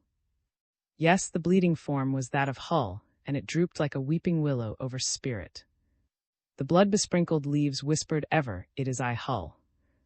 It is I, Hull." Then it seemed as if in the mists which continued to gather in ever-varying shapes in his brain there grew and stood out, as the bone stands out from its tissues in the ray photographs, a dark nucleus, a central death-endowed essence, something stony, something black, a man. The princess handed him his block, and he thrust these ideas away somewhat, though he had to struggle to see the words. Then he read, "The banker wins every game. If one of the players has a better card than he who holds the bank, he is incapable of holding them against him." He had hardly read this when, speaking from the midst of his game in a voice which seemed to strike to earth, said, "Read the second page." Turn the page in a fright. He read, "Under the hypnotist's influence, one of the players tries to cheat by dealing himself an ace. He is caught in the act." Then the blood rushed to his heart, and like molten lava it coursed along his veins. His eyes were fixed and glassy, and his trembling fingers let fall the block. A horrible certainty burst upon him. That was the secret of Count Told's fall. Had subconsciously forced him to cheat, to ruin him in the eyes of the wife whom desired to possess. That was why he had seen the Countess leaving his house that night. It was who had killed her husband. What had written down occurred on the stage. The lady who had in the meantime taken over the bank dealt the cards so as to cheat and was caught in the act. Thereupon brought the experiment to an end.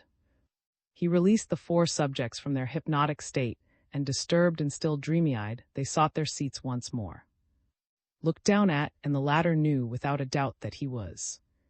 The suddenness of the discovery him for the moment, and he struggled to regain calm and self-control. Had he been enticed into a snare? Was the Hungarian police superintendent appointed as a decoy? Was this whole place so far removed from other dwellings, and this assembly merely an ambush arranged on his account? Slowly he fought the matter out. He stood between two poles. Either all around were in league with, and in that case there was no hope of escape, and what he was now going through was merely the preparation of a revenge which could only end with his death, or else it was merely by chance that he found himself in a company in which also appeared accidentally. It might well be that was a Hungarian. He might also have been a barrister in Budapest formerly, for his relations with the privy proved that he had had a twofold career. It was not, therefore, to be assumed straight away that he and this criminal could not have met by accident. The next question asked himself was whether recognized him, and he told himself that it must be so, for had seen him both at and at the Four Seasons Hall, that was certain. But could this man be so foolhardy and so certain of himself that in spite of that he could represent before his eyes, with a devilish mockery, what he had just seen occurring on the tiny stage?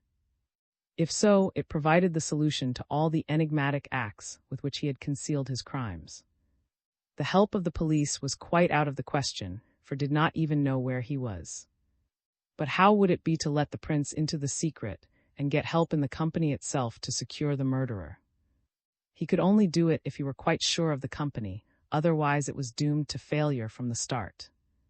He knew from experience that this master criminal was always surrounded by a bodyguard of accomplices, and that they were people who shrank from no devilish deed. Around him there must be many of his confederates. Should, as if accidentally, make his way to some door and escape under cover of the darkness, leaving to be dealt with at a later time, when he was better prepared to accomplish his overthrow, or should he try unobserved to find a telephone in the house and summon the police? But then again, where were they to come to? Isn't it remarkable, Herr? Have you ever seen anything like it before? Said had heard the question, but he was so preoccupied with his own train of thought as to forget to answer it enthusiastically, as he had intended to do. In the torrent of ideas and possibilities which rushed through his mind, he forgot his resolution. Gave him a hasty glance, and just at that moment asked for fresh assistance. Coming to a sudden resolve, pulled himself together and calmly and boldly ascended the stage, the very first to respond. Far better to look the wild beast in the face than be behind him. Then he noticed that Baron, whom everybody had forgotten, followed him up. Stepping forward as before, automatically he came after him, still holding the revolver. "You don't venture into my domain without protection, I see, Herr," smiled the hypnotist.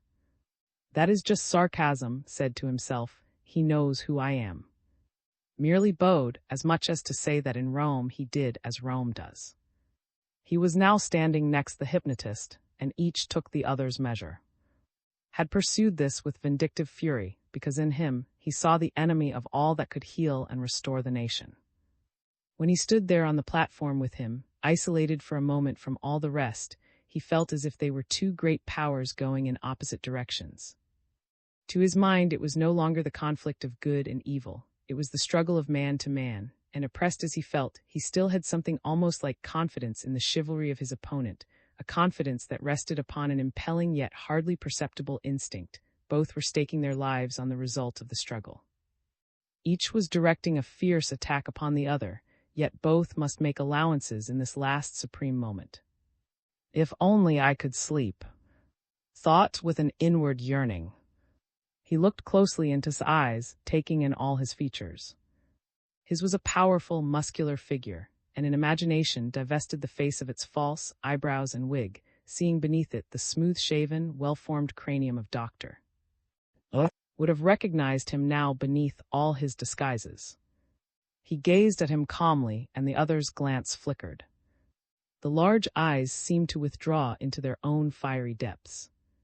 For a time the performer paid no attention to. He concentrated on those who were advancing.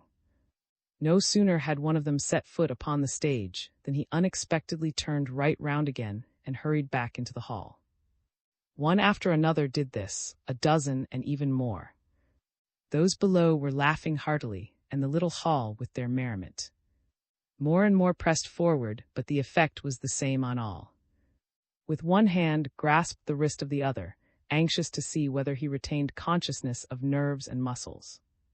He meant to resist. The welling up of generous and magnanimous feelings had rapidly cooled.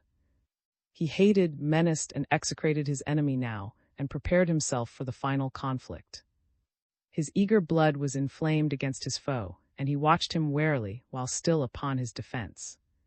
Somewhere in his being a stringed instrument like a guitar seemed to be playing a melody, and he began to listen to this mysterious music. It was so tender and yet so distant, but then he fell back again upon his position of guard and defense. Suddenly a strange idea occurred to him. How would it be if he too did like the rest, and ran as if impelled down there along the gangway past the chairs, that gangway of safety and escape, to where the big door stood encouragingly open, to escape and at the same time to do his duty, to go to the nearest telephone and summon the police, to carry out a daring trick and then do like the others, return, still in the same dreamlike state, return to the hall and wait for the police, the rescuers. It would be a daring trick. Already some of the muscles in his legs were twitching, then called out harshly to, "Why don't you pay attention? Cock your revolver. Don't you see that this criminal is trying to escape?" He pointed at and cocked the revolver with a dreamy nonchalance, an indifference that excited horror and dread. He raised the revolver to his face and saw in its little orifice the dark hell of danger before him, for he knew that the weapon was loaded. "The first step that he takes, without my orders you will shoot," said with an ambiguous smile. In this dread moment heard once again the clear, sweet musical tones, now in another direction. They sounded soft, sad, and familiar, as if it might have been his father whistling a lullaby beside his cradle. He listened, and in the few heartbeats in which he was lapped in the sound of those wonderful tones, he lost the sense of reality he had had when he felt with one hand for the pulse of the other. The flute became the magic flute, and round this fantasy there rose up an enchanted garden. A high, thick hedge circumscribed the area of his uneasy wanderings, but there was a gap in the hedge, a wide, unguarded gap, and in it he perceived the free light of heaven beckoning and enticing him to tear away and escape. And then he ran, defying the Baron's revolver. He sprang with leaps and bounds across the stage, the weapon dropping from the Baron's hands. He sprang down its steps at one bound, rushed along the gangway, leaping like a young colt that feels the approach of summer. The entire hall was animated over this crowning stroke of the hypnotist, but sent after him a ferocious laugh that resounded from the walls which had witnessed it. XXI ran full tilt past the servants at the door, who stood with serious faces, laughing behind their hands. He ran through the hall and the open door onto the steps, clattered down them, and flung open the door of the waiting car. It sprang forward, and in a few moments had disappeared in the dark avenue. In the hall stopped laughing to say, "He is going to the hell to fetch you some of the devil's white bread." The jerk with which the car started threw back onto the seat, but scarcely had he touched it than the cushions seemed to open, and he sank quickly into a hole in them. Something closed together over him, and it creaked like iron. Then he awoke from his hypnotic state. He lay there in misery, unconscious how he had got into that position, with his head hanging back, apparently in some gap in the back seat. He tried to rise, seeking painfully for ease and consciousness, but he could not raise himself from the depths.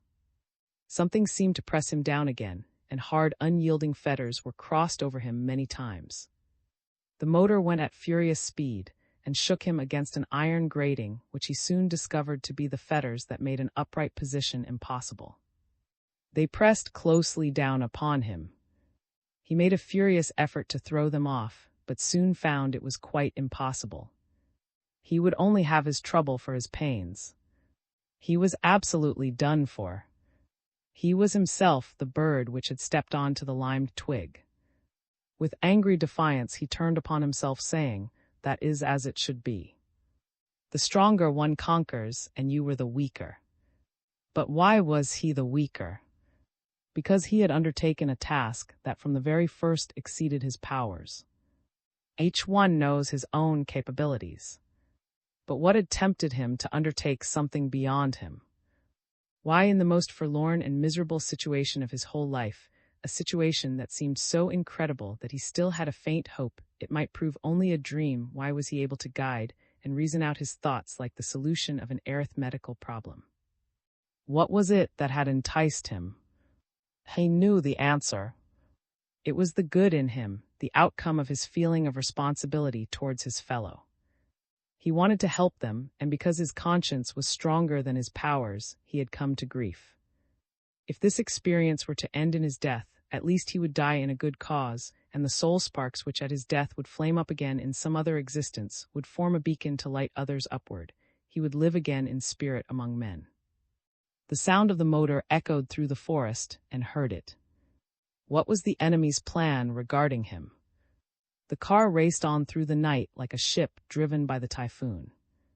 Where was it going? Whither were they taking him? Was it to Munich? But if so, why? If they wanted to put him to death for having disturbed the powers of evil and undermined their efforts, why did they not take their revenge at once, instead of delaying it for hours?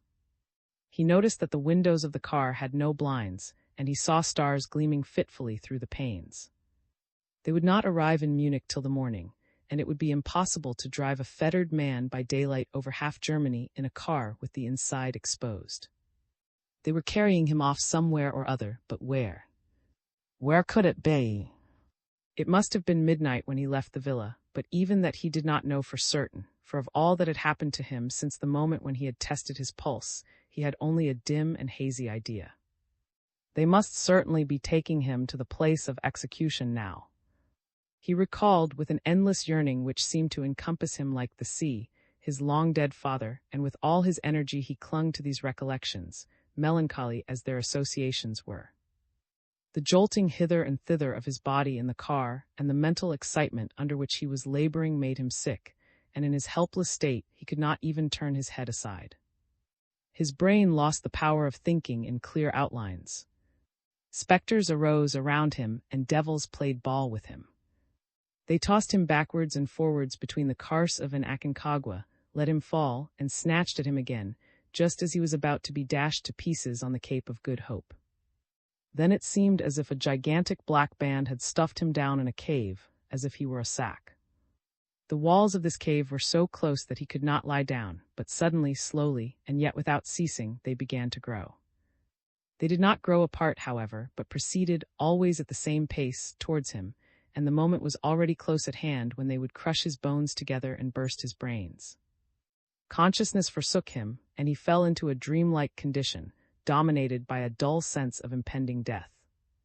When he awoke, he found himself stretched out on a leather seat, the iron fetters no longer binding him. But his arms were tied behind him, and his legs were crossed on each other and fastened together. A large handkerchief had been bound over his face, so tightly as to be painful.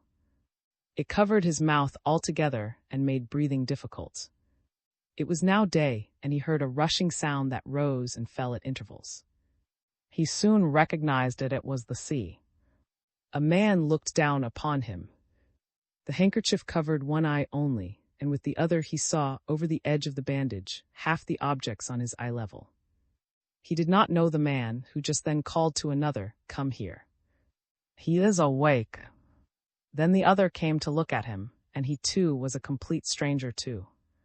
He heard them talking, and one said to the other, "It is nearly 5 o'clock. The doctor must be here soon." The other answered, "If he said soon after 5, he will come then. We must be ready for him. Can't you see anything yet?" The two men went off, tried to raise his head, but could not see beyond the frame of the window. The country must be flat, there was nothing but sky discernible. "Give me the glass." "There he is." Heard suddenly. Now comes the decisive moment, he thought, and summoned all his powers to help him dispel the dread ideas which crowded upon him. The events that followed occurred in rapid succession. The door of the car was flung open, and hands gripped him by the shoulders, which lay nearest the door. They dragged him out, his feet striking painfully on the step and then on the ground. The second man took his legs, and they carried him a short distance. Then saw sand dunes in front of him, and a few steps further the men had climbed with him to the top. "Faster!" cried the man behind, as he turned round and looked back over the landscape. heard a motor car and said to himself, "That is coming." Suddenly a light awning appeared above him, and after a time he recognized it for the wing of an aeroplane. The two men arranged everything with hasty movements. Was laid on the sand, and two cords tied together made a noose under his chest and arms. One man raised his legs, and these were fastened by two cords, which had been attached somewhere to a pole rather high up. A third leash was then slung round his hips. It was not long before realized that he was hanging bound to the outer wall of the car of a flying machine. He lay closely fastened there like a package that was to be taken on a journey. With his uncovered right eye, he saw beyond the edge of the bandage that the aeroplane stood on a prepared landing stage over a course which sloped down to the sea. Beyond it stretched the shore. It was ebb tide. "I am going to have a sea voyage," cried a despairing voice within sadly. "How long it is since my last voyage. All the years of war lie between, and yet now, for me, comes the war the bombshell is prepared." From the depths of his muscular being there came an answer to this sad voice of despair. He exerted his muscles against his bonds. His body moved and wriggled in the nooses, and the wing of the machine quivered beneath the shock and swayed above him. Then a broad face and a high, well-formed head bent over him, and two fiery eyes seemed to pierce him through and through. "Aha!" said the voice of the man who stood above him. "Yes, there is the foe, there is," thought. "Get in," he heard him say, and there was the rustling of a woman's dress, and out of the rustling a voice that made his knees tremble in their bonds. He knew that voice. The rustling was louder and closer, and the woman's voice cried, "What is that?" Heard the horror, trouble, and anxiety that spoke in the voice as she put the question. "Get in," said again. Then the voice, the well-known, low, sweet voice of the Countess said in a tone of anxious entreaty, "What are you doing with this man?" Said to himself, "She does not know who I am." "Get in. He's going to make the trip with us, and we haven't a third seat. Come along quickly, now," cried. Sauce's arm seized the woman and lifted her into the gondola. Then he himself got in, making use of his body as a step, and when he was settled in the pilot's seat, not 2 fingers' breadth above, he bent down to him and said in a harsh tone, "The gentleman is going to accompany us on our journey, but whither?" "Good luck all ready," he called out to the men. "All quite ready, sir." The propeller hummed and the aeroplane glided along the course so swiftly that the very moment felt the throbbing of the engine. Its wheels were already clear of the ground, and the earth vanished from his sight. The machine soared upwards steeply, and it seemed as if his body were standing upright. No word was spoken in the car. The air beat so heavily upon him that it seemed like flying wood, and he soon began to feel bitterly cold. The cold seemed to cut through the wide opening of his evening suit and strike at his very heart. He felt that it pressed ever deeper and deeper within him, like revolving knives. His hair was stiff and stood on end, and it seemed as if needles were pricking him all over. He had lost all capability of thought, save for one idea. It dimly occurred to him that he was enduring martyrdom, and that this martyrdom was on account of the Countess whom he had once loved, at a time when such love was not lawful. Then he felt the blow of a fist on his head, and a harsh voice asked, "Is 12,000 feet high enough for you?" A few moments later he heard, "Or are you already dead of fright?"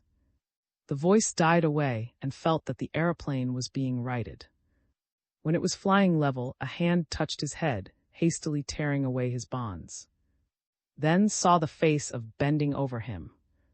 He was silent, but his features were distorted with a malicious joy which aroused horror. His eyes had neither shape nor pupils. They were like old weather-beaten stones, and as recognized with a shudder, they were glowering death at him. Then the capacious mouth opened like the yawning chasm in a rocky gorge, and the harsh voice said, "You have dared to oppose your will against mine. You are now facing your last moment, and I have taken the gag from your mouth so that my ears may enjoy the shriek with which you fall 12,000 feet down to your own world." Heard his voice, and it sounded like thunder rolling along after the lightning flash. He saw that was loosening the bonds that held his legs. He tugged and tore at them. Suddenly his legs were free. For a moment they fell, then the leash that was bound round his hips held them again, and the hands were now busy with this. In a few seconds it was untied. In his further fall, Spotty regained an upright position, held only by the noose which bound his chest to the wall of the car. He suddenly felt that his hands were free, and at this feeling he was fired with a sudden hope.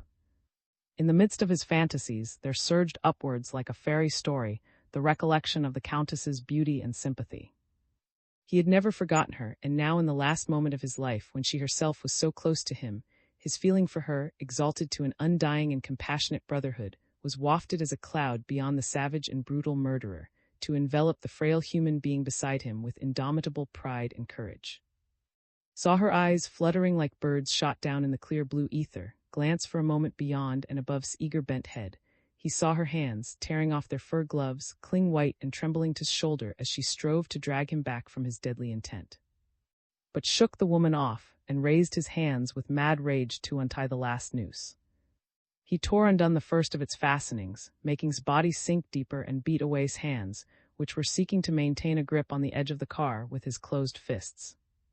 Then one last defiance of fate, arising from the will to live, lent strength to his voice as he shouted in the air, "He is the murderer of Count Told. He made him cheat at cards. He put the razor into his hands that he might cut his throat." A fist struck at his mouth, and blood spurted from it, yet at this last moment of his life it seemed as if his very blood were tasting the sweetness of a noble spirit. Then a final effort was made to release him from the bond that held him. A fearful weight pressed on his head, rolled over his body to press him downward. The weight of it was immeasurable, black, imbued with the swiftness of a raging storm. But all at once the iron weight was removed. A part of it became detached from the aeroplane, unrecognizable, and sank. His hands held the edge of the car as in a vice. The aeroplane hovered and swayed, as if drunken with the high, clear air. This is what had happened. When Count Told's name rang through the air, as if thrown from measureless space, it seemed to the Countess as if she were awaking from a dream at the bottom of a swamp. Since the night when she had been torn from her husband and chained to his wicked will, she had never spoken his name, nor even thought of it. The memory had crept into her inmost being and hidden itself away, deep in the welter in which her life was inextricably bound. It had been forced there by the power of lust for domination, and the wife had suffered it in a kind of subconscious self-defense. Were it not so, she would have been absolutely and entirely without escape from the. There within her the name had lain and waited and watched, until now it arose again to provide her with a way of escape.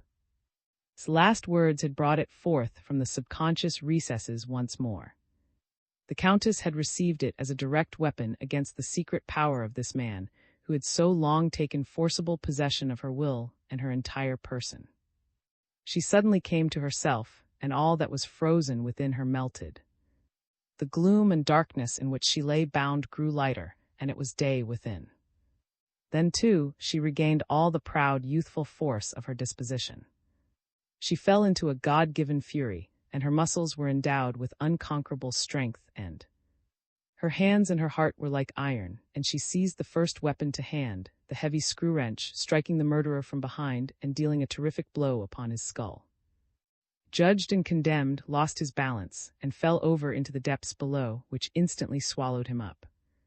Reached athwart with his legs, raised himself up at lightning speed, the knots at his breast breaking of themselves. He fell into the car. The aeroplane was already swaying in space, but seized the throttle and righted it. It flew on, and after he had found his whereabouts, he shut off the engines and allowed it to descend to earth and glide along the shore.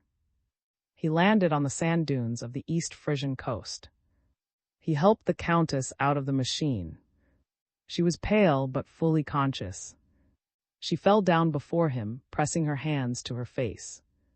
He raised her, saying, "We have saved each other's lives. Let us keep silent and strive to forget. We part here." But the Countess answered, "No. I have nothing to conceal and nothing to forget. The blood that I have shed was entirely evil. I have saved him from himself and mankind from him. Who can bear witness against me? Looked at her dumb with astonishment, but slowly he understood. Then he was seized with awe. He wanted to say, how proud, how courageous she is. But his heart glowed within him. He spread out his arms in a gesture of self-abandonment and appeal. Life, his regained youth, and came over him like a flood, and at the same moment the love which had been shaken by so many vicissitudes, but had never yet found regained its sway over him. Then they ascended the dunes together, to seek the nearest village and return to daily life. Aye, aye.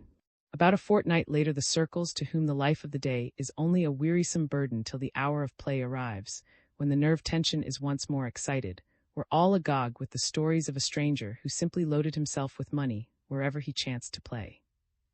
The tales varied constantly. At one time the stranger was a young sportsman, at another a worthy provincial. Now he was a fair-bearded man looking like an artist, and again a robber and murderer who had escaped from justice. Some said he was a dethroned prince, others that he was a Frenchman. Another time they declared him to be a citizen of Leipzig, who was smuggling pit coal from the Saar into Bavaria by way of Switzerland, or profiteering on the money exchange with New York end.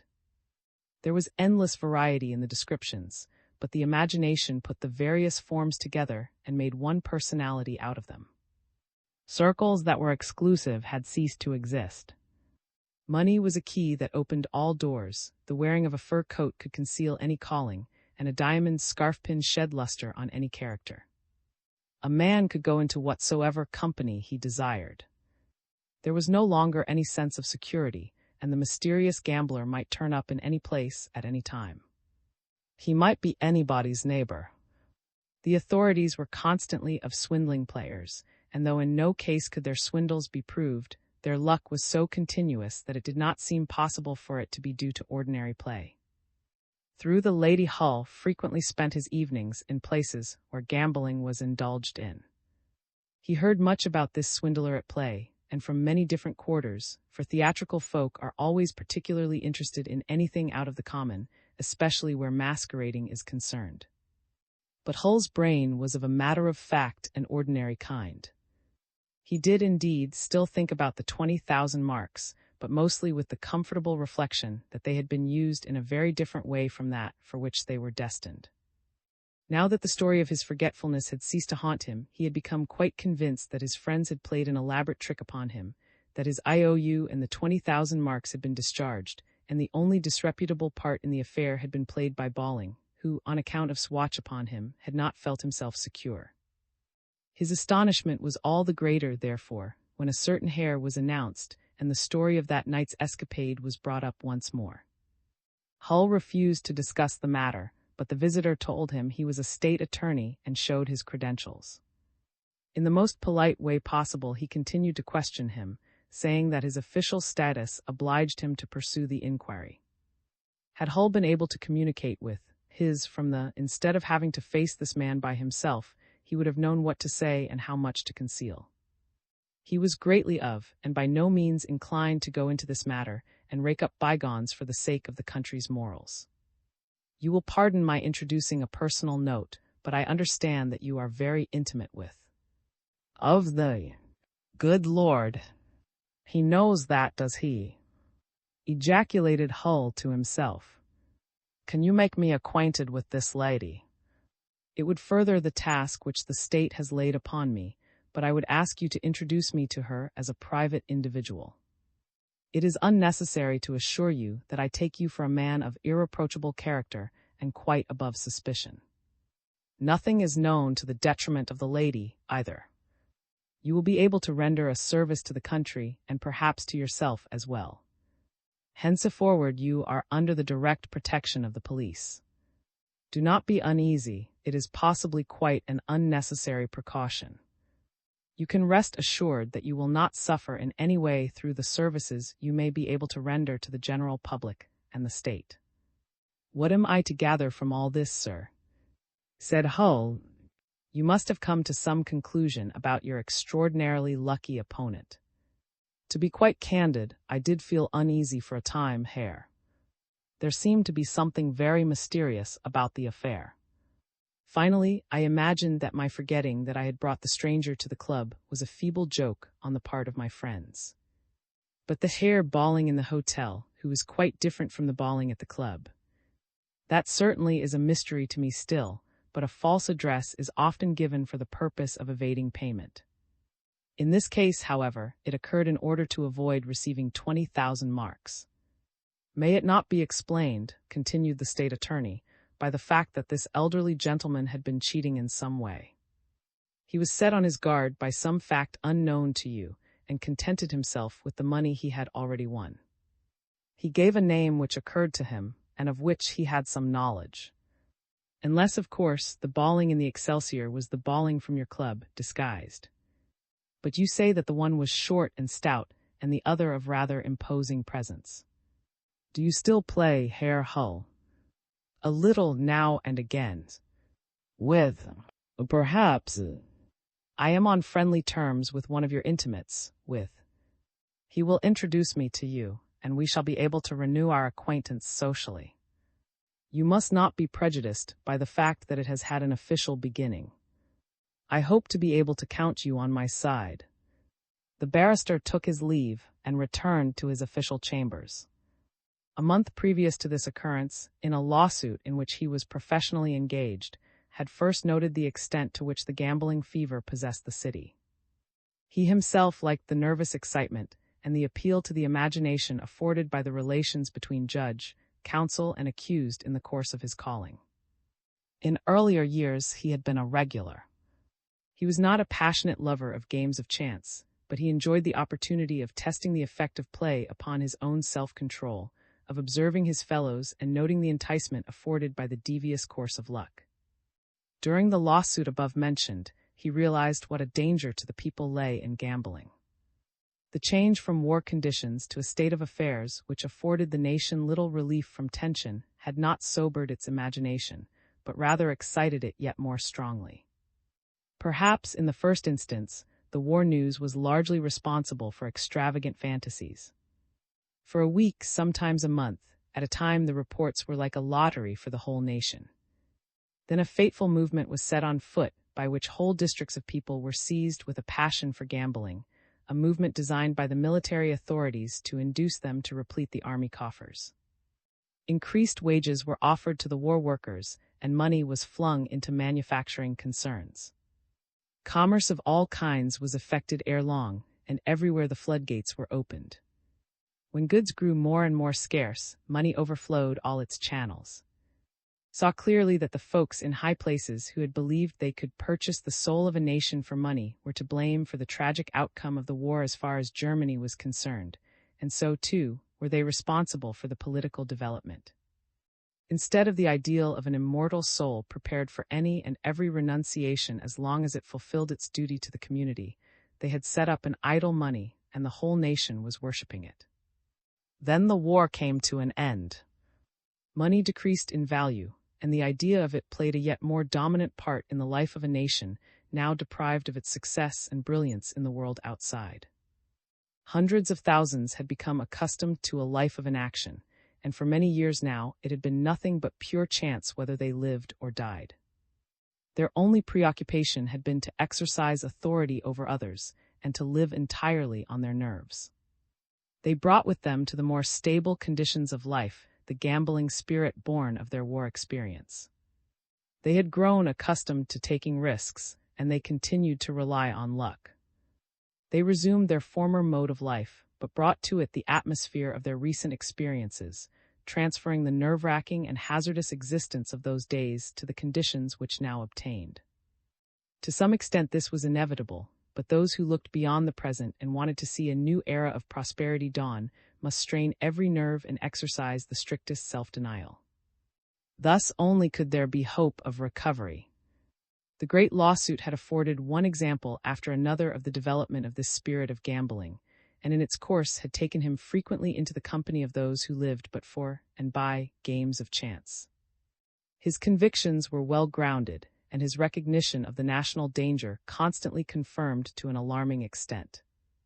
In the attics and basements folks were gambling for 5-mark pieces, and on the first floors for 5,000. They laid their wagers in the streets and the lanes, at home and abroad. They gambled with cards, with goods, with ideas and with enjoyments, with power and with weakness, with themselves and with their nearest and dearest. At this period, too, people who were not naturally given to hazardous risks, who were habitually calm and self-reliant, were wont to be guided by chance conditions and circumstances, instead of combating them where necessary. Was an official who had reached his 38th year in a peaceful and well-ordered career. During the war he had volunteered for the Flying Corps, because he had a love of sport and remembered the fascination which the element of danger had held for him in early youth. The experience had fired his imagination, and he returned to his career with more impetuous feelings than had been his when he quitted it. The lawsuit against the gamblers and all he had learned in the course of it had excited him considerably. He had gone at once to the head of the police department, had described what he had seen and experienced, and represented to him that this new disease must be combated if the whole body were not to be destroyed. As money lost its value and the necessities of life increased, the nation could do nothing but seek to augment its mass of paper currency by trying first one speculation and then another. The connection between supply and demand required both time and work before it could become normal again, and so by degrees it had come about that the pulsations of commercial life were regulated merely by chance. The minister smiled. He was new to his office. He said, "The nation is sound enough, you are a pessimist," but replied, "It is diseased and rotten. How can it be healthy after such years and such a life?" Then the minister, who felt his position somewhat insecure and was willing to try anything that might lead to stability, yielded the point and created a new post, which at once took over. The erstwhile state attorney and official was at once caught up in the vortex of his new office. He devoted all his time and energies to it. He did not establish himself in an armchair in a comfortable, well-furnished room, but began to build up his position from the very bottom, became a police spy and a detective, unwearied in his efforts to collect all the evidence he could lay his hands on. He did it all himself, and when he realized, as he soon did, the slight extent of his own powers when pitted against the widespread national vice, he conceived the idea of recruiting a guard and rallying force from the ranks of the victims. Accordingly, he began with men whose wealth was not displayed in their houses, but who, through their connection with the social order which had come to grief, had been forced into the opposition, both as human beings and as politicians. He knew that none were more responsible for the existing state of affairs than these men, because, at a time when resistance was a necessity, they had been cowardly and kept out of the way. But he knew, too, that in them a new force of decision had come to birth, that they longed to make good where they had failed. Above all, there were the rich young men without any profession. In the disorganization brought about in the country by the depreciation and disorder of the currency, they were unable to carry on life as before. Their society was permeated by the new rich, who made use of them because they allowed themselves to be made use of. The state attorney had turned to his whilom comrades, from whom the divers duties of his office had long separated him, and the man whom he had first encountered and won over to his side was. It was from him that he had learned all the circumstances of Hull's strange and suspicious gambling adventure. He compared Hull's story with the other material which he had hastily collected. Fresh complaints were constantly being made about swindlers who worked so cleverly that no taint of suspicion could attach to them, yet who won so consistently that it was not conceivable that this could be merely luck. From some similarities in detail in the various stories, was inclined to refer all these cases to a band of swindlers operating in concert, and he even had the idea that it might all be the work of one man. But this was hardly more than an impression. Hull's experience was the strangest and most mysterious of all these cases, and it was fraught with the greatest danger, but had a notion that therein lay the solution to all the rest. After his departure, Hull held a long argument with himself. The uncompromising yet thoroughly courteous way in which had effected an entrance had made an impression upon him. He guessed what the official desired, for he himself was often dissatisfied with his way of living, although his love of ease usually made him drive such thoughts away. Under ordinary circumstances, he would have pursued his usual search for enjoyment without restraint or reflection, either until considerations of health had set a limit to his dissipations, or until a marriage, either arranged or entered into voluntarily, had caused him to range himself. Hull by no means approved of the course of affairs in Germany, which had led to the Treaty of Versailles. He at once asked himself, where were you in 1918 when the retreat began? And earlier still, when it first began to be planned. Are not you, Hull, and all your kind, responsible for it? That was what Herr's words had implied. But Hull found in himself no trace of such individuality as might have saved the situation, and he dismissed these ideas from his mind. He drove to see and told her of his visit. For God's sake, don't get us mixed up with your state attorney, dear, said she. But do we cheat? Are we dishonest? Are we profiteers or climbers? We merely keep ourselves going. What are you thinking about, darling? A game of cards in full swing, someone holding the bank closed doors, and a state official looking on. That might prove a hanging matter. But I promised him I would bring you. More fooled you, she exclaimed. You ought to have got out of it somehow. Is bringing her friend today, and we are going to. Has already telephoned that he will be there. Then would be coming anyhow, so that's all right, as it happens. The Of's little restaurant, recently opened in one of the residential streets and decorated throughout in most eccentric style by a modern professional, led and from the dinner table to a box at the rear. Thence a winding stair led to a room which had no other exit and seemed to have no windows of any kind. In the middle of the room stood a fairly large table of an oval shape, but so arranged that every occupant of an armchair was sitting in a hollowed-out niche of his own, with the leaves of the table under his elbows on both sides. The table was formed of quaint, curiously veined marble. In the middle only was there a perfectly white oval left. Around the table behind the players' chairs, the floor was raised and the walls furnished with full-length reclining lounges, upon which rested crushed strawberry cushions with black designs. A large shade of polished glass attached to a brass electrolier hung low over the table and reflected the electric light bulbs which gleamed forth from silver brackets. The walls above the strawberry cushions were inlaid with the same warm marble as that on the table. Was introduced to. I could not keep the secret, Herr. I was obliged to tell my lady friend here. Please don't be vexed with me. Gave a slight bow in which there was a trace of annoyance. Baccarat was being played.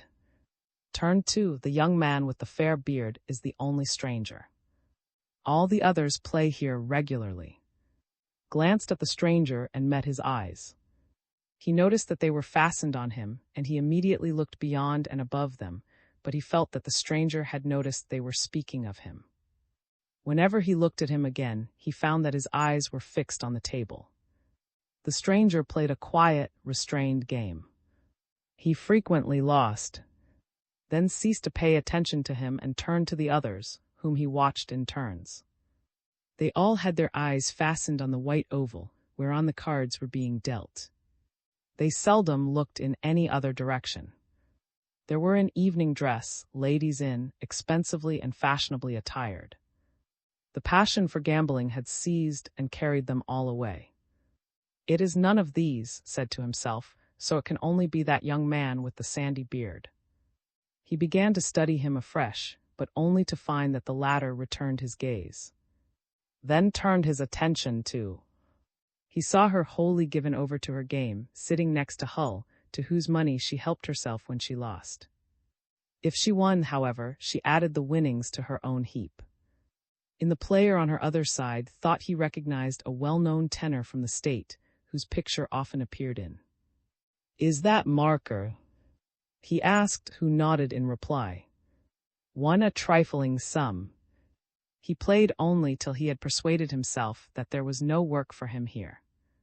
Then he gave up his place to an elderly gentleman who had already been sitting behind him for some time, boring him by remarks upon his method of play. He seated himself on one of the lounges and watched the play for a short time longer. Then he took his departure, accompanying him. Hull remained with the girl. When had descended a few steps, he looked back at the table. It seemed as if the fair-bearded man with large mouse eyes followed his departure eagerly, and then directed an urgent and threatening look towards, but it might have been only an illusion. When reached the foot of the stairs, he unexpectedly found himself for a moment face to face with a lady who had already laid her hand on the balustrade to ascend. He looked right into her eyes and started back in amazement, while he inclined his head as if doing homage before he passed on. He wanted to say, too, "I have never seen so beautiful a woman." But that seemed to him like betraying a secret, and consumed with desire, he bore her image with him as he made his way silently through the deserted streets. When at home, he soon fell asleep, but the two mouse eyes, which were far older than the carefully arranged sandy beard, seemed to fasten on his breast as he slept. They appeared to be trying to the ace of hearts with his own lifeblood. When he awoke next morning, he was conscious of nothing but an intense longing to meet once more the lady he had encountered on the stairs. I. The next night was invited to a musicale in the neighborhood of S restaurant. A young pianist was performing modern fantasies. Was bored, became fidgety, and was the prey to wandering thoughts. It seemed to him as if he were neglecting some special opportunity elsewhere. He grew so uneasy that he finally slipped away, merely leaving a card of apology for his hostess. He reached S and was about to pass quickly by. Then it occurred to him to look up at the first floor of the villa, where the new restaurant and gaming house was established, and try to see the windows of the little room in which he had played the previous night. The ground floor windows were large, and through their old gold curtains a faint light gleamed, but the 4 windows on the first floor showed no signs of occupation. Yet he said to himself, behind those unlighted windows there gleams light her light, and he went in, full of hope that he might encounter the mysterious lady who had so bewitched him. He approached him at once, took hat and coat, whispering, "The marble table," and looking closely at the visitor as he did so, gave a nod of assent, and the rapidly preceded him to the back, following more leisurely. Then he was led up the winding stair. The first person he saw at the gaming table was the sandy-bearded man. He sat in his niche, his broad shoulders bent forward, with his eyes fixed in a steady gaze upon a player opposite. His attitude was that of a beast of prey who has already played his victim and is only waiting to pounce upon him. He seemed to be all sinews at least. That was the impression he made upon who started back at his aspect. There was one empty seat. Took it and drew out his pocketbook. An idea crossed his mind that something special had occurred at the table. He saw all the players cowering over the little heaps of money in front of them, and yet there was in them all a distinct, even if unintentional, glance given to one among their number. The sandy-bearded stranger was holding the bank, and now he looked up. Noticed how, at first, annoyed at the disturbance, he raised his eyes towards him, and then it was clearly noticeable that his face quivered. At the same moment, however, he closed his jaws so firmly that his beard stood out round them. The rest was a mere impression, but this saw clearly. A shudder went through him as if at some sudden and dangerous encounter. At this moment the banker displayed the cards he held. Someone said, "Has lost again." All turned to look openly at the pale, thin man whom they had been furtively regarding when entered. With a quiet and drowsy movement, pushed the notes lying on the oval in front of him over to the stranger. He grabbed at them like a bird of prey. The loser sank back in his seat, and in the same slow and dreamy way he brought out a fresh 1,000-mark note and laid it in front of him. "How much are you losing now?" said a lady from the divan behind. "You will have a lucky life when one loses to that extent. I regard you as a champion. You must establish a record in losing, you know. Then you will be so lucky in life that I shall want to," she broke off in embarrassment. Then, with a delicious tremor in his veins, recognized the speaker as the lady whom he had so abruptly encountered on the stairs on the previous evening. "Get ready to stake," said the sandy-bearded man in a harsh voice, drowning the speaker's concluding words. Had not answered her. As the banker called out, he merely made a movement of his hand over his 1,000-mark note, a movement as if he were secretly conjuring it to do his bidding. He looked at his cards. It was his turn, and no one else was punting. "Do you take one?" said the banker sharply, shook his head dreamily. Noticed's auburn-tressed head behind one the spectators, but his glance always returned to the other woman. The banker bought a court card and disclosed his own hand. He had only a total of 4. 2, with a feverish movement, laid his on the table. His points were but 3. "He plays as if he were drugged," whispered's neighbor. "To hold 3 and yet not take a card. What folly!" As he raked in his gains, the sandy-bearded stranger gave a hasty glance at. The latter felt himself pitted against the winner. He increased his stakes, won, then lost for several rounds and won again. Continued to lose every time. By degrees, ranged himself more and more on his side. He staked his money as if it were a weapon for against the stranger, a weapon with which to strike him down. Noticed that the latter looked at no one but himself, and he therefore accepted the challenge and threw himself eagerly and wholeheartedly into the struggle, impelled by some mysterious power that incited him against the banker. He forgot himself altogether and no longer played for the purpose of observing and discovering. He abandoned himself to the game and played like all those whom he had come to rescue from the gaming table. He even forgot the lovely lady. When he first realized this, he was ashamed, and for the first time during the evening he glanced round the room to see whether Hull were there. But it was not Hull who now sat behind. Search was vain, Hull was not present. Sat with a stranger behind a player with whom she was sharing the stakes. Then came to himself. He stopped playing and at once left the hall, sorely vexed with himself. When he was on the winding stair, he turned and saw that the stranger with the fair sandy beard was also rising from the table. Had ordered his car to call for him at the house where the musical party was held, and did not remember this till he had walked some distance.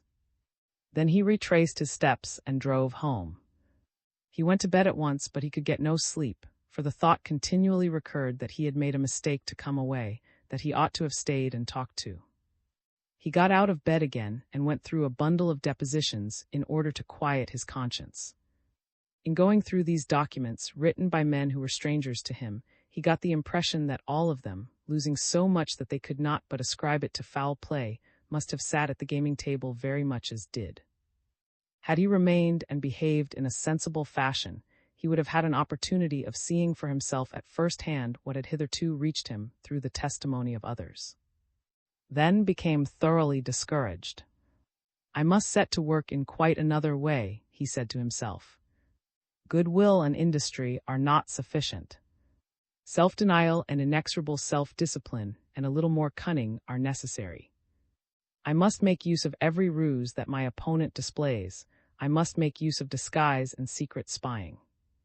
I must be prepared to stake myself on the game, must be myself the snare, if I do not want to be caught in it like a silly pigeon, a state official with a false beard, a Browning concealed in his fist, a jockey cap, a tall hat, a wig, and so on, like the cinema stage." In the looking-glass he contemplated his clean-shaven face, finding that when he made grimaces, drew down the corners of his mouth, stretched his jaws, and tried the effect of a beard made out of paper shavings, his features lent themselves very well to disguise. The next day he procured a complete outfit from the Criminal Investigation Department.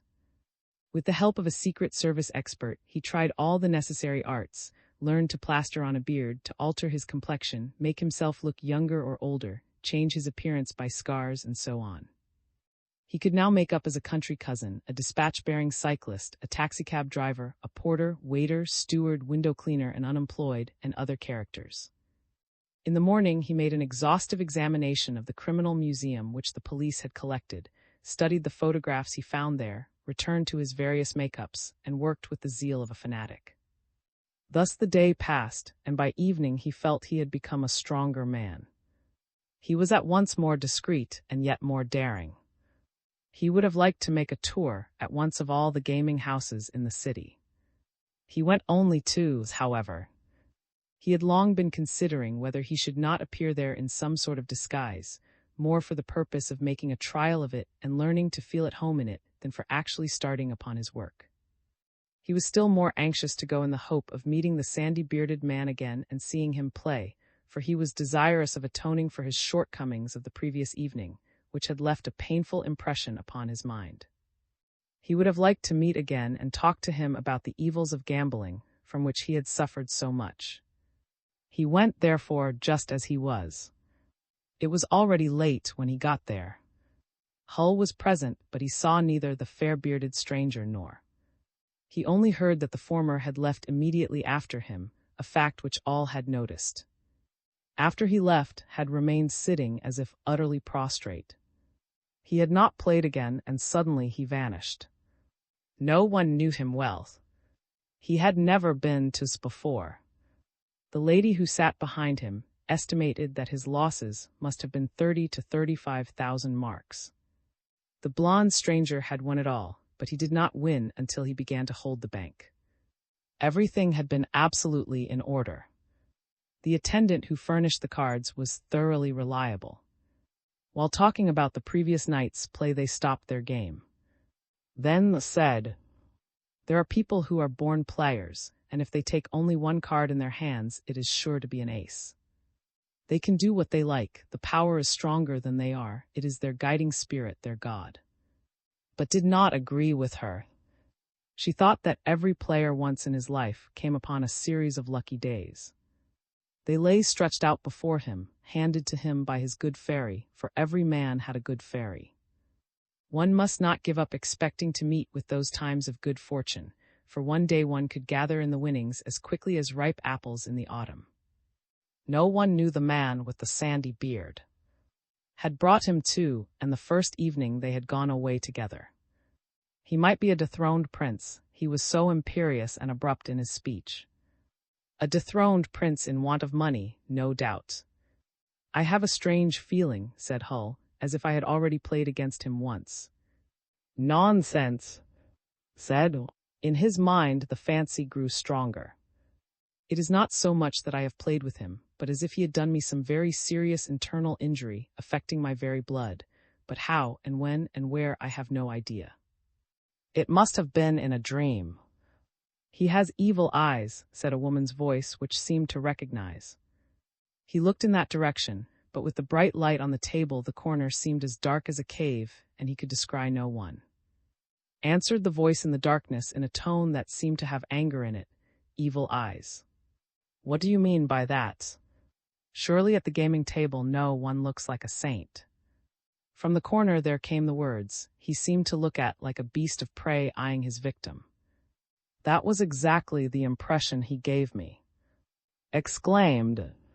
He at once rose hastily and went to the corner, entered the dark niche and started back, for the speaker was the beautiful unknown. A glow suffused his features and his heart began to beat violently, as if its strokes must be heard. Then he pulled himself together, saying, "I really must be mad.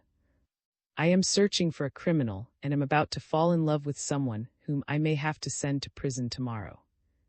This is really idiotic."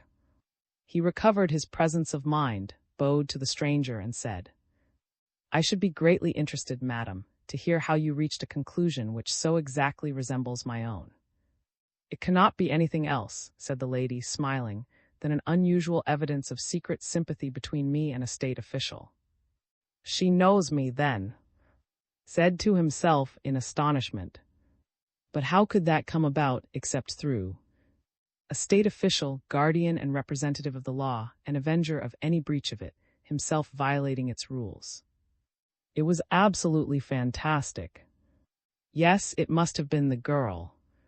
From the niche he looked into the brilliantly lighted room, where the dyed tresses of the dancer gleamed forth between the heads. "So it was you," he said to himself. "You want to bring my plans to naught, you good-for-nothing." Then he remembered the glance the blonde had given her that first evening, and he ended, "You are his decoy." Now he realized the connection between them. It was the dancer who brought the blonde his victims. He breathed a threat, "Just you wait, I am taking it all in." "Our agreement seems to have struck you forcibly," said the lady, interrupting his thoughts. "As a matter of fact, my thoughts were wandering, and I beg your pardon, madam," said. "It is incomprehensible that any strange influence should be able to intervene in your neighborhood, but it can be explained nevertheless." He did not continue.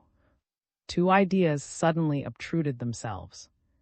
This lady was undoubtedly an excellent observer. If only he could procure her help. But the other thought stirred his pulses. Why not abandon all this searching and spying and following after criminals, and strive to win the love of a woman such as this, beautiful as a queen and stately as a goddess? Then he felt her touching his arm hastily. "Don't speak," she whispered, "I beg of you." At the same moment saw three entering the circle of light in the room.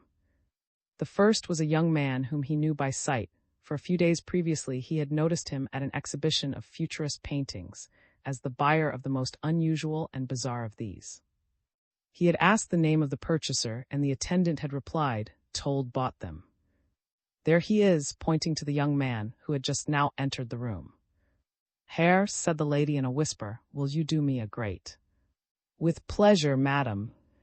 I am at your command. I am anxious to leave this room within the next few minutes without being seen. Can you help me to do this?" "Certainly," he said. "How can I accomplish my purpose?" "That is quite simple. You see the entrance to that staircase. It is only a few steps to it. You must look at it well to be able to find it in the dark. I am certain that I know where the electric light switch is. It is just over the first section of the stairs. I will go there and turn it out, and you can make use of the darkness to gain the staircase. When you have passed me, I will stand directly in the way of anyone who tries to follow you or to reach the switch." "Splendid. Thank you very much." Her escape was safely made. When saw the lady had reached the bottom, he turned the light on again and entered the room with a light laugh, saying, "Please forgive me. I did it for a joke, and I did not realize you would be in total darkness." They all laughed, but the dancer was standing, pale and disturbed, at the head of the winding stair, which she had reached at one bound. She recovered herself quickly and returned to Hull, begging him to drive her home. Accompanied them. As they were about to leave the gaming hall, saw the hand Hull an envelope. He went to an empty table beneath a lamp, opened it, and drew out a little note. It seemed as if an invisible thrust had sent him staggering. Went up to him, but he crumpled up the note, stuffing it into his pocket, and rose and followed the others out. When they had reached the street they parted, but Hull turned and came back to, saying in a voice trembling with excitement, "I must speak to you. This very night. Can you see me at your rooms in an hour's time? It is something horrible. I am being shadowed." "Look at this," said Hull as he entered his rooms an hour later. With a despairing gesture, he flung an envelope on his table. The latter opened it and drew a small card from it. On it there stood, "Herr Balling, I owe you 20,000, marks payable November 21st, 4 p.m. Edgar Hull." "My I owe you," said Hull in a toneless voice, and after a pause look at the other side. On the reverse side read, "You are warned. The reason I did not take your 20,000 marks is my affair alone. The transaction lies between you and me. Play is play, and no state attorney has anything to do with it." Was staggered. Yes, he said, and found no other words to express the storm which raged within him. Then after a while, as he collected himself, he said, "We sat near him, you and I. We could have seized him by the arm, one on each side, you and I. Do you understand? I am shadowed," whispered Hull, who seemed to have no thought of anything except his immediate danger. "Do you understand? Do you know who Balling is? Your Balling, your distinguished old gentleman. It is the man with the fair beard who was at. He is your Herr Balling. Good heavens, we could have put our hands on his shoulder." Hull merely gasped. Now he knew why the sandy-bearded man had seemed familiar to him. His were the large, fierce eyes. "Yes," he said, "it is the same man. He has disappeared," exclaimed. "He no longer comes to. And as for you, Herr Hull, we shall henceforth have you under our special care, but you must to meet our wishes and be constantly on your guard." IV.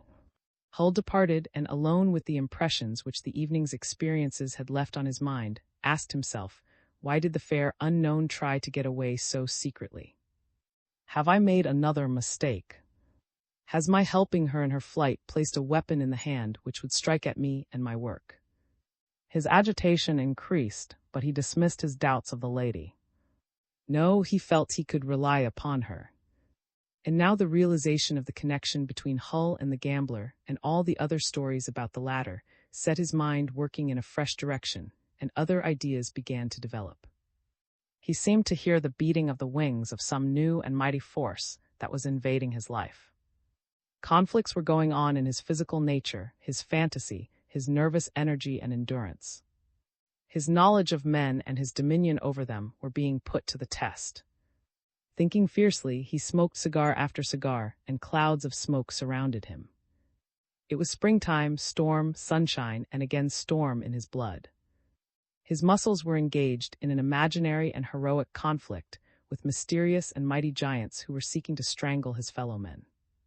He had seized one of them by the false reddish beard which he had assumed, in semblance of humanity. From the town, lapped in slumber, it seemed as if the spirit of the age rushed into his room, an age fraught with dangers, demands, and tension of all kinds. It demanded of all men all their ambition, self-discipline, intelligence, selflessness. It should take him. There he was, free alike from arrogance and from indolence. Might there not be, he asked himself in his ecstatic monologue, a new democracy which should redeem the past? Was that the goal towards which the present gloom was leading mankind? Was he rising on the stormy wave? He would no longer drift along, striving to help his country as a mere idealist. No, he would stand firm on his feet, struggle, contest, but not submit. Freed from thoughts of self, he would expend the last drop of his blood to become what he had learned to be. He would yield all he had to give, to the very last red drop. It was not his career that was at stake, but that which all men have in common, both in conflict with each other and in helping one another. It was the surge of humanity in which mortals, for good or ill, were engulfed in a gloom which none could dominate and subdue. In that night of reflection, the lawyer saw the criminal no longer as a being of an inferior order. He envisaged him as a man whose pulses raced madly along, his senses stirred by the powers of hell, a man whose lusts and appetites, demon-fed, should overreach themselves and be brought to naught, and he should save and deliver him. The fighter should gain the ascendancy over his adversary. In imagination was now struggling with the blonde stranger, and in him he had a powerful opponent. He suspected even more than he already knew. If he could relieve mankind of him, he would have accomplished something by which he could advance further. The song which Hart had been singing for the last 2 hours suddenly seemed to be familiar to him, and in astonishment he realized that the state to which he had now come had been foreshadowed in his boyhood's days, even before his university career, his military training, and his entry into law, when as yet no idea of the justification of humanity had fired his blood. Thinking over his lonely bachelor existence, without any womanly influence, he felt a strange, sad yearning for the father who had died long before. The next day asked Hull to procure for him a list of all the secret gambling dens, the addresses of which might be obtained with the help of who was current of such matters. He made Hull promise, however, that he would not speak to the girl of himself in this connection. Visited these places evening by evening. He went disguised as a rich old gentleman from the provinces. He had chosen this disguise, first of all, because he had an excellent example of it in an elderly uncle whom he merely had to copy.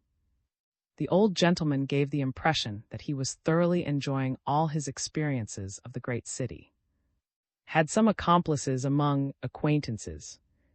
He begged them to make it widely known that he, the country cousin, was a man of fabulous wealth, which when once settled down he intended to use to the full. He thought that thus he might entice the gambler from, and others bent on plunder, that his wealth would be the candle to these night moths. At times he played carelessly for half an hour, adapting himself to the character of the game. Then he would win considerable sums, only to lose them again next time. With all this he never lost sight of his own affairs or his neighbors', and during the game his brain was working busily with a keenness which brought its own satisfaction. One evening during the second week in which he was pursuing this course, he came to a gaming house in the center of the city which, from the style of its, who appeared more downright than in some of the other places, seemed to promise him something out of the common. There he saw an old gentleman sitting at the card table, his attention being drawn to him on account of his horn spectacles. These were of unusual size. The old gentleman was addressed as Professor. When he took his cards in his hand, he removed his horn spectacles, exchanging them for eyeglasses of an uncommon shape. Then noticed that the spectacles now lying on the table were not the usual type of modern horn spectacles, but were of tortoiseshell, very artistically designed. The old gentleman slipped them into a large shagreen case, dotted over with green points. All his movements were very leisurely, so that had ample time for his observations. Those are Chinese spectacles, he thought to himself, recalling his own journey to China, which he had made before the war. The recollection surged up so powerfully that he uttered aloud what he had really only intended to say to himself. The professor, who sat opposite him, nodded to him and said in a firm voice, which he had not expected to hear from so aged a mouth, "They are from Nan." He repeated the name, stressing it and separating the syllables, Nan. It was as if the name had a rhythm and recollection behind it which affected him strongly, and which he enjoyed in the mere repetition of the syllables. He looked across as if his eyes in their large glasses were sending him a challenge. At once felt some strange connection with the old professor. Nan, said the harsh voice again, as if with special meaning, indeed as if he wanted to hurl the 3 syllables at something, some invisible goal behind to reach, 3 times over, an invisible point in the obscurity straight above his head beyond the circle of electric light. Involuntarily raised his hand to the back of his head and turned round. Was he seeking the spot towards which the 3 syllables were projected, and had they reached their goal? When he looked round, he observed that behind his neighbor at the gaming table sat the lady whose mysterious flight from he had assisted. It seemed as if she were regarding him mockingly, and he did not know what course to pursue with regard to her, but at that moment he felt that cards were being dealt to him, and he turned again to the table to take them up. As he did so, he began to feel sleepy, and felt dimly that the staring eyes of the professor were somehow responsible for this. He forgot the beautiful unknown, and strove to banish his lassitude, sitting bolt upright and gazing at the green shagreen cover of the Chinese spectacle case. It seemed as if the eyes of the old professor, larger than ever behind his glasses, were fixed vaguely upon him, and some dim recollection of past days of travel flitted into his mind. One morning on his journey to China, through the porthole of his cabin he had seen a narrow strip of coastline between sky and sea, and knew it for the delta of the Yangkiang. Yes, it was the Yangkiang. Pursuing this recollection, named his stake, won it, and left his money lying. A comfortable sense of drowsiness pervaded him, and he stretched himself out, enjoying it. Then he became wide awake once more, played his game, and continued his watch. The players were holding the bank in turns, and it seemed as if he were only awaiting the moment when the old gentleman should take it over. "Why am I waiting for that?" he asked himself. "How strange it is that I should be." There are feelings that one cannot trace to their source. He finally decided that he was awaiting that moment because the professor with the Chinese spectacles was the most interesting person present, and that this waiting sprang from a feeling of rapport and sympathy with him. As the evening proceeded, this secret bond between him and the unknown professor grew stronger still. It is childish and sentimental, he told himself. What is it going to lead to? Then the old gentleman took the bank, and seemed to be released from a ridiculous and unnatural tension. Now things will be all right, he thought.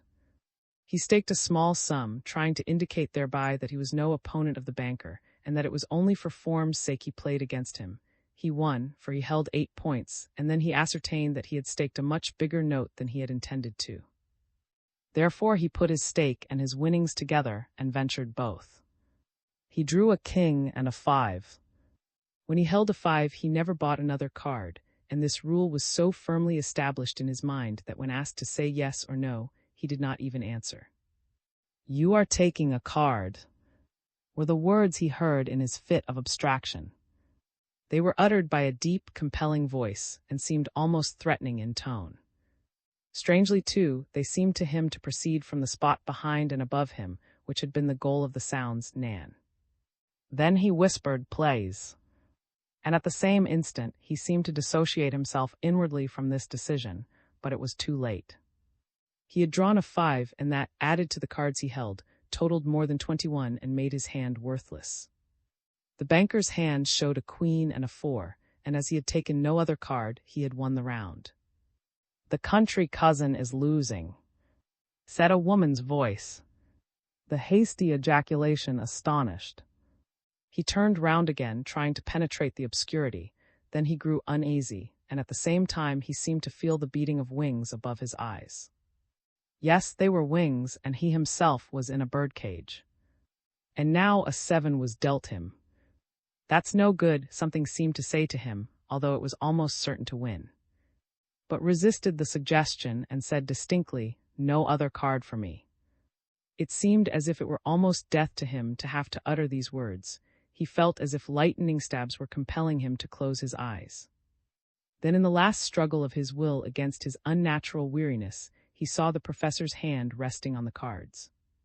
It pressed the upper one with a slight trembling movement in evident desire of giving it him, and it seemed as if a secret and burning stream passed from this hand to him, seeking to compel him to take the card, although he had already declined it.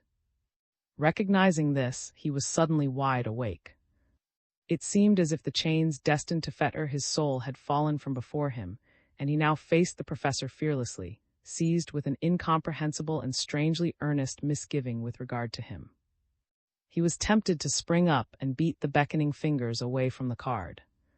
"You are taking a card," said the deep, stern voice as if issuing an order. It was the voice he had already heard from behind him. Then, in an unusually loud tone, said firmly and indignantly, "No, I have already declined."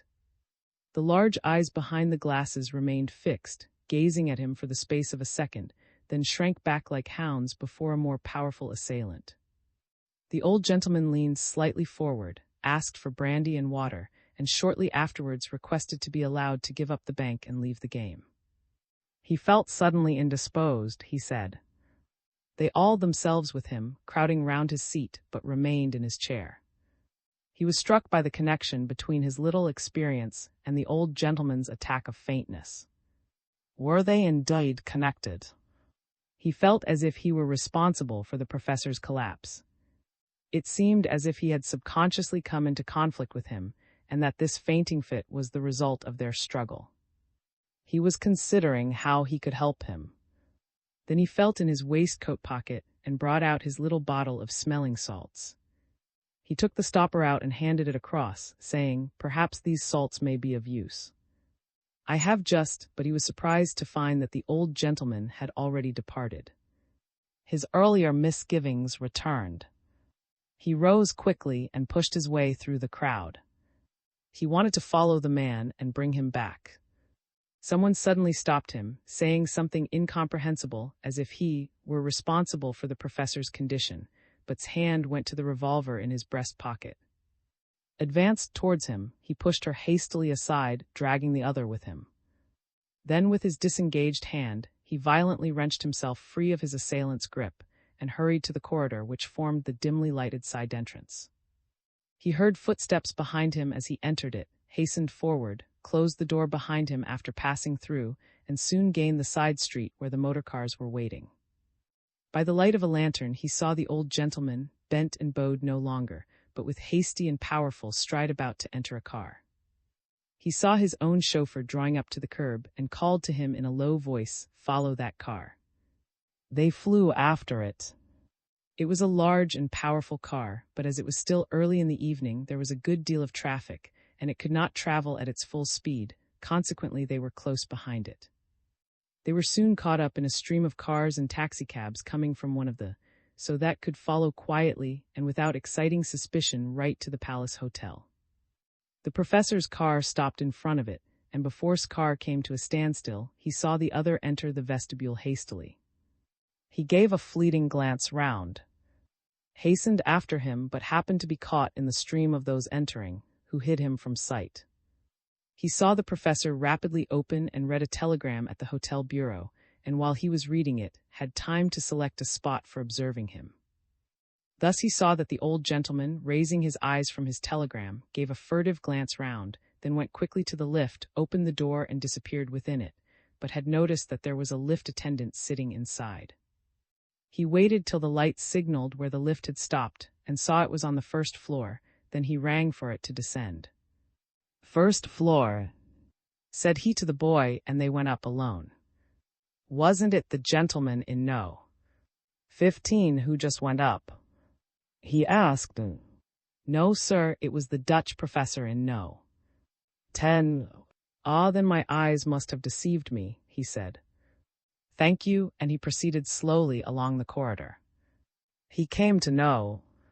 10's, lingered a moment there, then went on and looked backward, hearing a door open. It might have been No. 10. He waited, stooping down and busying himself with his shoelace, and when he heard the door shut again, he turned round. Then he saw that on the mat in front of No. 10 there was a pair of shoes. He went back, an unusual idea having occurred to him. He would knock at the door and ask the old gentleman whether he had recovered from his indisposition, and then take him unawares, for he felt he had enough to go upon to arrest him. The idea seemed to him both a bold and promising one, but when he stood in front of No. 10 again, he saw that the shoes outside the door were women's shoes, and he gave up the thought. Then he went downstairs and asked to see the hotel manager. He showed him the necessary credentials and asked about the gentleman in No. 10. The hotel list was brought. No. 10, you see, sir, is Professor Grote from The Hague. According to your book, he is staying here alone. That is so, you're. Is he always alone here, or now and then with a female companion? I do not allow anything of that sort, you're. We are very strict about our guests' respectability. Well, I can only say that this guest, in spite of his size, has uncommonly small feet. What does you mean by that? He wears ladies' shoes. Ah, now, sir, you are joking. Well, come with me, my good fellow, and see for yourself. They went upstairs together. In front of No. 10, they saw a pair of elegant high-heeled shoes of the latest fashion. Then cocked his revolver and went in without the formality of knocking. He entered the room quickly, the hotel manager following him. The light was on, but the room was empty. Both the windows were closed, and the bathroom adjoining had none. Searched the cupboards, bed, and drawers, but nowhere was any clue to be found. He hurried down to the street, but the stranger's car had disappeared. He made the manager inquire who had left the hotel within the last 10 minutes. Nobody but the secretary, said the commissionaire. At that moment, the secretary came from behind a partition, ready to leave the hotel. The man looked at him in amazement. You here again? You only left a few minutes ago. I did. I was in the bureau till this very minute, answered the employee. Then knew all he needed to know, and the circumstance was fully explained. For the purposes of disguise, the man who had disappeared had prepared the outfit of someone well known in the hotel.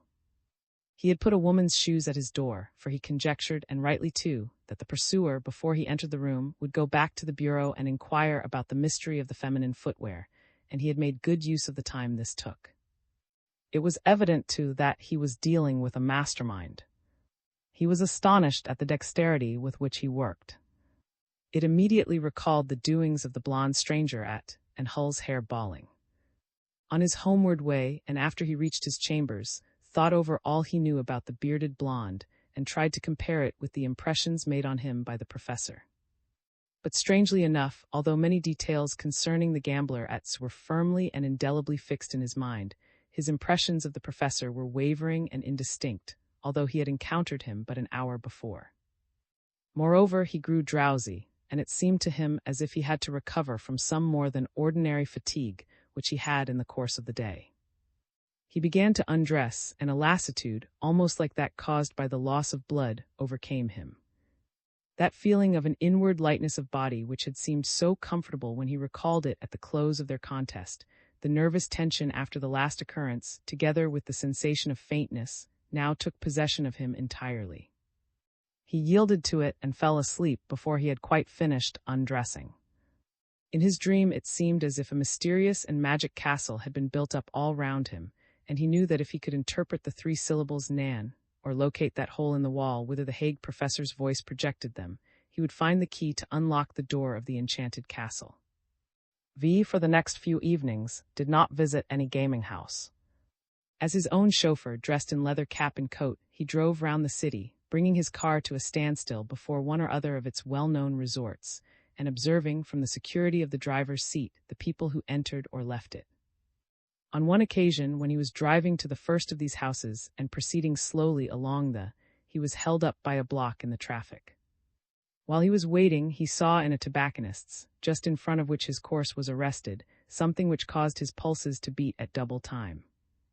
It was he, the sandy-bearded man. He had his back turned and was buying cigars, but it was certainly he. He was making his choice slowly and carefully, as if he the danger of being recognized. There was a car in front of the door. Examined it closely, but it was unfamiliar to him. Its number down. Once the chauffeur left it, in order to do something to the back of the car, who was behind him called to him. The man looked up, but put his hands to his mouth as if to signify that he was dumb. The man in the shop took up his parcel and turned to the door, but the face he disclosed to was one he had never seen before. People pushed between him, and so that he saw him for a moment only. Just then the block was released, the string of cars drove on, and the one in front of him set off at a bound, as if hastening to get away from pursuit. However, could not shake off his conviction. He followed, and as soon as the other car was free of the rest, it increased its speed and bore off to was unable to keep up with it. The street was empty throughout its length, and when he had reached the square at the end, he saw that the car in front was turning down. He still followed, the distance between them always increasing, but in the moonlight he never lost sight of his quarry throughout the length of the street. When he reached the Max Joseph Bridge, he saw that the car in front was making use of the wide square on the other bank of to make a detour, and suddenly, with its engines throbbing, it came back across the bridge and drove past him. It then drove again down which it had just ascended. This was certainly a suspicious circumstance, and did all he could to gain upon the other car, and turned round while still on the bridge. Again the other turned into and as it was now teeming with traffic, was able to bring his own vehicle close up. The strange car came to a halt outside of Varieties. Sprang from his car, and when the stranger left his, and turning his back on, entered he felt the same overpowering conviction that it really was the blonde, it could be no other. In feverish excitement, pushed past the people and got into He saw that he would overtake the stranger in the foyer, so he waited among the rest, certain that the other would have to pass by him, but when he did, saw a broad, clean-shaven man, with a heavy mouth and large staring eyes. The face was quite unknown to him, and coolly and indifferently the large eyes glanced at him. Disappointed and disgusted, passed by, intending to go out to his waiting car. A few late arrivals detained him in the proximity of the cloakroom.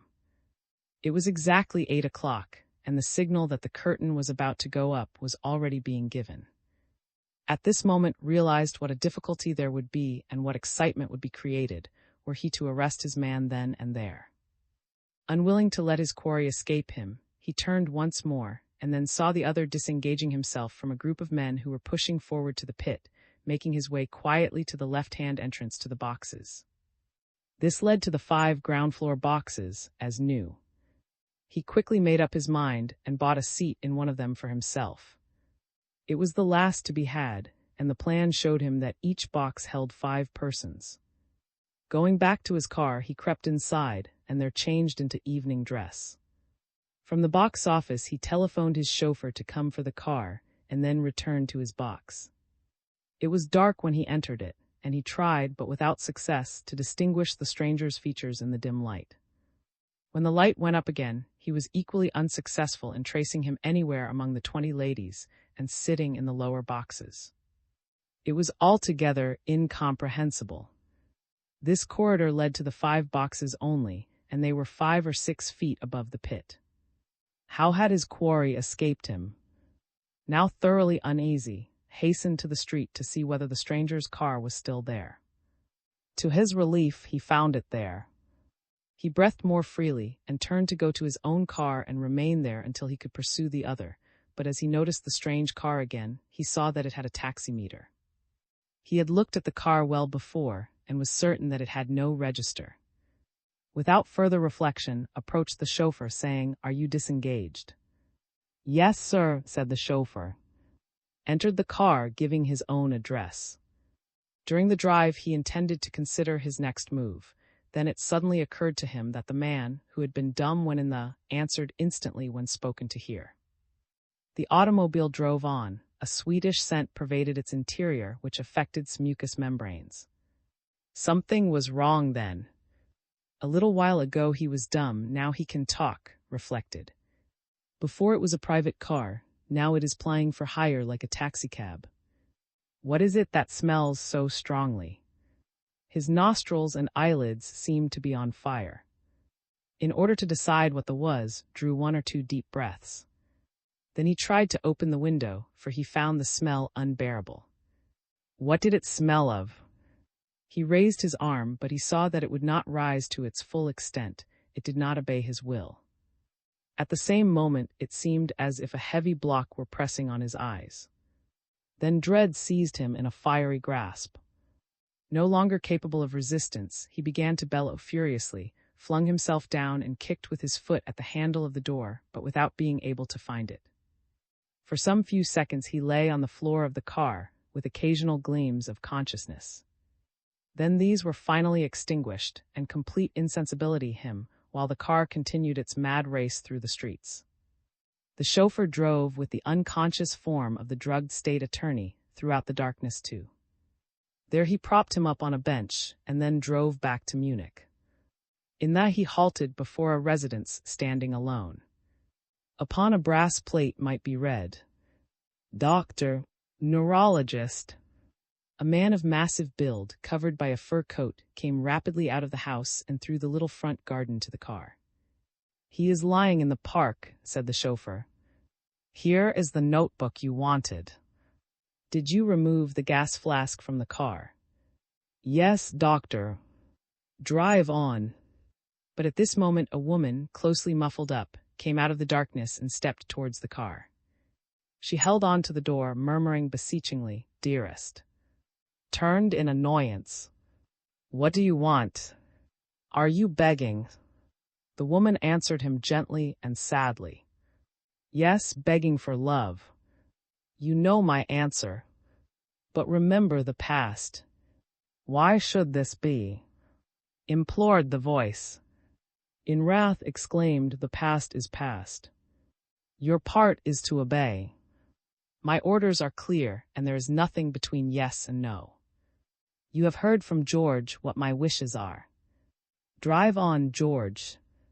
He was already in the car. The woman fell back to the garden railings, covered herself up again, and called after the retreating car, "But if I cannot stop loving you." Then a second car pulled up close beside her. A man sprang out and advanced towards her, saying threateningly, "What do you want here?" Oh, it's you. Well, have you spoken to the doctor?" She nodded despairingly. "There's nothing to be done. His will is like a sledgehammer, therefore don't oppose it. So long. I must go after him." And gathered her disguising garments about her, and went away in grief, downcast, and to sacrifice herself for him. "Where are we?" inquired through the speaking tube. "Past," answered George. The plans in his head succeeded one another as rapidly as the trees in a forest in which he wandered continually further. Ever more steps to climb, more gulfs to cross. Were they really plans after all? Were they not dreams? He asked himself, suddenly checking the thoughts that were racing through his mind. 5 million Swiss francs are now worth about 25 million lire, i.e. 5 million Italian 5-lire pieces. Each of these weighs 20 grams. 5 million, will that be enough? It's a good idea, for the gain on every 5 lyre piece which I buy at today's rate with Swiss francs is 4 francs, therefore the total gain will be 4 million Swiss francs. Against that the costs are 30%. Good. Each one, I said, weighs 20 grams. Now how many kilograms are there in 5 million times 20 grams? 100 million grams. Why cannot I think out these simple calculations clearly? Am I afraid of anything? Yes, there again he found himself in another forest. Am I afraid, really afraid? If I am, I shall come to grief. After all, who is Hull?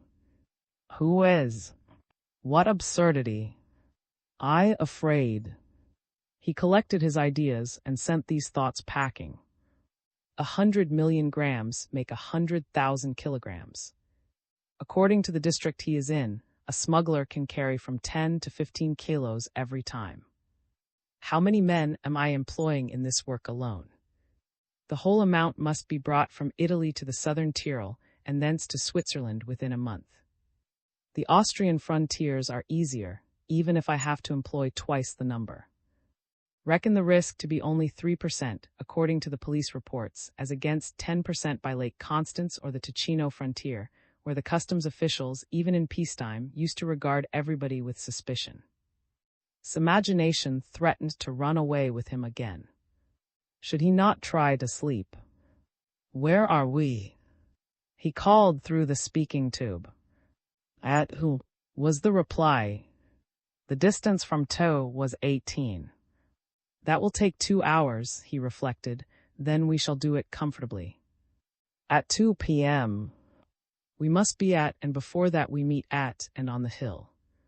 After that we shall be practically in, and there will be no chance of sleep. But he could not regain control of himself. His attempt at pursuit oppressed him.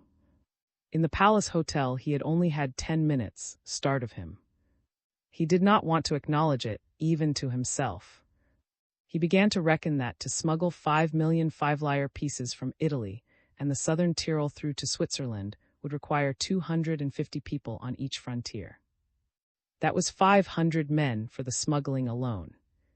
If he reckoned the buyers and the Bolzano collectors as well, it was really 700. With their families, he might consider that he was keeping, roughly, about 4,000 people. That was a small township. A little town lay in his grasp, pledged to evil purposes, working in dark nights, stealing along mysterious byways, avoiding the revolvers of customs officials, working stealthily, steadily, at his will. They had no thought either but of him, the owner of the money, the employer and dictator, the possessor of all power and force. They ventured their lives for him, but he had never seen one of them. How would it be if he were to see and converse with them, appearing abruptly before them when they were in the midst of their enterprise? They would imagine themselves to be caught, until they should have realized that it was he, their master and employer, who stood amongst them. 4,000 people, it was a whole district. But in it would be something very different when he traversed the virgin forests and had all the other tribes directly under his thumb, and had left this insignificant, beggarly little continent behind him. There his word alone would be law. Therein the dream of his boyhood would be fulfilled, a dream which had already begun to be realized on that large and desolate island which lay cradled in the ocean yonder. There he had owned men, their wild nature was his alone. As a conqueror he had sailed the waters, his blood and sinews governed men, his will was imposed on nature. The palms of his planting yielded him a luxuriant growth of wealth, sheer gold. He could despise it because he did not need it, for there he was free, free as a king, a deity. But the war had driven him out of his paradise and sent him back to the despised continent of Europe. He could not endure life in these European countries. He felt as if he were confined in a pasture, eating grass like dumb, senseless cattle ate their predestined, accustomed grass. No, he could not live thus. Therefore, by undermining state organization, he was preparing a state for himself, with laws which he alone made, with powers vested in himself over the souls and bodies of men. By means of his accomplices, he was collecting the money wherewith to establish his empire in the primeval forests of Brazil, the empire of. He was self-sufficing. What were men to him? He scattered them at will. Yonder, however, in the future, there would be none who could oppose him. By degrees, as these thoughts ran away with him, fell asleep, his limbs reclining on the cushions and his fantasies soaring above all material things. For 2 long hours he slept, sunk in the darkness of his dreams. Then it seemed as if a little hammer were striking his skull, always on the same spot. It was annoying, and it was unheard of. He had only 2 hours between and in which to sleep. Who had dared to strike his head with this hammer? All at once he was wide awake. The hammer was the whistle of the speaking tube. "Well," called out, "there is a car behind us." "What are its marks?" "There is a patch on the right lamp." "What is the time?" 1:30. "And where are we?" "To from." "Pull up." "It is." The car stopped, and immediately its lights went out, and so did those of the car which followed. Then it drove close up and stopped. There was a cough heard. "Come here," said someone. Came out of the darkness. Had drawn the revolver from his coat pocket. The car driver turned on a small electric lamp, and its gleam disclosed a man wrapped in a large cloak. "I know." "Yes, doctor." The pistol was returned to its place. "Wait here a quarter of an hour, or else drive by another route.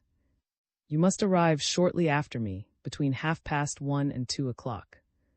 I have decided on some great changes that I want to tell you of before we go to Switzerland." "Anything else?" "Everything is in order. I have another 100 kilos of cerium in the car." "Good." Between 1:30 and 2:00. They drove on. As their road approached the Austrian frontier, which was patrolled by officials, their lights were extinguished for a while, but they shone out again, and the village was soon left behind them. Halfway to where forest and hill meet, they stopped again. "Anybody there?" "No, doctor." "Not I don't see anybody." Quitted the car impatiently. "I will punish him for this. I will have my people punctual." He waited on, and the minutes crept by. Slapped his thigh angrily. To keep him waiting. That a smuggler should dare to do such a thing. He was consumed with impatience, and felt as if his dignity were impeached. That a smuggler should keep him, the master, waiting. 5 minutes later a car, with faint lights, issued from the junction road and stopped on the highway. "Oh!" exclaimed. A man turned from the open car. "Yes, doctor, here I am." "It is." "It is 1:45 a.m. And you were due at 1:35. "Oh, a matter of 10 minutes doesn't count. I've had to wait often enough," answered the voice in the darkness in a defiant tone. "If I had a horsewhip here, I'd cudgel you soundly.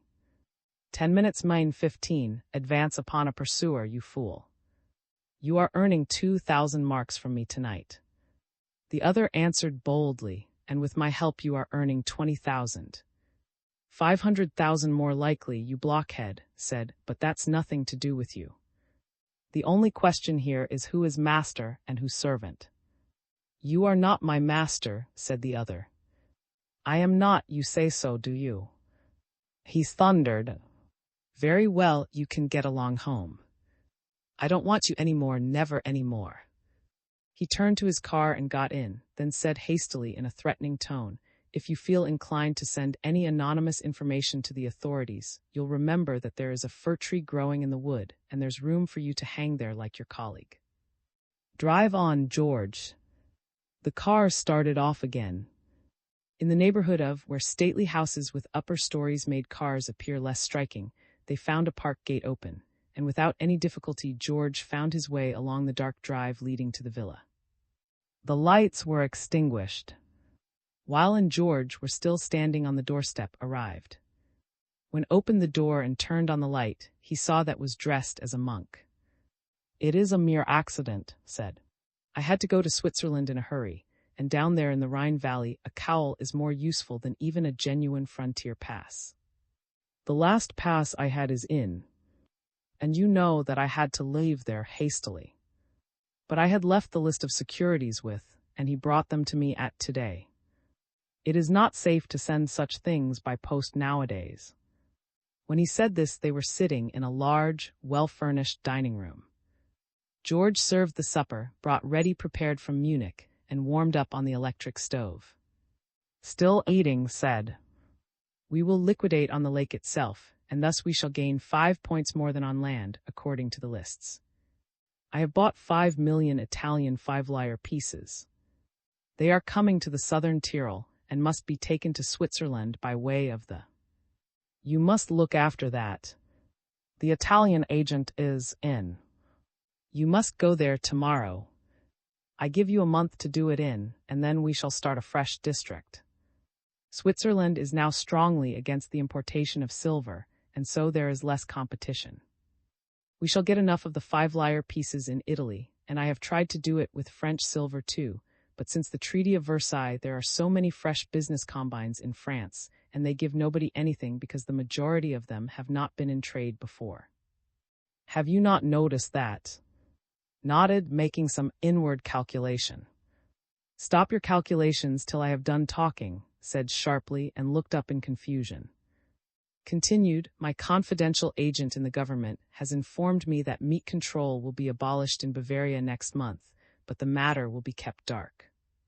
The difference in the prices prevailing in Bavaria and in is an enormous one, and for the first few weeks of decontrol it will still be very considerable. It would be a good thing to begin buying up now, however, and you can say that I am prepared to lay out 10 million marks.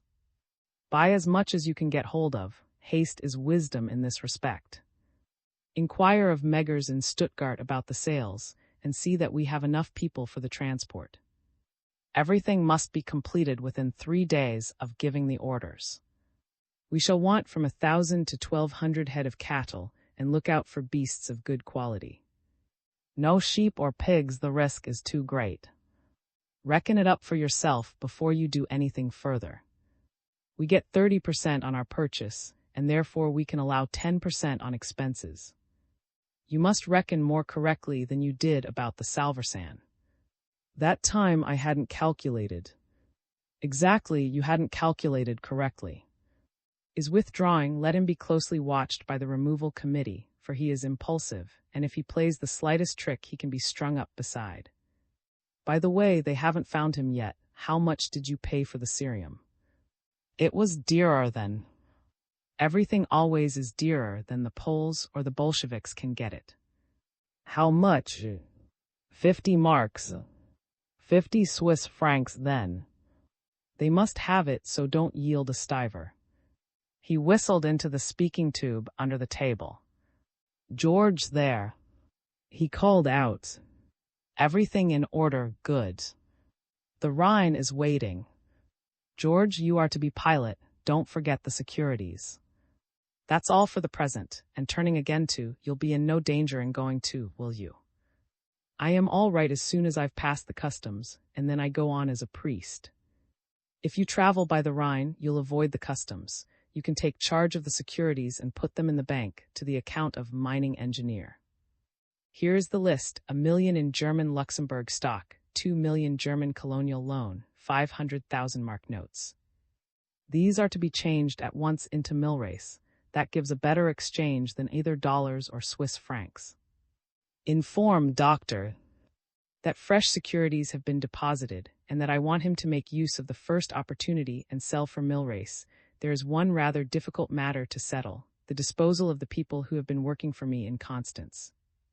If they are unemployed, many don't want to work any longer in any case, said. I know. Those are the folks who have all they want. There's nothing to fear from them. With my help they have got their own houses and are free of debt. But sometimes I have been obliged to take any workers I could get, and those who don't own their houses should be carefully watched. The powder magazine is at Constance, for the young fellows live there, and if we suddenly withdraw these high wages from them, there is nothing for them to do but steal, and in a week's time they'll find themselves in prison and will be blabbing everything in their rage. Talk to George about this and see what is to be done. He's going there tomorrow. The safest thing would be to pack them off into the Foreign Legion. Go and see as soon as you have finished up in, and don't forget to claim the commission for them. Give it to George, who can divide it among those concerned, authorize to sell the 3 motorboats that we have on the lake besides the Rhine. That always bears the ensign of the Royal Yacht Club and therefore is unnoticed. Keep the Rhine in this neighborhood for any emergency. The boat can do 60 if it is well handled. Let us go. George was waiting outside. The 3 men felt their way through the darkness to the landing stage, where they could hear the boat's engines throbbing. You have followed out my orders, and there's nothing on board. Said, nothing but the cerium. Take it out then. I am not a dealer in scrap iron. George hastened forward. 3 men were busy in the gloom. Then and went on board and the boat started, going cautiously through the night. The engines scarcely throbbed. There was a slight vibration in the cabin where sat, wrapped in his fur coat.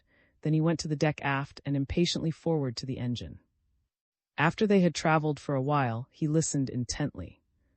It seemed to him as if through the sounds made by his own boat, a noise reached his ears. Stop!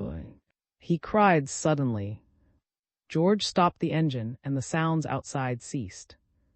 They started again, and immediately the sounds on the water, now on the right and again on the left, were heard once more. When on the foredeck, where the noise of the engine was not so distinct. From there he could hear them quite distinctly.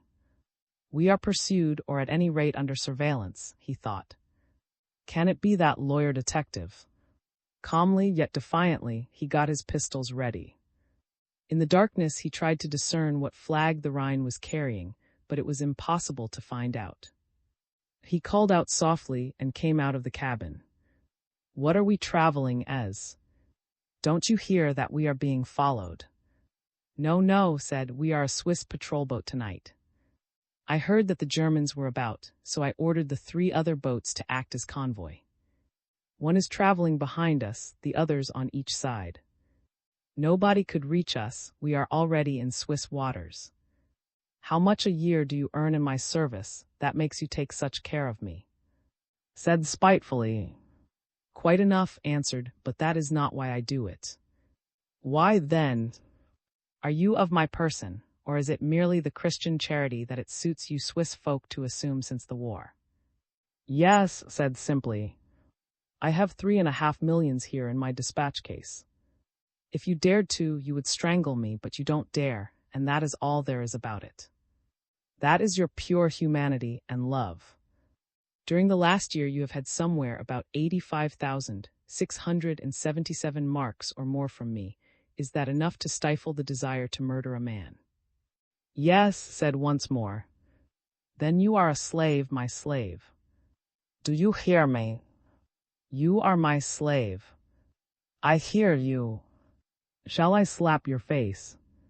No, I won't touch your slave skin with my own. I just spit in the air. Into the sea. You won't pick a quarrel with anybody. There is no point of on the Lake of Constance. Point of is an expression that doesn't exist. A point is no larger than a squashed fly, and that's the extent of a man's yours too, eh? You have some, even if the Lake of Constance has not. I have never measured it. Speak sense when you talk to me. I won't stand your tomfoolery. We are getting close to the shore. Are you shirking, fellow? No, you dog, said in a stifled voice in growing wrath. I feel hatred tingling in my fingertips. I shall grasp you by the throat, you cur, you cowardly cur, and I shall annihilate you just as the electric current in the American death chair does, you miserable wretch. At this moment the engine stopped. For some time the sounds of the boats behind them had ceased. Why have we stopped? Asked angrily. I gave no orders. There is no signal from the shore. Then came to himself again. He stood up, gnashing his teeth, and asked, What is the matter? We must wait. we can always rely on. There is something wrong. Let us wait. Have you weapons ready? Yes, but if we don't get the signal, we'd better get into the skiff. Then we can row back to the other boats. Behind us, searchlight began to play, throwing a beam of light into the sky. It moved lower and peered about through the darkness, probing closely and lingering in places, then was directed towards the waters in the middle of the lake. It rose in the sky once more, and then fell pitilessly on the very spot where Spot was lying. His knees trembled under the tension. Suddenly, however, the shaft of light was fixed on a house standing out prominently in, just where the new church stood on a hill, and those in the boat perceived that the other craft must be far beyond on the other side of the point, and did not signify any danger. Their boat remained in darkness. In the railway station on the shore, lamps hung here and there at some distance from each other, and their reflections gleamed fitfully on the black waters. Then said sternly, "No, we'll stay here. Tell George to get the pneumatic gun fastened to the engine." Sprang to do his bidding. Under the cushions there was a poison gas installation. Opened the nozzle. The wind was from the southwest and therefore to his purpose. He prepared masks for himself and his companions and tried their fastenings. Then he saw on shore a light which shone out brightly and was at once extinguished, then came again and flickered and was still. The engine started again, and the boat was soon in the channel, gliding under the trees, where it finally came to a standstill. The engine was silent, and a man ashore threw out a cable. Then heard someone say, "Doctor." "Yes," he ordered, "let him come on board." A dim form stepped across the gangway. "It is I, doctor. I have just come from. It is on account of my car that did not give the signal punctually. The customs authorities are on the watch every night with their cars now. Did you get my wire? There is something wrong, for the clerk has sent a warning." He could not tell us what was up, but from some reply to one of his superiors, he gathered that it came to the consulate headquarters from the Munich Criminal Investigation Department. "So," said, closing his jaws firmly, "my lord is on the track, is he? Just you wait a while, my fine official." Then turning to, he continued, "I am constantly in danger, but I've never come to grief yet. I meant to say that this danger can only be averted in Munich. If anything goes wrong, they must not be able to put the responsibility on us herein." Answered roughly, "What do you mean by that?" "This affair is of great importance for several people." "For whom, then?" "For myself, for example." Waved his hand with a threatening gesture of dismissal, while the other stood breathless. "I have not been drinking," said. "How came you to alter my plans for such a trifle?" "I thought it was necessary to warn you. The post is being watched, and people are not reliable." "Who is to convince me that you are reliable?" "You are one of the people, too. Our common interests should convince you, doctor. I merely meant to tell you that it is from Munich that the danger threatens. You would be safe in Switzerland. You have accumulated wealth which allows you to live wherever you like. Stay here, you will be safe among us. A lot you know about that. Your business is to look after my investments, nothing else. You are but my manager. Enough on that head. Is there anything else to tell me?" The lawyer described his latest financial operations too, who took down the descriptions furnished him. Then he walked backwards and forwards alone on the foreshore for 5 minutes, to ease himself after his long sitting. "Is still there?" he asked. "You need not go too. We'll take the portfolio with him. We will go back together." Upon the return journey, could not remain still in one place. He was constantly backwards and forwards on the small deck. The 3 convoys were again throbbing in their neighborhood, their sounds drowned in the ghostly darkness. Suddenly called through the speaking tube to George, demanding brandy. Heard the order and shrank in terror. In the half-hour which the passage took, drank the bottle empty. He was drunk when they landed, and he staggered through the darkness towards the house in front of them, having issued orders that they were not to follow for 5 minutes. "We want more drink," said he when they were in the dining room. "George, bring drinks." George shuddered, for he knew that the more the doctor drank, the more violent and unreasonable he became. Himself was always obliged to drink till he lost his senses. They drank champagne and brandy mixed in equal parts. "This is liquid gold," stuttered thickly. "Here, George, bring bigger glasses." "Let's have the goblets." "Take a draught." "You fool of a courier, drink it down, you dog. Down with it into your currish throat. Now then, another. Drink till you can't hold any more in that carcass of yours. I love to see you drink till you're sick." Drank until everything swam round him, and he lapsed into unconsciousness. "And you, my lord, a state attorney in Munich. Your notebook. Your orders to the Criminal Investigation Department, forsooth. Just wait a moment, my fine gentleman. We'll begin with Herr Hull, for he was the first. Drink, can't you, you miserable country bumpkin, drink as I do. Let me see Hull, yes, Edgar Hull, 34. Away with him, his turn first. George will look after it, and you can help him. The girl can contrive it. Find your accomplices. Write it down, it is the order of the prince. Drink it down now. Of the prince have you written that? Which prince do you say? The prince the emperor of in southern Brazil. A word from his mouth, and 1,000 women lie bathed in their blood, 500 men are reduced to impotence. One single word, and a whole edifice totters. Don't simper, you fool, or I'll dash your brains out with this goblet. He flung the vessel down, shattering it in pieces, and with the fragments he threatened. I am writing it, stammered. 1,000 women and 500 men, shouted. Doctor said, struggling with the intoxication overcoming his senses, I did not hear, I do not know this Hull. What am I to do with him?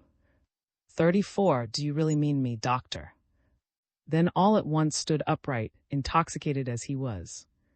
Yes, you. He thundered and then gave a heavy blow with his fist, full on his forehead, knocking him senseless to the floor. I am going to bed, George, he shouted, overcome with rage. He left lying where he was and went out. When he came into the dining room again next morning, was sitting there. Had breakfasted in bed. Show me your notes, he ordered in a harsh voice. He ran through them quickly, found Hull's address traced in drunken characters, and returned the book too.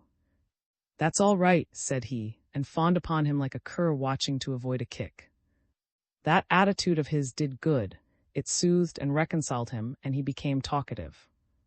Was quietly delighted to find the master friendly towards him, to know that the dread will of this imperious man inclined him to be amiable, as if recognizing his devotion. Said the doctor, I shall go to Constance with you.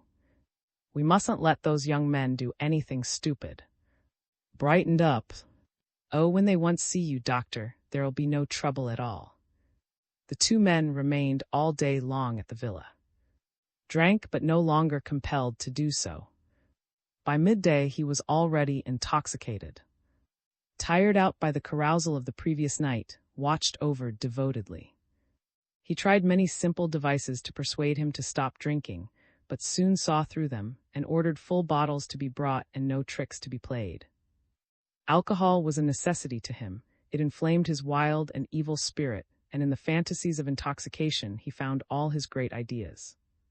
There was no thwarting of his will from without, and when drunk he felt himself enclosed as in a castle of the Arabian Nights. Nobody could understand that to him alcohol was the bringer of magic, the stream which intensified life and gave him creative power. He bathed in it as he might do in the love of some fair woman, yielding himself to it wholly, bridging chasms, attempting new feats, working unrestrainedly and overcoming all obstacles. He became a law unto himself, a world of which he was the sun. How do you like Europe? He stuttered. Oh, very much, doctor, answered unreflectingly. Then broke out vehemently, you shall not go to my empire. Europe is a filthy, lousy country, fit for none but grubs and earthworms. It is the home of parasites, of all creepy, crawly creatures, but when I am in, I shan't take you with me. I am going to sleep now, and will see you later. He staggered out, and lying in his bedroom on his bed, fully dressed, he felt for a few moments as if he were himself the universe, beyond and above all bounds and limits, the power of his will surging over him as a stream of molten lava, bearing him with it towards the day when in his distant kingdom his power would be supreme over man and beast, and all nature be subjugated to his impulses. In the evening, when the twilight was descending, they drove to Constance. Was sober, silent, and morose. His imagination was already busy and his nerves reacting to his stern resolves, as he thought of the crowds of young men in the town, which seemed but a mere speck on his horizon, men who had been working for him since the armistice. From this very town he himself had made a new start when the war had driven him from his own vast plantations in the Solomon Isles back into the European vortex, and he could find nothing better to do than work for medical examinations and exchange his career in the Pacific for that of a doctor in a town of southern Germany. V.I. was awakened by a feeling of chilliness which set him shivering. He pulled his cloak round him, under the impression that the coverlet had slipped off his bed, but he soon became aware of his error. He sat up, feeling giddy and at first unable to recall anything. He came slowly to himself, and then he perceived where he was and saw the castle buildings gleaming through the darkness. He rose hastily and moved away, but he was still dazed, and had to jump about to get any warmth into his body. What could the time be? He felt for his watch, but it was not there, and then he went hastily through his pockets. His purse was missing, so too were his pocketbook and his official notebook. He had fallen into the hands of thieves. The strange thing was how it could have happened that he had escaped with his life. Then sudden dread seized upon him. He held his head in his hands, setting his jaws firmly, striving to subdue his feeling of despair. His notebook was missing, and in this were to be found addresses, reports, information, data, plans of all kinds. The very first thing he recalled about it was the opening page, on which the whole affair was fully set forth and now hurried straight forward. If only he could recover his notebook. He rushed on till he was out of breath, then stopped and asked himself, "What shall I do? Go to the nearest railway station. But what is the time? It may be 1 o'clock, it may be 5. How am I to tell? And when would the first train start? It might mean waiting in front of a closed railway station for 4, even 5 hours.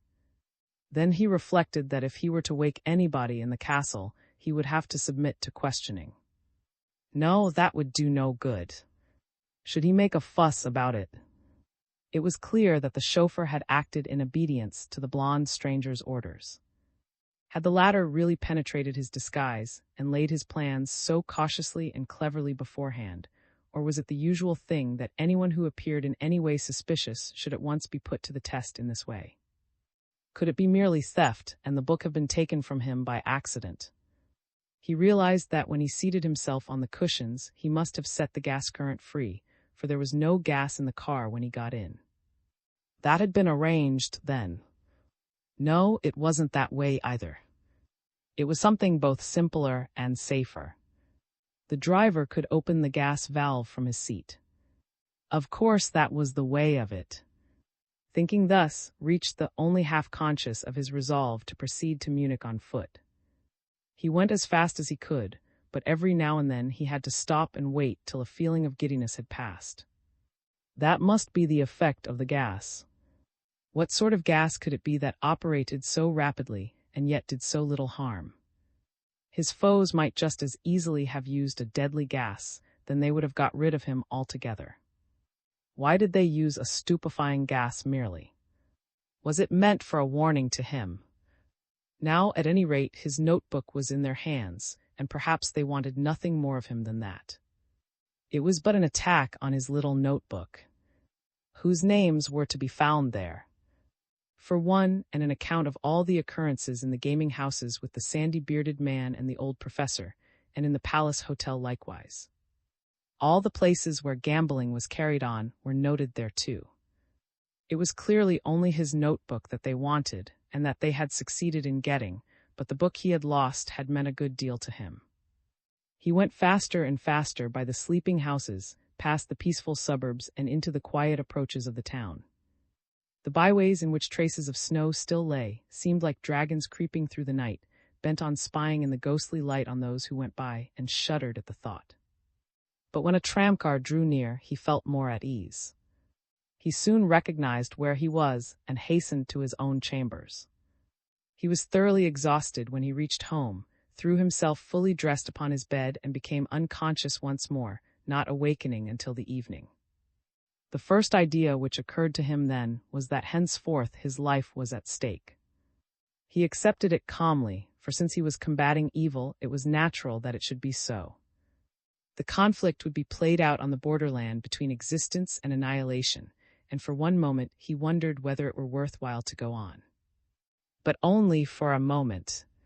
He immediately told himself that there could be no question of hesitation here. Such men are like beasts escaped from a menagerie, and it was his task, his duty, the justification for his existence, to help to make them powerless for evil. There must be no fear of men, no fear of the body any more than he had had of the soul, since his mind had once succeeded in grasping the crisis through which his country was passing. Since he too had been a witness of its genesis, he must help to overcome its effects.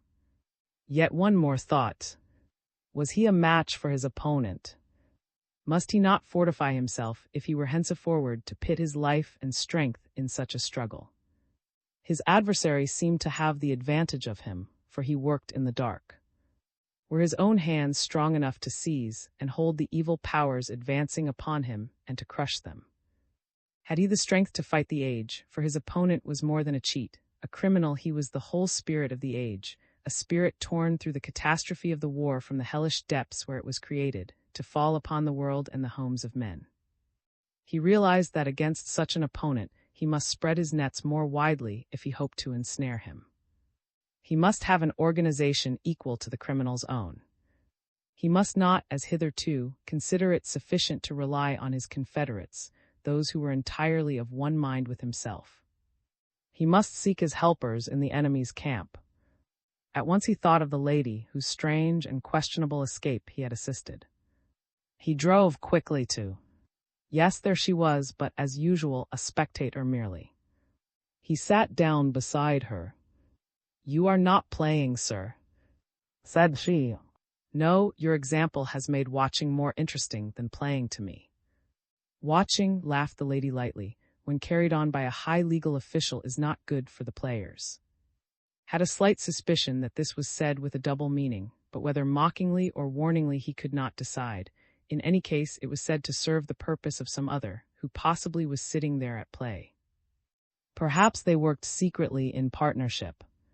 He observed her closely, but she sat quietly idle.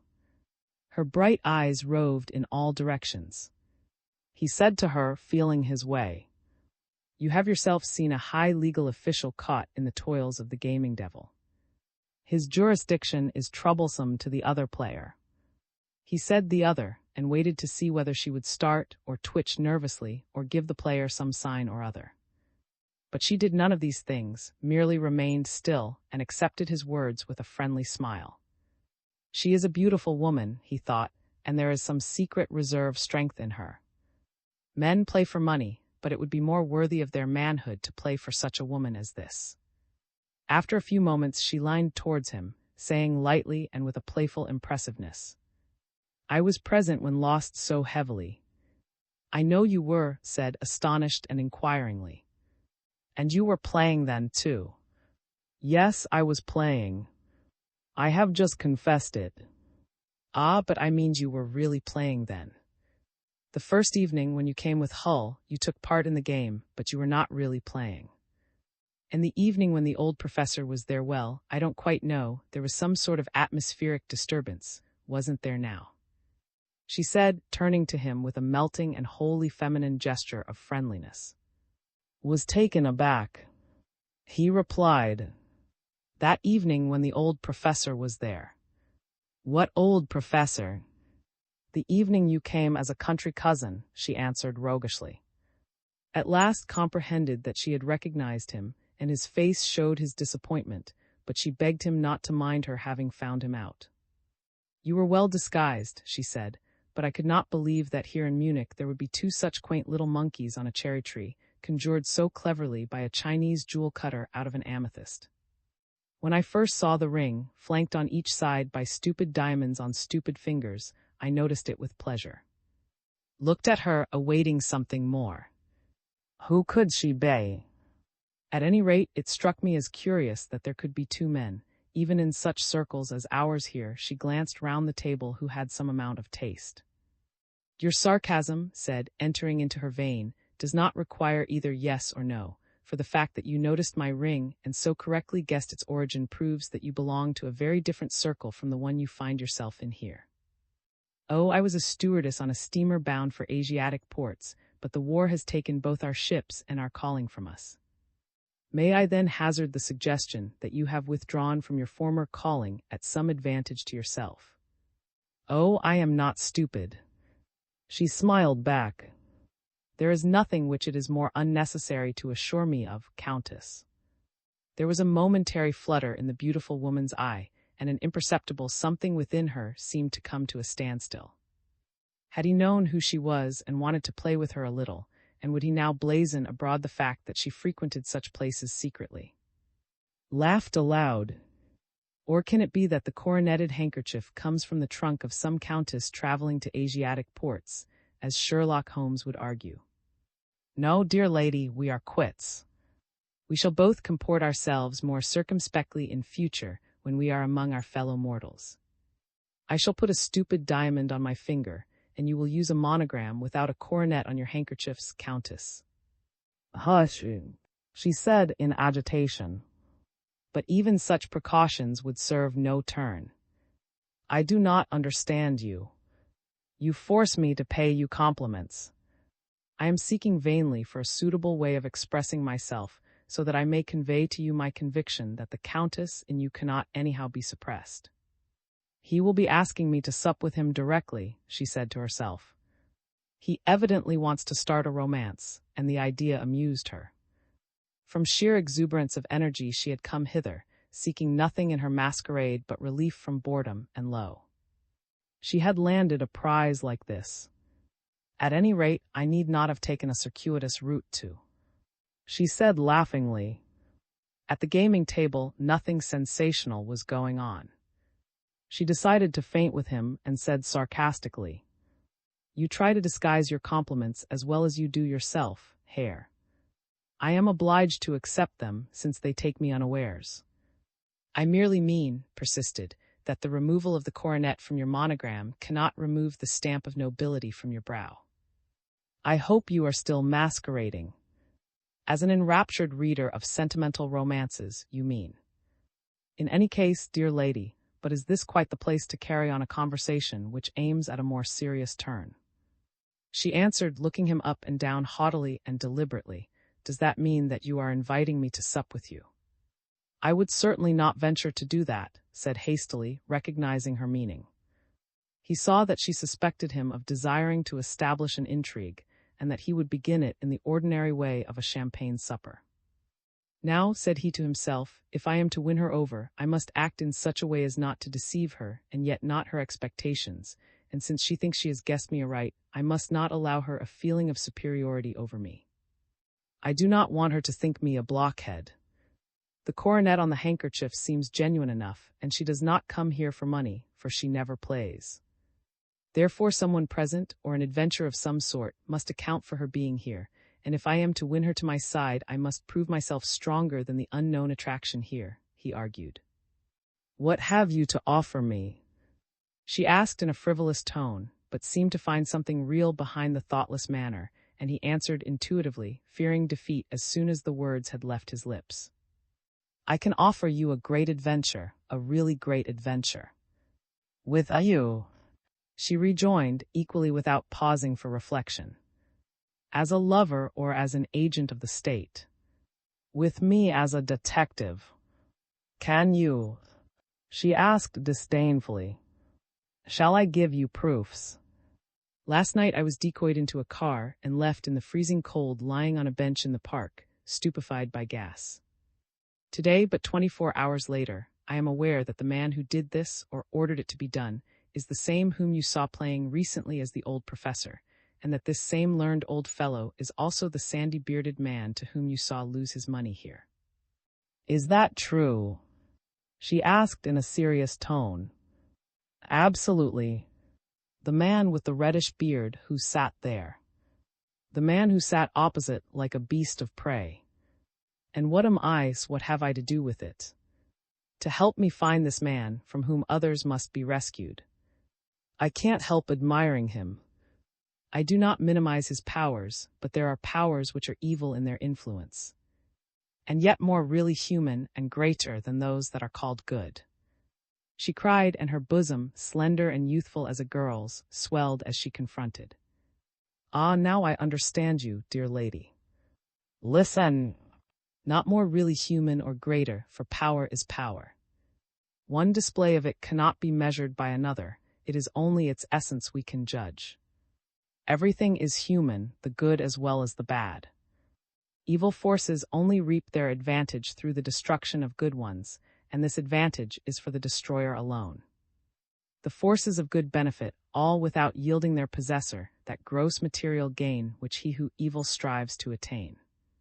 Which is the nobler? That is what you must ask yourself, and if there is an exuberance of energy in your temperament which you cannot make use of in the class of society to which you belong, and yet do not desire to keep inactive however, these people are beginning to notice our talk. I expect the blonde has his spies everywhere. Allow me to take leave of you and request an opportunity of continuing this conversation. Come and see me tomorrow, come at tea time please. Ask for Countess Told at... She gave him her hand, to whom her name supplied the clue to that mysterious flight when Count Told had entered the room, kissed her slender fingers, yielding himself momentarily to her charm and beauty, and toying with the foolish notion of abandoning his chase of criminals and yielding to the pursuit of this woman. With these thoughts in his mind, he said farewell. Left to herself, the Countess reflected, we women have no imagination. I was looking for an adventure among these gamblers absorbed in their play, and when it presented itself, I imagined it was but an intrigue. But this is a man, indeed. He devotes his life to his task, and no man can give more than his life, and there is nothing greater or more beautiful than life. If only I had the chance of doing likewise. She resolved to follow his leading, and do all that she could to help him. Among his letters next morning, noticed a small registered parcel. He opened it to find his watch and his purse with the money intact. The notebook alone was missing, and on a card these words were typed. I am no ghoul. The things my subordinate took from you in error are returned herewith. I am keeping the notebook because its contents concern me bawling. Was scarcely surprised. This man had thousands at stake, what were a few beggarly hundreds and a gold watch to him. He did not need this to convince him that it was really himself, and more particularly his notebook, that was concerned. He put away both watch and purse, and let his thoughts linger on the alluring countess. In the afternoon he was received at her house, a mansion sumptuously arranged, but in a style that offended, for since yesterday his ideas of the countess had made considerable advance, and it would have been pleasant to find himself more in sympathy with her tastes than this home of hers evidenced. In the very entrance hall, the walls had been painted all over in cubist forms and conventional designs tortured into weird shapes in endless succession, with splashes of here and there, as if to create an impression of the ardent temperament of the designer. You are cold and passionless, said he to himself, of so calculating and cold a nature that if one among you disappears, the others have not enough red blood in their veins to notice his absence.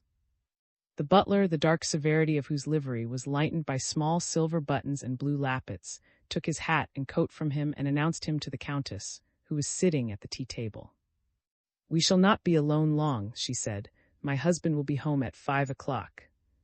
But the decorations of the house had made feel unsympathetic, and before he answered, he cast a hasty glance at the walls of the room. The countess noticed it. That is all my husband's doing, she said. To me it appears simply hideous. What are you to make out of it if one paints a peasant, indicates some freshly painted barns, and then tells the beholder that it is a symphony of. However, everyone to his taste, or are you perhaps a futurist also? I cannot say that, said, but you seem to imply that they are the only moderns. Yet all men in secret speak the same language.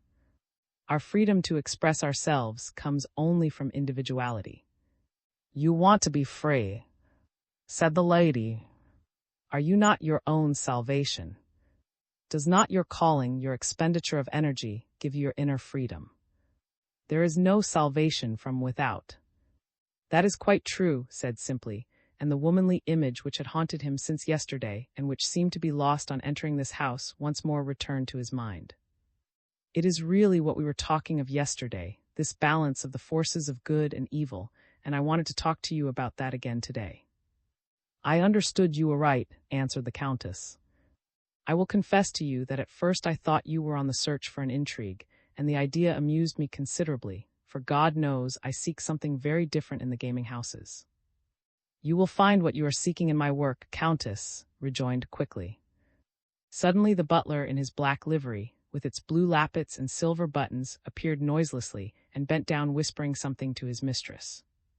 My husband, said the Countess too, fixing a steady and lingering glance on him, and as the Count came forward she introduced the two men. Count Told was an extremely thin man, and gave an impression of excessive sprightliness. He was surprisingly young and very fashionably dressed. He gesticulated a good deal, and the movement of his hands gave prominence to a ring he wore, set with an unusual gem, such as had never before seen. It might have been a flame topaz, with streaks of blood red across it, trailing off into milky whiteness at the edges and emphasizing the clear honey of the transparent stone.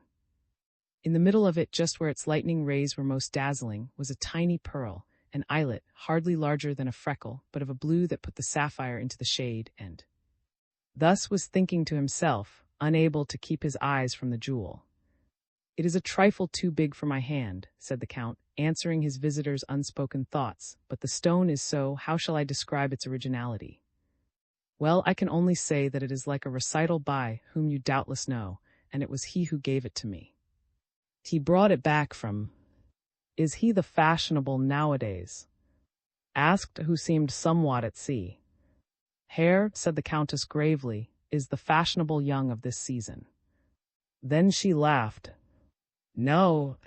The poet received the jewel at the court of Ai instead of the goblet from the poem of his spiritual father, you know it, Give me no golden chain, and when he returned he announced in Germany, much as the Pope announces the golden rose, that his greatest admirer should have it.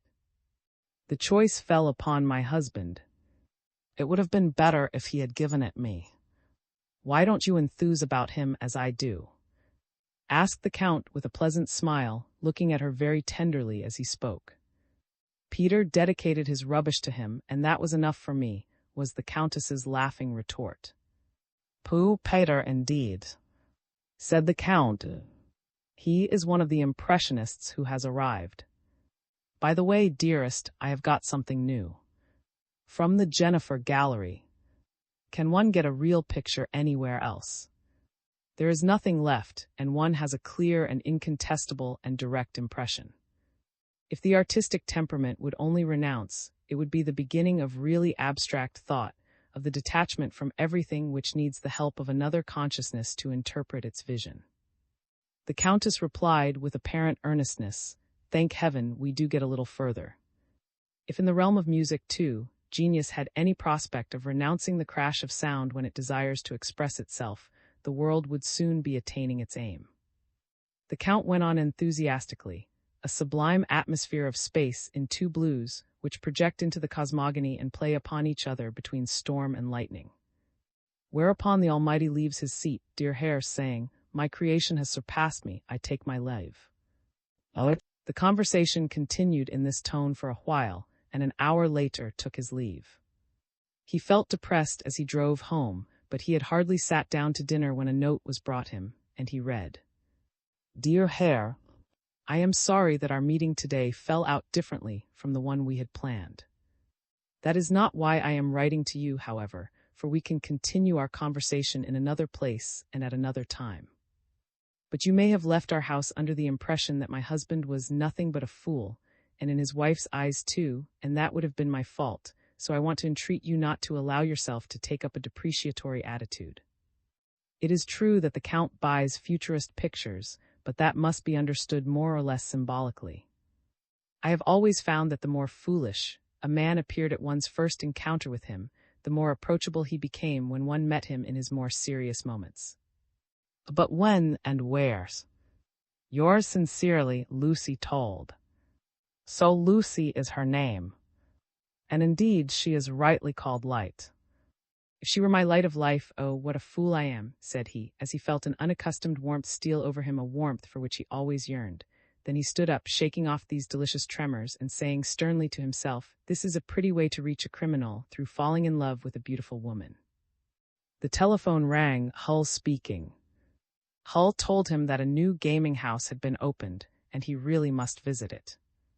The saloon was not only arranged to accommodate a large number of people, at least 100, but it had certain mechanical contrivances which could turn it into a music hall if the police were to appear. He did not know how it was done, but had written to him about it, and she was always courant of any new sensation of this kind. They were going there and taking with them, but Hull did not know the address of this place, and they would trust his guidance. Of course, she knew nothing about his writing to. A rendezvous was arranged, and at 10 o'clock drove to the whence they were to set out. The house they entered lay on the border of the inner city, in one of the mean, sordid streets leading to. Its outward appearance, like its neighbors, showed an unimposing. It was one of those shops having lodgings above, and the sliding shutters over the shop were drawn to the ground. It was too dark to read the name, but noticed the number, that of his birth year 76. They entered a dirty stairway in which hung a dusty globe, which gave an indifferent light to the changing population who inhabited such houses as these, and then ascended 2 flights of stairs. A heavy door opened before them, and in a corridor at the side, a light shone out over the miserable staircase. The corridor ran alongside the staircase. It was completely empty. A cheap and shabby black and white drugget ran throughout its length, and its walls were covered with faded paper hangings. This is lively, said, but just wait a moment. Then a small door opened from the corridor, and a light streamed forth into the gloomy darkness. They looked upon a swelter of luxury. There was a little foyer with cushions and curtains, cloakroom accommodation, little restaurant tables, etc. There was the of prepared foods and the popping of champagne corks. People they did not know were sitting there. The visitors laid aside hats and coats and went through into the restaurant. Yes, their things looked different. On entry, the place recalled the promenade of a well-known in Paris. Through little peepholes or from the boxes, one could see a smooth surface gleaming with light. This was the gaming table, and it was of immense size. In the middle there was a circular opening, in which was placed a large revolving chair. It was the seat for the croupier. Around the table, the places for the players were arranged like boxes. Every box there were some single ones, some for 2 and some for 4 persons lay shut off from the rest and in darkness, and all were furnished with comfortable seats. People could be entirely separated from each other by a curtain, and a grating, like those of the Parisian, could be drawn at will. The players might gamble there as securely as if masked, and without being recognized or even seen, could indulge their passion for the tables. 2 miniature rails led from each seat to the croupier, and upon these stood a little truck. This was to carry the stakes down and later bring the winnings back. The sum was made known by sliding numbers displayed on a board. The pressure of a button sent each vehicle to its destined spot. On the dome above the table, in the circle formed by the boxes, were the petties invaried. The little brass horses had been carved by a cubist and painted in their various with highly glazed enamel. They were set in motion by a crank turned by the croupier. In the middle, beneath the horses, there hung a little searchlight which, lighted from below, reflected light upon the dome, and in this light they ran with the dome as a background. This was painted in the of the spectrum arranged alternately, so that there was always a dark horse against a light, and a light one against a dark, followed by their shadows. This gave the effect of promiscuity, which was intensified the faster they ran. The goal was formed by a thin strip of tiny electric lights let into the dome, and every box had an arrangement of mirrors by which its occupants could clearly recognize the winner. And his companions took their places in a box for 4, which seemed to have been reserved for them, and sat in front, the 2 other men behind. When the boxes were all filled, the croupier gathered his elegant evening dress about him and slowly began to revolve in his seat, as if on a mechanical rotating disc, while he delivered the following oration. Ladies, and this is the Go-Ahead Institute. The Go-Ahead has in itself the roots of and success. We live in times of change, and our undertaking is designed to suit all comers. Here you can play alone or as a pair or in company. You can play alone because you can have a box for one person only, like the charming lady of whom I can see no more than the red heron's feathers in her coiffure.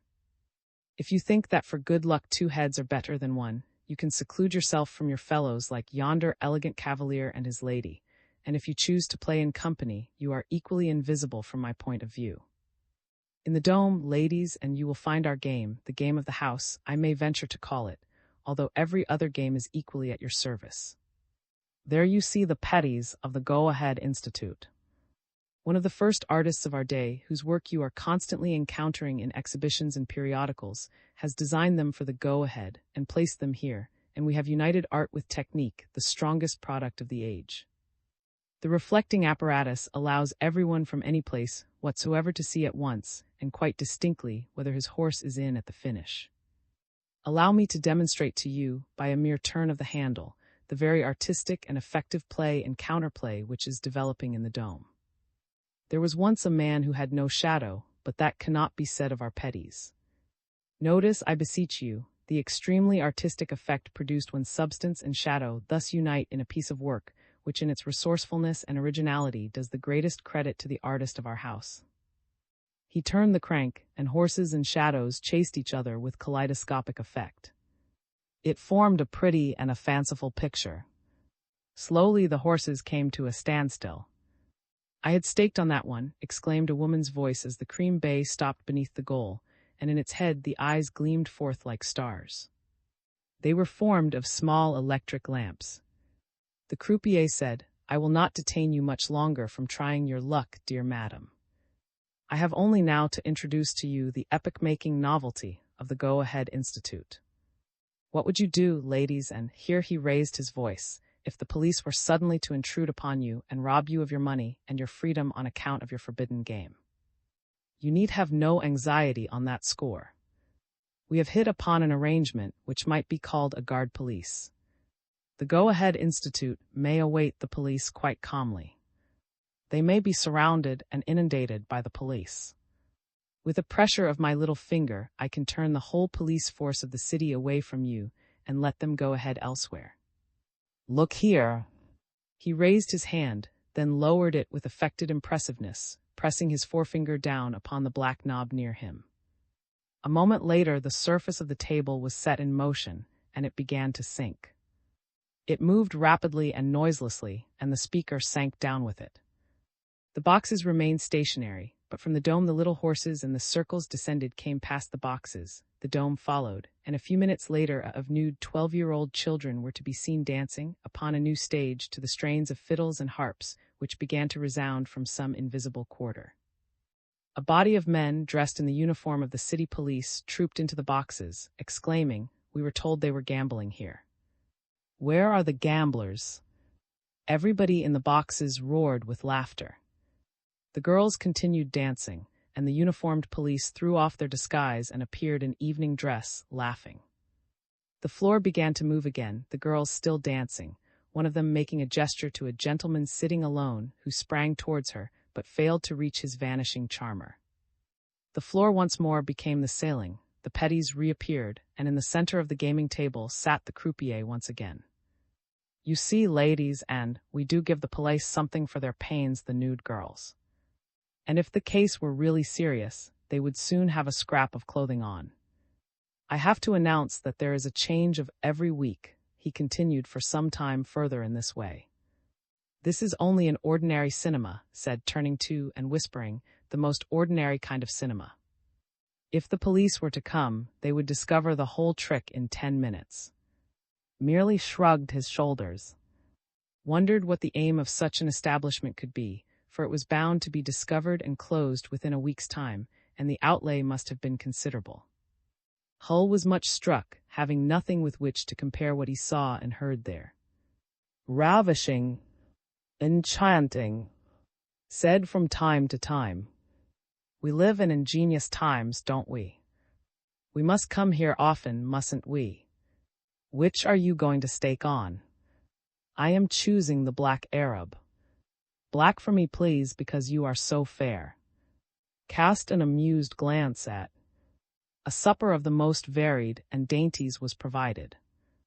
Things which seemed to have vanished in the depreciation of the German currency were seen: gras, fresh truffles, caviar, fieldfares, in front of a pile of truffles and gras, inhaling its pleasant, said suddenly. Our mark today stands at 7 in Switzerland, but it is 7 centimes, and here things which we have forgotten we ever ordered are provided for us. Here a mark is worth less than 7 centimes, said, downcast and depressed. Whither was it all tending? His heart yearned for help in his enterprise, and he had no appetite for dainties.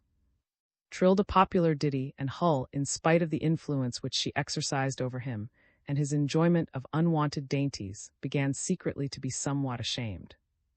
He resolved to send her a parting present on the morrow, and it should be the parure of Australian opals she so ardently desired, which a Russian princess, anxious to get on the stage by his help, was willing to sell. This should end it all, said Hull to himself. He was disenchanted, and yet at the same time melancholy. What would become of her? For himself, he almost thought he would prefer the cloister too. Just then he had a delicious mouthful of truffle, and as he smacked his lips over it, Hull thought, well, there's something to be said for this sort of thing after all. I should not get any more aspic, and I've not broken with her yet anyhow. Suddenly got up to go. Where are you off to? Cried, excited in a moment. Turned to her at this instant, separating her from, who left the hall undisturbed. He took his overcoat quickly from the vestibule and was conducted downstairs. The concierge opened the door for him, looking first through the peephole into the street.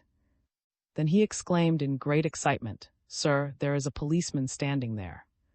He opened the door, however, and went out. The policeman saluted, saw the uniformed official smiling, and looking back, found the concierge smiling too. The policeman belonged to the Go-Ahead Institute. If a real policeman were to enter the street, as the concierge hastily informed the departing guest, he would see that there was already someone on guard and move off. Soon reached the spot where he had ordered his chauffeur to wait. He was resolved to have this place closed, but he did not want the affair to get into the papers, and on his drive homeward he was considering how best to formulate the charge. If possible, the place should not be described, but the cause should be given as that of disturbance of the peace, misleading of the public, swindling performances, or something of that kind.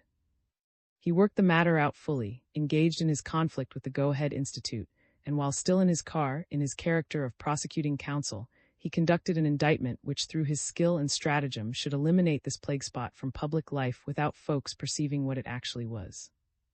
Before he slept, his thoughts, without any apparent connection to guide them, reverted to Hull, who stood suddenly revealed to him as typical of the young men of the age. Bound by a liaison with a vulgar, good-for-nothing girl, whose only talent was to exhibit herself on the stage, elegantly dressed without being elegant, spending his restless evenings between gaming houses, nightclubs, and the arms of a courtesan, this was Hull's life. Yet if he had taken the right turn, he might have put his intelligence and all his available energies into administering an estate or pursuing a well-ordered, peaceful life as an official of some kind. He might have been the head of a happy household and the father of legitimate children. Many such men there were, strong in body and mind, living merely on their nerves, dedicating to a life of the senses powers which would have made them successful in the walk of life for which they were destined. Hull and his kind, feeble and enervated, represented the spirit of the age. What would the dawn of such a midnight yield? Went to the telephone and gave the address of the new gaming house. The official whose duty it was to watch over Herr Hull was to get in touch with him at once, but do no more than keep him in sight when he left the house. In the middle of a deep sleep, the telephone at his bedside began ringing. It was just 2 hours since he had returned home, and he was wide awake at once. "Speaking," said he, and he felt certain in some subconscious region of his mind, which was in tune with his last waking thoughts, that the news awaiting him on the telephone was in some dread, mysterious fashion concerned with Hull. "Speaking." He called again, and his whole body was trembling with excitement. "Here, sir, the police sergeant on duty." "Be quick," said his imagination running riot. What was there to report? The voice at the other end spoke hastily. "The gentleman named Edgar Hull, who is under police protection, has been murdered this night. In the open street, too, about 2 a.m. Another gentleman, name of, has been seriously wounded. The constable who was detailed to watch over him is also wounded, and both have been taken to the hospital. A lady who was with these was arrested at the order of the wounded man. I have ordered the body to be left lying exactly as it was found until you have seen it yourself. The service car is on its way to your. Please ring off." "Ring off," echoed his voice agitatedly. He hastened to dress, for the car was already to be heard throbbing outside. He went down the dark staircase, forgetting to turn a light on. Then, when he perceived the car in the street, his profile revealed the jaws drawn firmly together, in the necessity of meeting calmly the tragic circumstances in which he was involved, and entering into every detail of this deed of blood perpetrated in the darkness of the night, so that he might be enabled to act to the best advantage. During the drive, something within him compelled him to take himself to task. "I had no business to tremble," he thought, "when this news reached me. I must be prepared to face even my own death unflinchingly. I must school myself further. I must develop all my tastes and interests and use them in the service of my life's goal. Then only shall I be equal to my task." Hull's body lay in the darkness. 4 men in somber clothing were silhouetted around him, and they stepped back as their chief descended from the car. Ordered them, they were constables, to watch the entrances to the street and allow no one to approach the scene of the murder, which was in a gloomy street turning behind the palace. Not a soul was to be seen in any of the houses. One of the constables said that none of the public had been near the place since the occurrence. It was now 3 o'clock in the morning. By the light of an electric torch gazed upon the corpse. There was a gaping wound from the neck down the back, and the body lay with its face to the earth. Thus the police had found Hull when their colleague, blinded with pepper and bleeding from a wound, whistled for help. The body lay motionless, curled up like the gnarled root of a tree. The blood which had flowed from its wounds shone like black marble under the searching light. Was convulsed with horror at the mental images he sought to overcome. He tried to photograph the details of the scene upon his memory, getting the exact position of the corpse.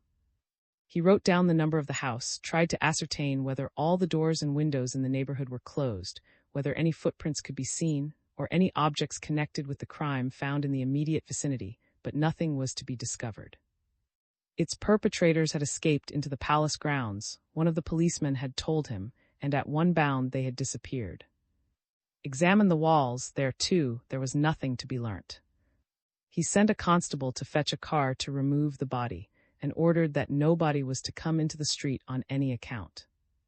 Those who tried to force their way in should be arrested, but people were to be treated with politeness, he said. He then drove to the hospital where the wounded men were lying. He found unconscious, and the doctor informed him that he had had a severe wound in the back from a narrow and apparently four-edged dagger, and a blow from some blunt object had probably been aimed at his head. The constable had not been so severely handled, and his were mainly flesh wounds. His shoulder and upper arm were bandaged, but he could scarcely open his eyes even yet.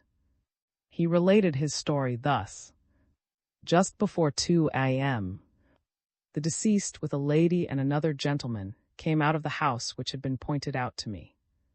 In front of it a constable was standing, and that seemed odd, for I thought to myself, why is he standing there instead of being on his beat? He stood there for at least an hour. Then I thought I would speak to him, but he said roughly, "What do you want?" "Go away," and came threateningly towards me. I was just going to show him my number plate when the door opened, and although it was dark, I could recognize Herr Hull. The constable pushed me away, and as I did not want to be noticed, I moved aside, but I saw that Herr Hull had a lady and gentleman with him. They went off quickly in the direction of and the policeman and I were about 3 houses away in the other direction. Then he turned to the house again, saying to me, "Now you had better be off." I didn't bother any more about him, but followed at some distance the lady and the 2. They turned out of the into the and disappeared from my sight. I hurried after them, but could not see them anywhere. They could not have got any further than the. Suddenly I heard cries. They were shrill and then stifled. The war had taught me that was how men in fear of death cry out. Before I could even see anybody, I whistled for help and ran to the street as hard as I could, drawing my revolver. I hadn't gone far when I was suddenly seized from behind. My eyes smarted terribly, and I felt a thrust in my shoulder. I wanted to pull the trigger, but my revolver was no longer in my hand, and my arm hung quite limp. Then I thought I had better do as our major used to advise us: fall down and lie as if I were dead. So I fell down, and someone sat on me and shoved something at me, holding my mouth. There may have been 2 of them, I can't tell, for I closed my eyes. They must have rushed at me from a doorway, and I was half insensible by that time. What happened after that I do not distinctly remember, but I heard footsteps running, and I was lifted up. It was another constable, and I quickly told him what had happened, and he ran on into the street. Then a second one came running up. "Police!" I shouted to him. "Yes," he called back. "What is the matter?" "Run round the corner, quick," I told him. I forced myself to rise, and then found I was not so badly wounded after all, though I couldn't open my eyes. They had thrown pepper at them. I groped my way round the corner, but I could not see anything. It was the noise that guided me to the spot. I heard someone speaking and a woman's voice answering. "What is the matter?" I said, and a voice answered. He said we were to take the female into custody. "Who are you?" I asked the woman, and she answered, "I am an actress, the friend of Herr Hull." "What do you want with me?" I said, if the gentleman said so, arrest her. She protested and said she wanted to speak to Doctor. The state agent at once, but the constable said she could do that later. Then she tried to run away, and there was a good deal of confusion and bother, and finally the constable had to handcuff her. She was so defiant, and I heard her call out, "George." So I told them to arrest her, and I don't know what happened after that, for I fainted, and when I came to again, I was in the ambulance. I am badly wounded. Will you please tell me the truth? Am I going to die? Then the doctor laughed in his face. No, please, I want his to tell me. It's the doctor's job to tell people they are not going to die. But my good, how can you imagine you are going to die? You have some flesh wounds and some nasty bumps, but a man like you doesn't die of those things. Indeed, I have done my duty, said the injured man. His voice began to falter, then the tension relaxed, and he began to weep quietly and unrestrainedly.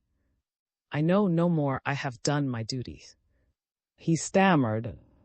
You don't need to tell me that, said reassuringly. He who stakes his life upon it certainly does his duty, for no one can offer anything he values more. But now, I want you to promise me something and shake hands upon it.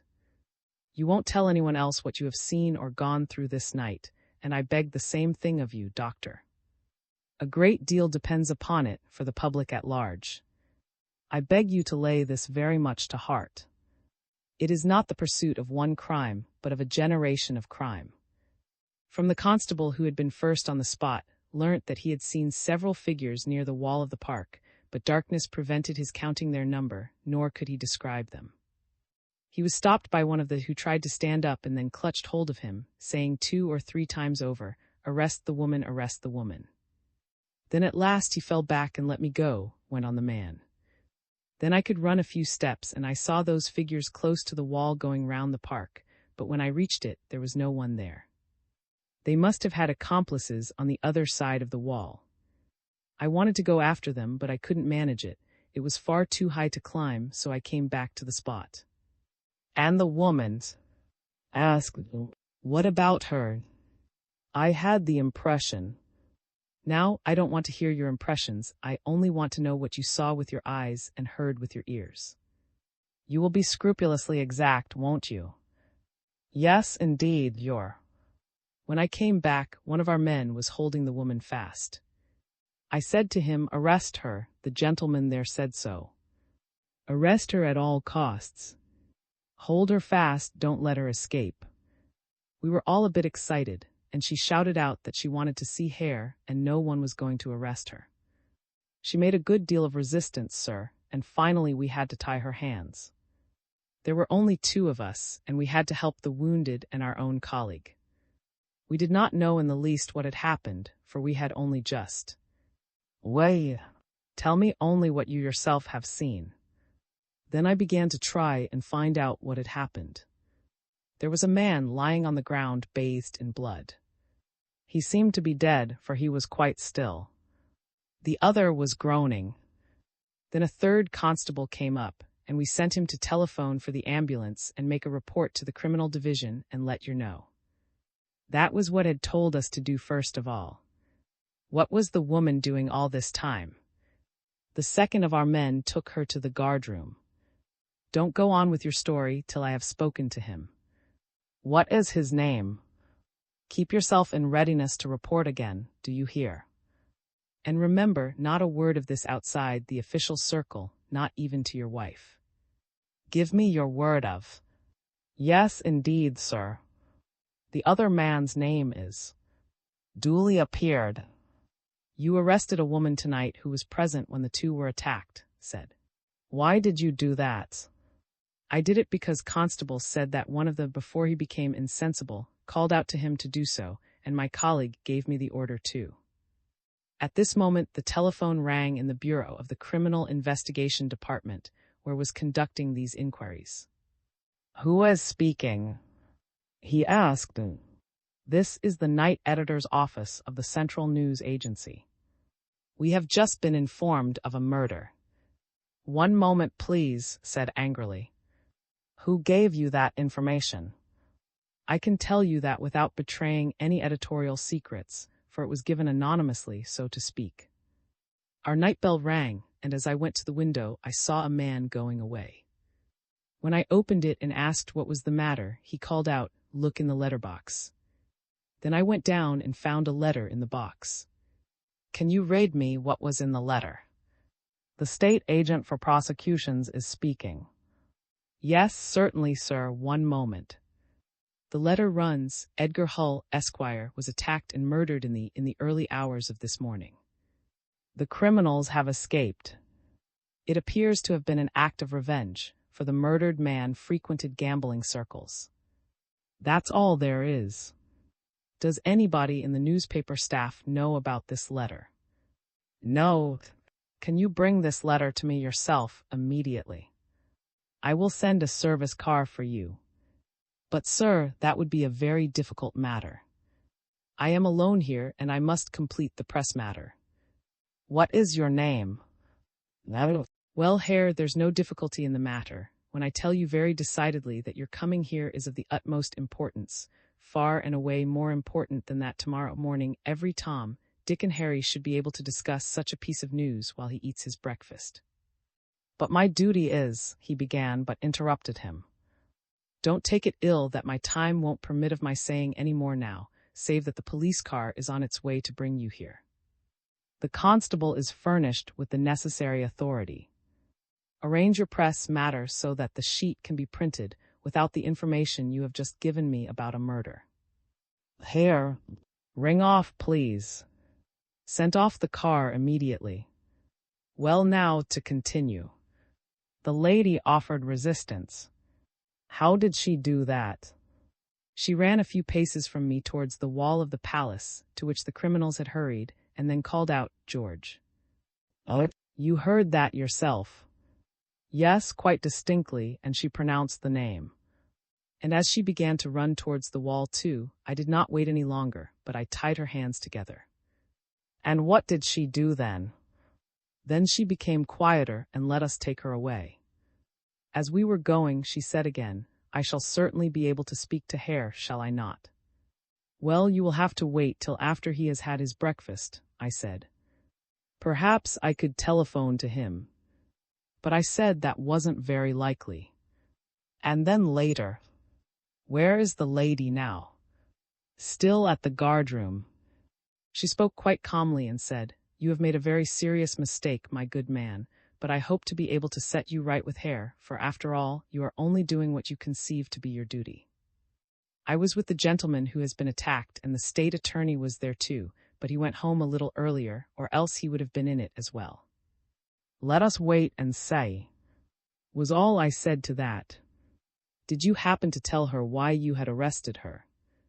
No, not a word. That's right. Wait in the next room. Interviewed others, and finally the assistant editor arrived. He protested loudly against this high-handed action of the authorities and said that his newspaper. If it is the duty of your newspaper to serve its readers up the latest scandal, whether it be a murder or the unlucky ending of a love affair, merely because it is a scandal, in as hasty and disconnected a fashion as it was reported to you, you would be right to protest. But you have no right to hinder the authorities whose duty it is to deal with infinitely more important matters, so that you may satisfy fools with a thirst for gossip. But, stammered the editor in an excited tone, but you are trying to stifle the press. We are not living under the old system, you know. The Republic will... I have no time to bother about what the Republic will do. Be so good as to give me the letter you telephoned me about. I am sorry, said the editor with a confident and self-satisfied air. These are press secrets. Pardon my saying so, editor, but you really are very foolish. I respect any press secrets which protect the interests of the community, but your refusal to give me this letter only injures them. Before I take it from you by force, an action which would lay you open to penalty for resisting the law, I will tell you that this letter is the only piece of evidence we have at present of an unusually serious crime. Perhaps then you will become more reasonable, and not entrench yourself behind the plea of your professional duty, which, as I have already stated, I do recognize, though I place it far below the interests which I represent. Felt uncertain how to act. Finally he brought out the document, saying, I deliver it under protest, and, Did you see anything of the man who brought it? Could you recognize him? There was very little light on the street from my window. I could only see that he was well dressed, and he certainly wore an opera hat. A little while after he had disappeared from sight, I heard a car drive off in the direction he took on leaving our office, and I imagine it was his. Herr, you will be so kind as to leave this letter in my hands. You will be an important witness in one of the most notable criminal prosecutions of recent years. I beg you, upon your, to preserve absolute silence about this letter and everything connected with it. Under the spell of the horror which had seized upon him, now became more pliable and grew as eager about the affair as he had previously been obdurate. He handed over the document, exclaiming, There it is then. I am quite at your service. That is a very different matter. My car will take you back to your office again. Please leave word that I am anxious to see the editor-in-chief as soon as he is able to attend upon me. The assistant editor, VIII, remained alone, inwardly cool. He had been able to suppress the horror and dread which the crime had excited in his sensitive and sympathetic soul. He knew the reason underlying this murder. It was not revenge, but something far more dangerous and deadly. It was terrorization. That was revealed to him by the letter to the news agency, designed to give information about the murder other than the police reports. It was the terrorizing of all who felt themselves victims of that fair-bearded stranger who had appeared among them. How much this gambler must have at stake, he thought, that he could thus personally announce his crime, to give the affair the turn he wanted it to have. How many people were in his pay, that he was able to carry out his criminal deeds in this fashion? What sort of people were they, and what was the example such conduct would afford to those who were still hovering undecidedly between good and evil. How many adherents might not the announcement of this deed yet secure for him? Hull had met his fate because he had revealed to the authorities, in the person of the history of the IOU, and because the pseudo-hairballing desired thus to give an example of what would occur to those who stood in his way. Possibly, even probably, the attack had also been directed at himself, and he had only escaped because his indignation had driven him from the place. Now perhaps it would be impossible, for strategical reasons, to close down the Go-Ahead Institute. Like so many similar places, it might serve as a trap. And what about, he said to himself, shall I be able to get her to confess for whom she was acting as a decoy? What can she confess, and whose name would she reveal? Even if a name and possibly an address be furnished me, do I know the man's secrets and what precautions he has taken against me? No, I will not go to see this girl. I will leave her in custody and let her wait, then she will realize that there's trouble ahead of her. She is weak and vicious, perhaps she will give in of her own accord. Finally, however, decided otherwise. He would take the exactly opposite course. He would lull her suspicions by a friendly and sympathetic bearing. She was crafty, but she belonged to the theatrical world, and by his assumed friendliness and sympathy with her in the circumstances leading to her arrest, he might make her more ready to confide in him. He therefore went at once to the guardroom, where he found her seated in a small compartment. Hastened towards her. "But my dear young lady," he exclaimed, "how came you here? What have they been doing to you? They have just rung up to tell me what has happened. What a good thing you thought of me. Oh, Herr, you come as an angel of light to me in my dungeon. Let us get away from this place at once. Don't lose an instant. I am stifling here.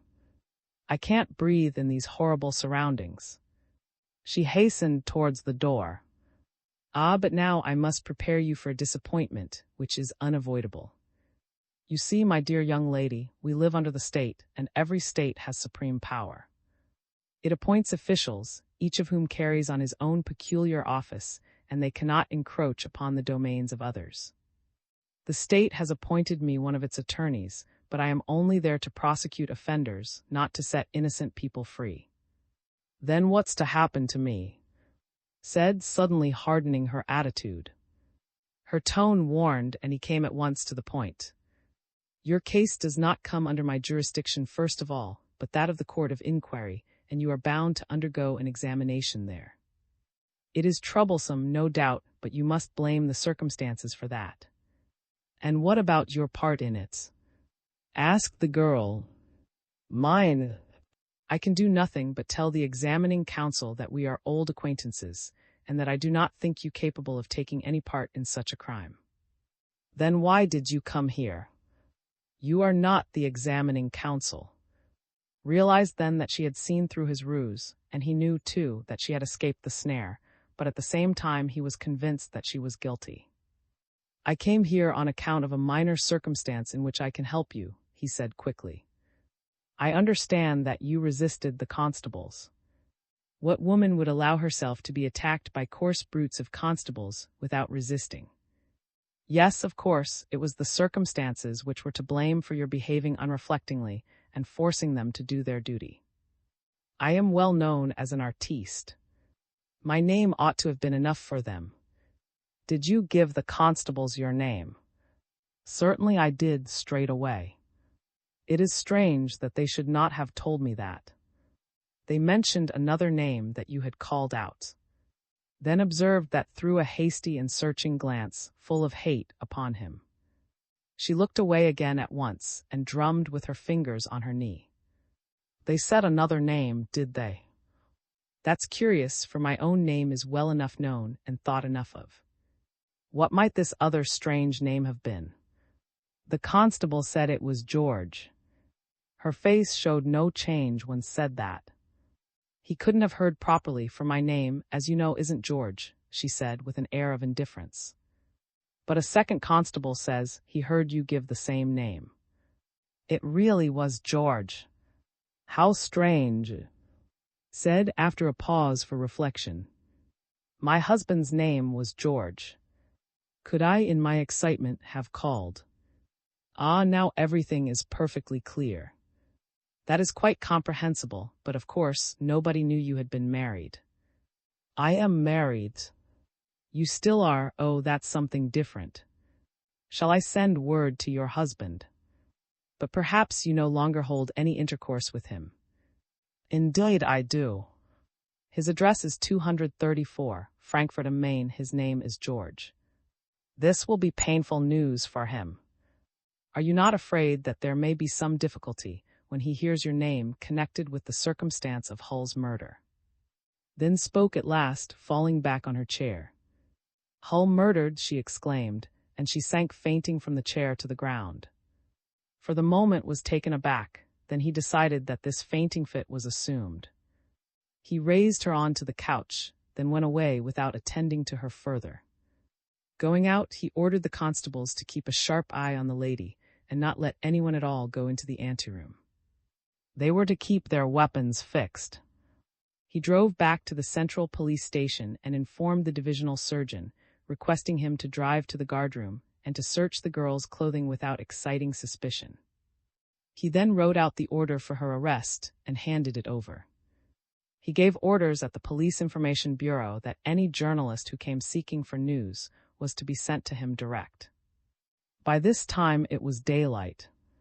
Had a bath and then drove to the office of the Central News Agency, the editor-in-chief of which had rung him up on the telephone. When had told him all that had occurred, he said, "The reason that emboldened me to lay claim to some of your time was this. If it were an isolated murder, I would, although unwillingly, let the reporting of it proceed in the usual manner. But behind this assault, we are confronted by a gang having at their head a man of apparently enormous and comprehensive powers. He must have secured to himself an organized set of followers whose only aim is to guard him while he carries out his crimes. The letter, which he himself may have handed into your office, discloses the fact that he desires the affair to be made known in the way that suits his ends. He means it as a warning. The victim himself told me not long ago that he had come across him in very peculiar circumstances, and this he knew. It is his aim to surround his dark deeds by a wall of dread. Folks are to realize that no one who makes any attempt against him can escape with his life. You can readily see how great a danger such a man is, at a time when the war has left folks weak and emotional on the one hand and more readily incited to evil on the other. We cannot altogether suppress such an occurrence as this, but I desire that it should be announced apart from the connecting circumstances known to me, so that the imagination may not make popular heroes out of murderers. In this I am counting on the assistance of yourself and your colleagues. May I beg you most earnestly not to make known anything concerning the Hull affair which has not first been seen by me. We are living in an age of mental and spiritual epidemics, and those who would help to bring healing must be prepared to sacrifice themselves. I will certainly act as you desire, said the editor-in-chief. At the same time, went on, I wouldn't on any account allow the impression to get about that such a course is due to more complete knowledge of the circumstances, or the exercise of authority on the part of the law, you understand. I quite follow you there, said the sympathetic editor. Then I am grateful to you, and can only hope for good results from our combined efforts. Our nation is in evil case. When he got home, was anxious to go to bed and enjoy a few hours of much-needed rest. It was already 10 o'clock, but just then his chauffeur, who acted as his personal attendant, brought him a visiting card bearing the name of Countess Told. I am quite disengaged, said immediately, and the Countess was ushered in. Is there any possibility of our being interrupted here by an anxious wife who is not courant of the matter which is engaging our attention? She asked as she gave her slender hand cordially. The happiness of possessing a partner for life has never been mine. Answered, feeling a delicious sweetness in the proximity of this woman. And yet she stood before him as something dreamlike, connected with a life which he seemed to have led not long before. Between this hour and that lay the mysterious occurrences of the night, and he was unable to conceive that these feelings of love and longing could be actually real. She stood before him, and he found no word to say to her, while she herself, insensibly influenced by the man's force of character and lofty aims, felt embarrassed by this silence because it seemed to be a confirmation of her own sensations. Yes, she confessed to herself, the feeling I have for him is, but she would not utter the word love. She blushed at the thought, a blush which saw. A tremor passed through him, and he struggled with himself as he bent low over her hand. Then suddenly the vision of the murdered man rose before him, and he no longer felt bold enough to betray by word or gesture the infatuation which possessed him. He offered the Countess a chair, and while he fetched another for himself, his imagination was fired by an idea which afforded a solution of the conflict waging within him. This woman whom he loved and to whom he was evidently not wholly indifferent should be associated with him in his undertaking, and their common might bring about their own harvest.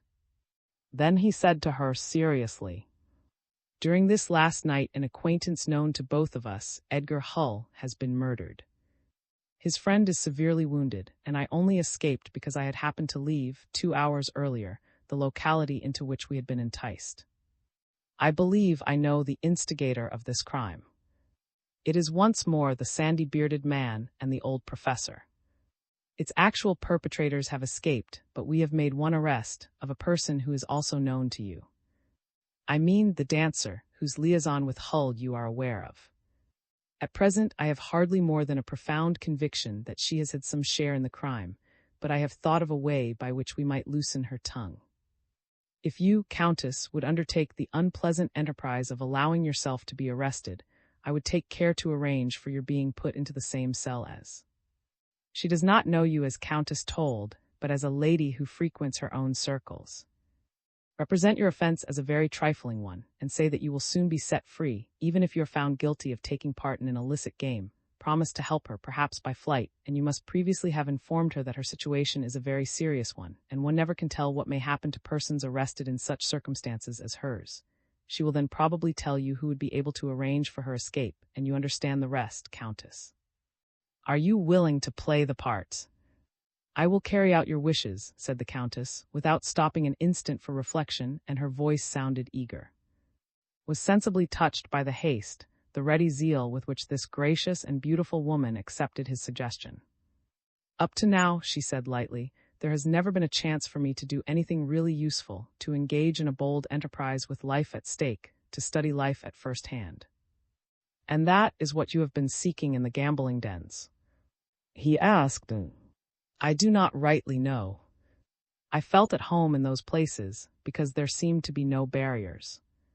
In my own circle I could perceive the horizon everywhere, and I could not endure that. I feel I owe you much." There was a smarting in his eyes. He was overcome with a sensation of longing. It took possession of him and tormented him, and he asked, almost roughly, "And your husband?" She answered calmly, "In every marriage, although you cannot know it by experience, there is something of what the heart has sought left unfulfilled. I rob my husband of nothing, if I try to find what I am seeking without him." "I esteem you," cried, his voice trembling slightly. "It is nothing but the natural law," she countered, "and now tell me what I am to do." "On a certain day which you shall appoint, I will take you in my car to the governor of the prison, and we will arrange everything with him." "When would it suit you?" "Next Saturday at this time." She rose. "The prison walls will begin to shine," said. "Because of such odd proceedings," laughed she.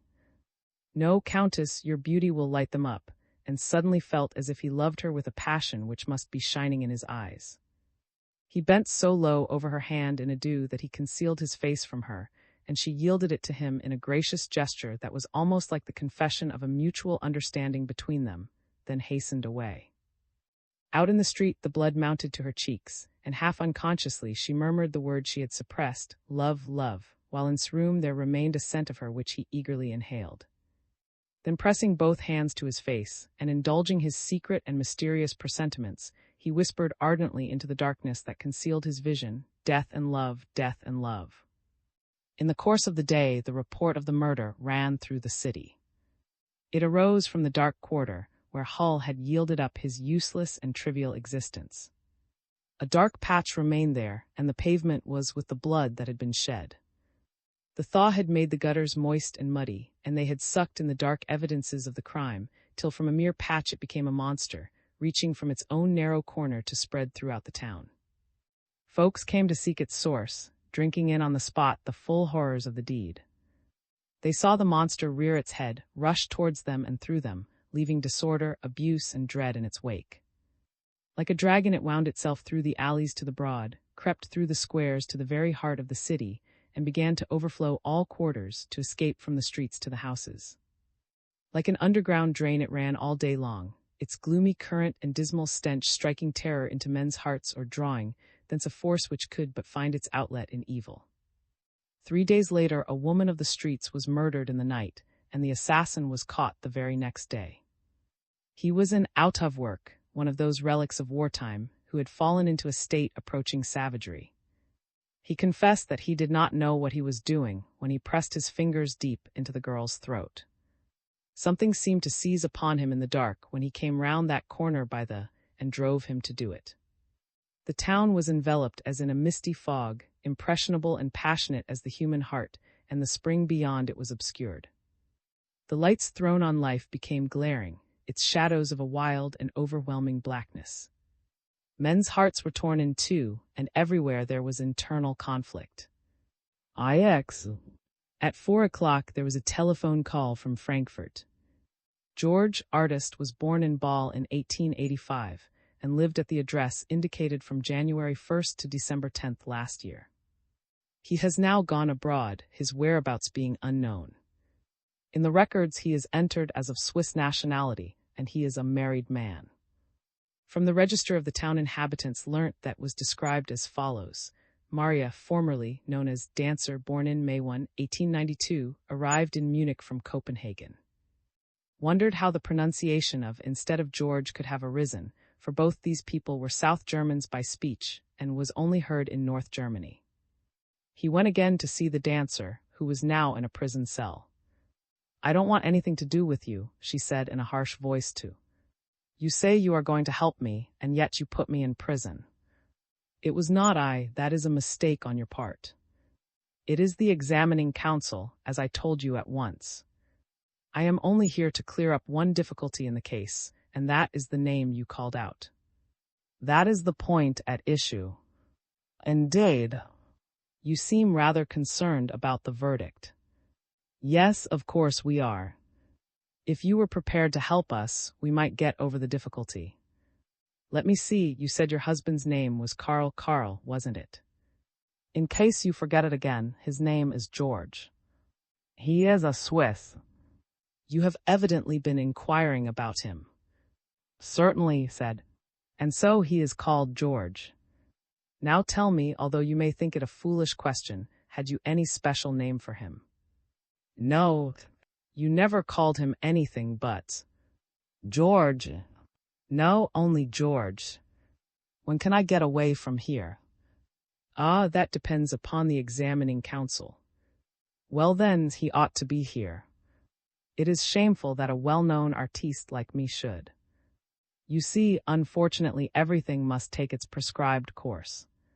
Without respect of individuals, as the legal phrase runs. I cannot promise you any more than my own help. You are going away again. And without me.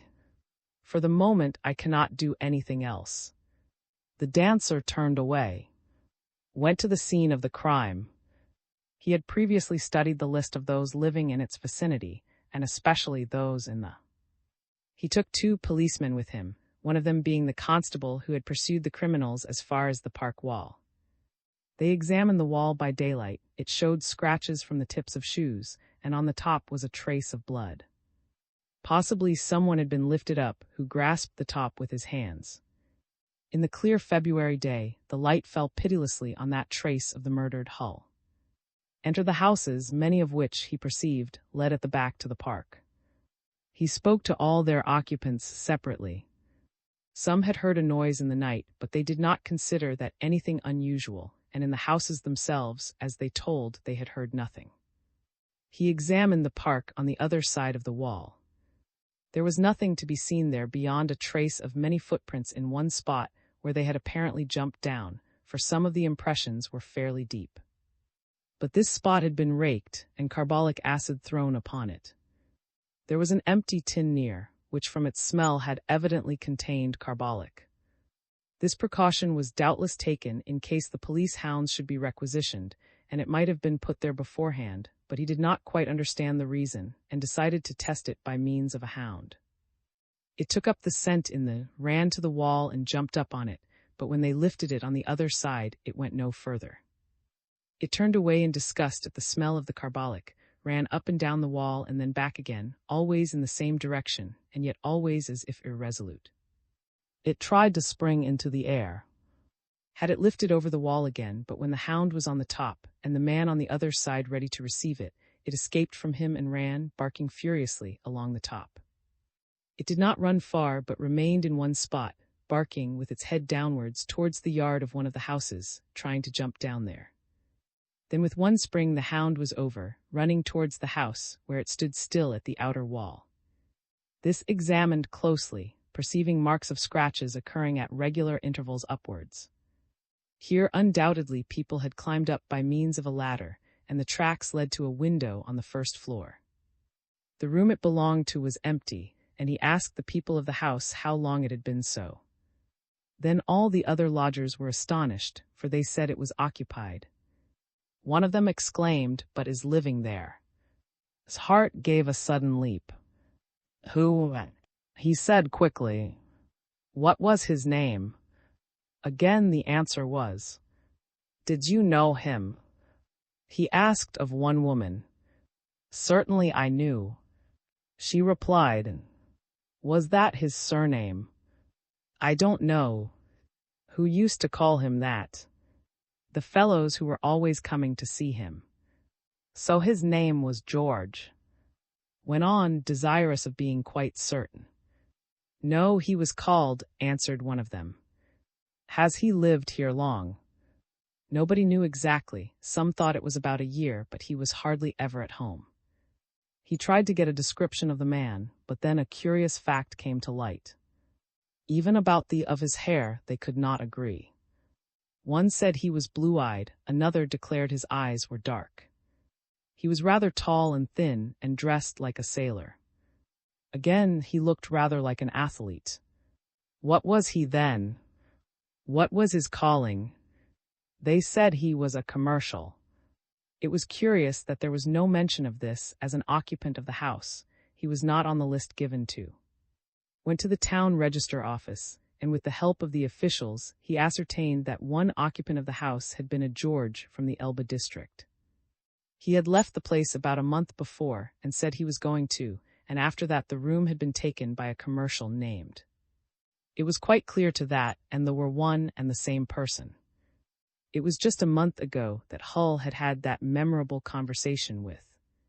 And were the same individual as the murderer of Hull, or at least the person who directed the murder, and it was his name that the dancer had called out. Possibly the direction had taken in departure also agreed with this, for Constance lay near, and Switzerland could be reached from there. Telegraphed to the Constance head office, with special reference to the passport stations. A few hours later the police officials there telegraphed back that a man named had his arrival there. He gave Bavaria as his native state, and this had struck the registering official as curious, because the man used a dialect that was unmistakably North German.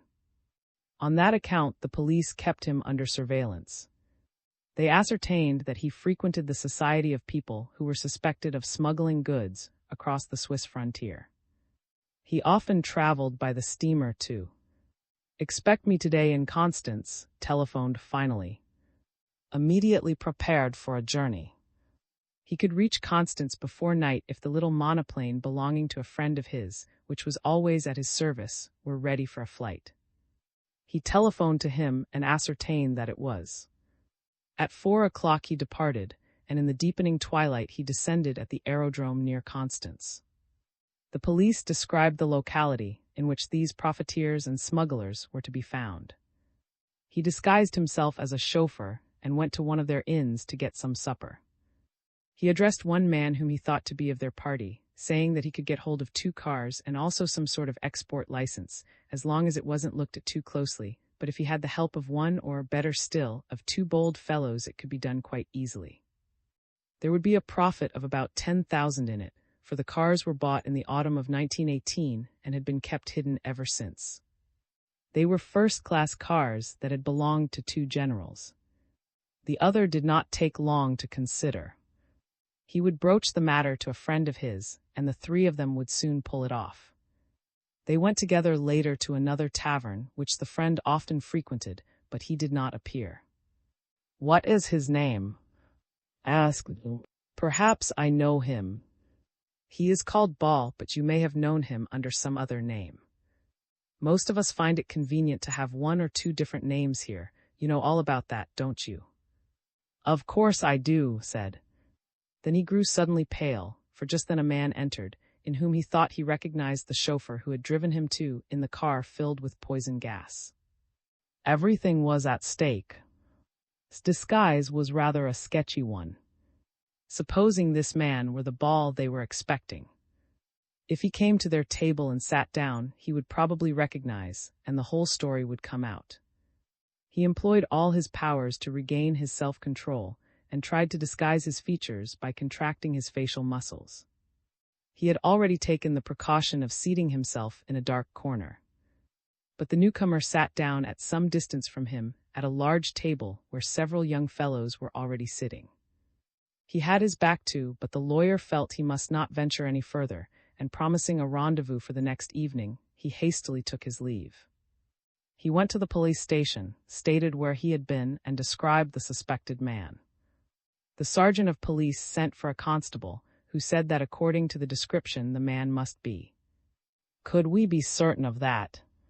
"I should like the fact established during the night. But I beg of you to proceed cautiously in the matter, for this man is armed at all points." Urged. Then he thought it would be better not to go there, said the constable. It was but a small town, and all the police officials, even the men, knew these profiteers. His sudden appearance might give the alarm. "Well then, I must manage without that. Do you know where he lives?" "Certainly." "Then take me there at once." The sergeant took to a byway where stood a shabby old inn, which was divided into many courtyards at the back. At once recognized that it would be extremely difficult to carry through any arrest here without a large body of police, and so many constables could not be quickly and easily procured in a small town like this. Opposite the house was an iron foundry. Here spent the next forenoon in company with a constable who knew, the two concealing themselves behind a dust-begrimed window. When about 11 o'clock the man whom knew as the sandy-bearded man's chauffeur came out of the house, the constable nudged him, saying, "That is." "That's my man," said. In the afternoon, he had a consultation with the head of the Criminal Investigation Department. Said it was not a case of arresting one man, but of getting rid of the whole gang, for here in Constance, as one might say, there was but one division of the army whose general headquarters was in Munich, and until one could lay hold of the leader it was not worth while to secure a dozen or so of his accomplices. Advised their not making use of the announcement of a reward of 5,000 marks for information, which had been drawn up contrary to his wish, but rather that they should keep a close watch upon what they now knew to be one of the haunts of the gang. That would be the safest way of entrapping their leader, for if they seized the chauffeur now, his master would receive emphatic warning. And this man, told them, was undoubtedly one of the most daring criminals to be met with in the last 10 years. It was not only a money reward, but fame that might be looked for, and the constables all promised to do what they could. In the evening met the young man who was going to help him get rid of the cars at a big profit. His friend had left the town, he said, for things had gone badly of late. Switzerland was overdone with German goods, and the German authorities seemed to be regaining their control of the lake. They might soon be starving, he said. But he knew what to do. He wasn't going to starve, and sooner than be driven out of the place by hunger, he would join the Foreign Legion. Then at least he would be safe from the German authorities. He could fill his belly in peace, and if he were shot down it would be as a free man, whereas if he stayed here he was bound to end in quod. Asked what he had to do to get into the Foreign Legion. "Oh, that's easier than ever it was," answered the man. Before the war you had to go to, but now that's not necessary, you can join up here. Well, that's a good thing to know. What's the address of their headquarters? Oh, you only need go to the Black Bull and ask for, or else come in the evening to the tavern we went to yesterday, for he was sitting there. He had got a lot of them at his table, and I told him I'd think it over. If our Hong Kong business comes off, I shan't need to though, but we can't get hold of that D.D. Ball. He'd want to stand in with us, but I expect he's got something good on somewhere else. By the way, was asking after you last night. You must belong to his part of the country, eh? He said he thought he knew you, but I told him you were from Ball and wanted to get 2 cars across, and he said, oh, then it can't be the man from Munich. But I thought to myself, a man might have been in Munich and yet be in Ball now, eh, mate? I've never been in Munich, said, he must have mistaken me for someone else. Well, it's all the same thing, anyhow. We'll get those cars through, eh? By the way, can you stand me a trifle of ready on the job? Of 50. Ask you. Oh well, if it's not inconvenient, I'd like 2 50s. One's all I can spare at the moment, said, pulling a 50-mark note out of his waistcoat pocket. You needn't be afraid of showing your purse, even if it has a hole in it, remarked the man. You wouldn't buy any more with 50 out of my purse than you can with that one. Well, all right, no offense. Where are you staying? In Barbarossa, said, at a venture. Oh, if the folks there get hold of you, you won't get out of their clutches, I can tell you. You go to the Black Bull. They'll look after you properly there, and everything is arranged so that you can fly off as easily as these greenbacks will. Not a trace left behind. Next morning flew back to Munich. His trip had been successful, and the journey in the pure clean air, cold though it was in the upper regions, invigorated him. He felt as if he were gathering the threads together in his hand, and they were about to form a vast and invisible net, and he, the fisherman, felt himself ready and able to drag it in. An hour before took up his stand at the grimy window of the iron foundry, opposite the Black Bull. The following conversation was carried on between Constance and Munich. Doctor. Speaking. Who is there? This is Doctor. What is it, please? The invalid seems to be staying here. I am not quite certain yet that it is he, but I thought I recognized him. I am anxious for instructions. That's very strange. He was in Munich to my certain knowledge, just about 4 o'clock yesterday. What time did you think you saw him, Doctor? At 7:30. But the express does not leave until 7 p.m. and only reaches at 11 p.m. Even if he had used a car, he could not possibly have reached Constance by 7:30. It is possible that I may have been mistaken, but hardly likely. I can at once abandon the idea that it was the lunatic we are searching for. Well, in any case, my dear colleague, prosecute your inquiries, and if you are convinced, use the safest means at your command. You mean the strait waistcoat, Doctor? Certainly, for you know he is dangerous to the community. Have you any other news? What about those neurotic patients? They are quite ready to go to the sanatorium, and they start tomorrow. Good. That's all, thank you. My best wishes to you, Doctor. Went up and down his room in considerable excitement. How could it be possible that the state attorney, who was still in Munich at 4 p.m., should have been seen in Constance at 7:30 p.m.? Might not George be mistaken? He dressed himself as a messenger and repaired to the where had his chambers. He rang his doorbell and a servant opened to him. Can I see the state attorney? He asked. He is not at home. Give me the letter. I was to give it to him personally. When will he be back? I do not know. Has he gone away for long, or shall I be able to hand him the letter this afternoon? His did not leave word. Ah, then I must rely on you, said the messenger. You will be sure to deliver the letter, won't you? Certainly, give it here, and the man glanced at the address, but it was directed to the state attorney, Doctor. And he said, you are making a mistake. Herr is the barrister who lives here. Good heavens, so they've given me the wrong number. I always say, write it down. And so I've made a mistake here. Where does the gentleman I want live? I don't know him at all. Well, there's nothing for it but to go back. Good mornings. The pseudo-messenger went off, knowing only half he wanted to know. On the way, enlightenment came to him. Of course, he said to himself, he must have gone by aeroplane, and I can guess why. For an instant a mist swam before his eyes, so acutely did he feel this discovery of his. For the first time he measured his adversary's powers. No one had ever used such means against him before. George had not yet sent off the discharged smugglers. Were they the reason of this hasty visit to Constance? Had his band of watchers failed him?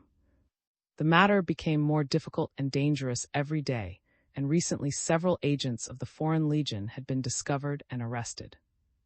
If has the whole gang imprisoned, thought, one of them might blab enough to bring the inquiry home to me, and then for the first time I shall no longer be safe.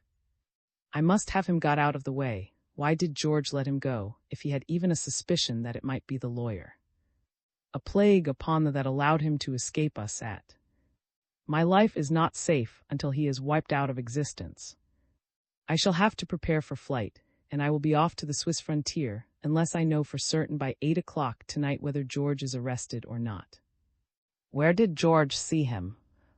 If I only knew that, for it all depends upon that. I am consumed with impatience, and my hatred of this destroyer of my peace is burning me like a fever. Supposing I never reach my kingdom of. Then went home again, carrying a parcel for himself under his arm. He must be prepared for all eventualities. Should his dwelling be already secretly watched by the police, he was a messenger who had something to deliver, and there were cigars in the parcel. But his chambers were empty, and there was nothing suspicious in the neighborhood. That evening he did not leave his house again. It was safer for him to see from the window who was coming to him than to find, on returning after absence, that someone had effected an entry and was watching at the window for him. He must be ready for anything that might happen. He spent the evening in examining his finances. There was yet 6 months, work to be accomplished in Germany before he had the amount he had decided would be necessary. There he knew the ground well, and anywhere else it would take at least a year to accomplish the same result. The languages he was conversant with necessitated his being in countries where German and English were known. 6 months. The words throbbed in his brain, and the blood mounted to his heart.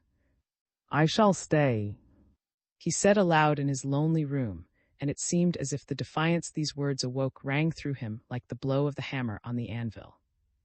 Next morning at 7:30, there was an urgent telephone call from Constance. Doctor speaking. I am sorry, but I fear I have misled my esteemed colleague. There is no further trace to be seen. Everything is in readiness for departure, and the other patients are prepared for their journey. It was a pity, doctor. Ring up again this evening. You swine, growled between his teeth at his window, looking in the direction of his chambers. If it were only for this half-hour of uncertainty, you should pay for it with your life. The first attempt failed through a mere accident. There shall be no accident the next time.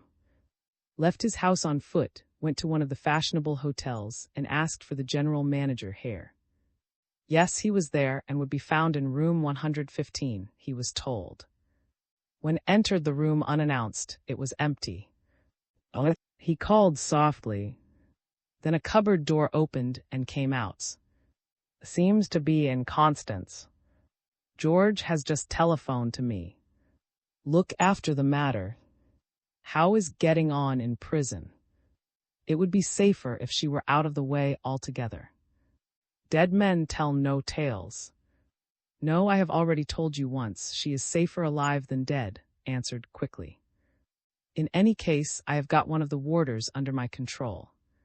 Why? To contrive her escape, if she's to be allowed to live. Fool! Cried angrily. I tell you she is safer where she is. If they were to break open her mouth with a crowbar, she would never say anything.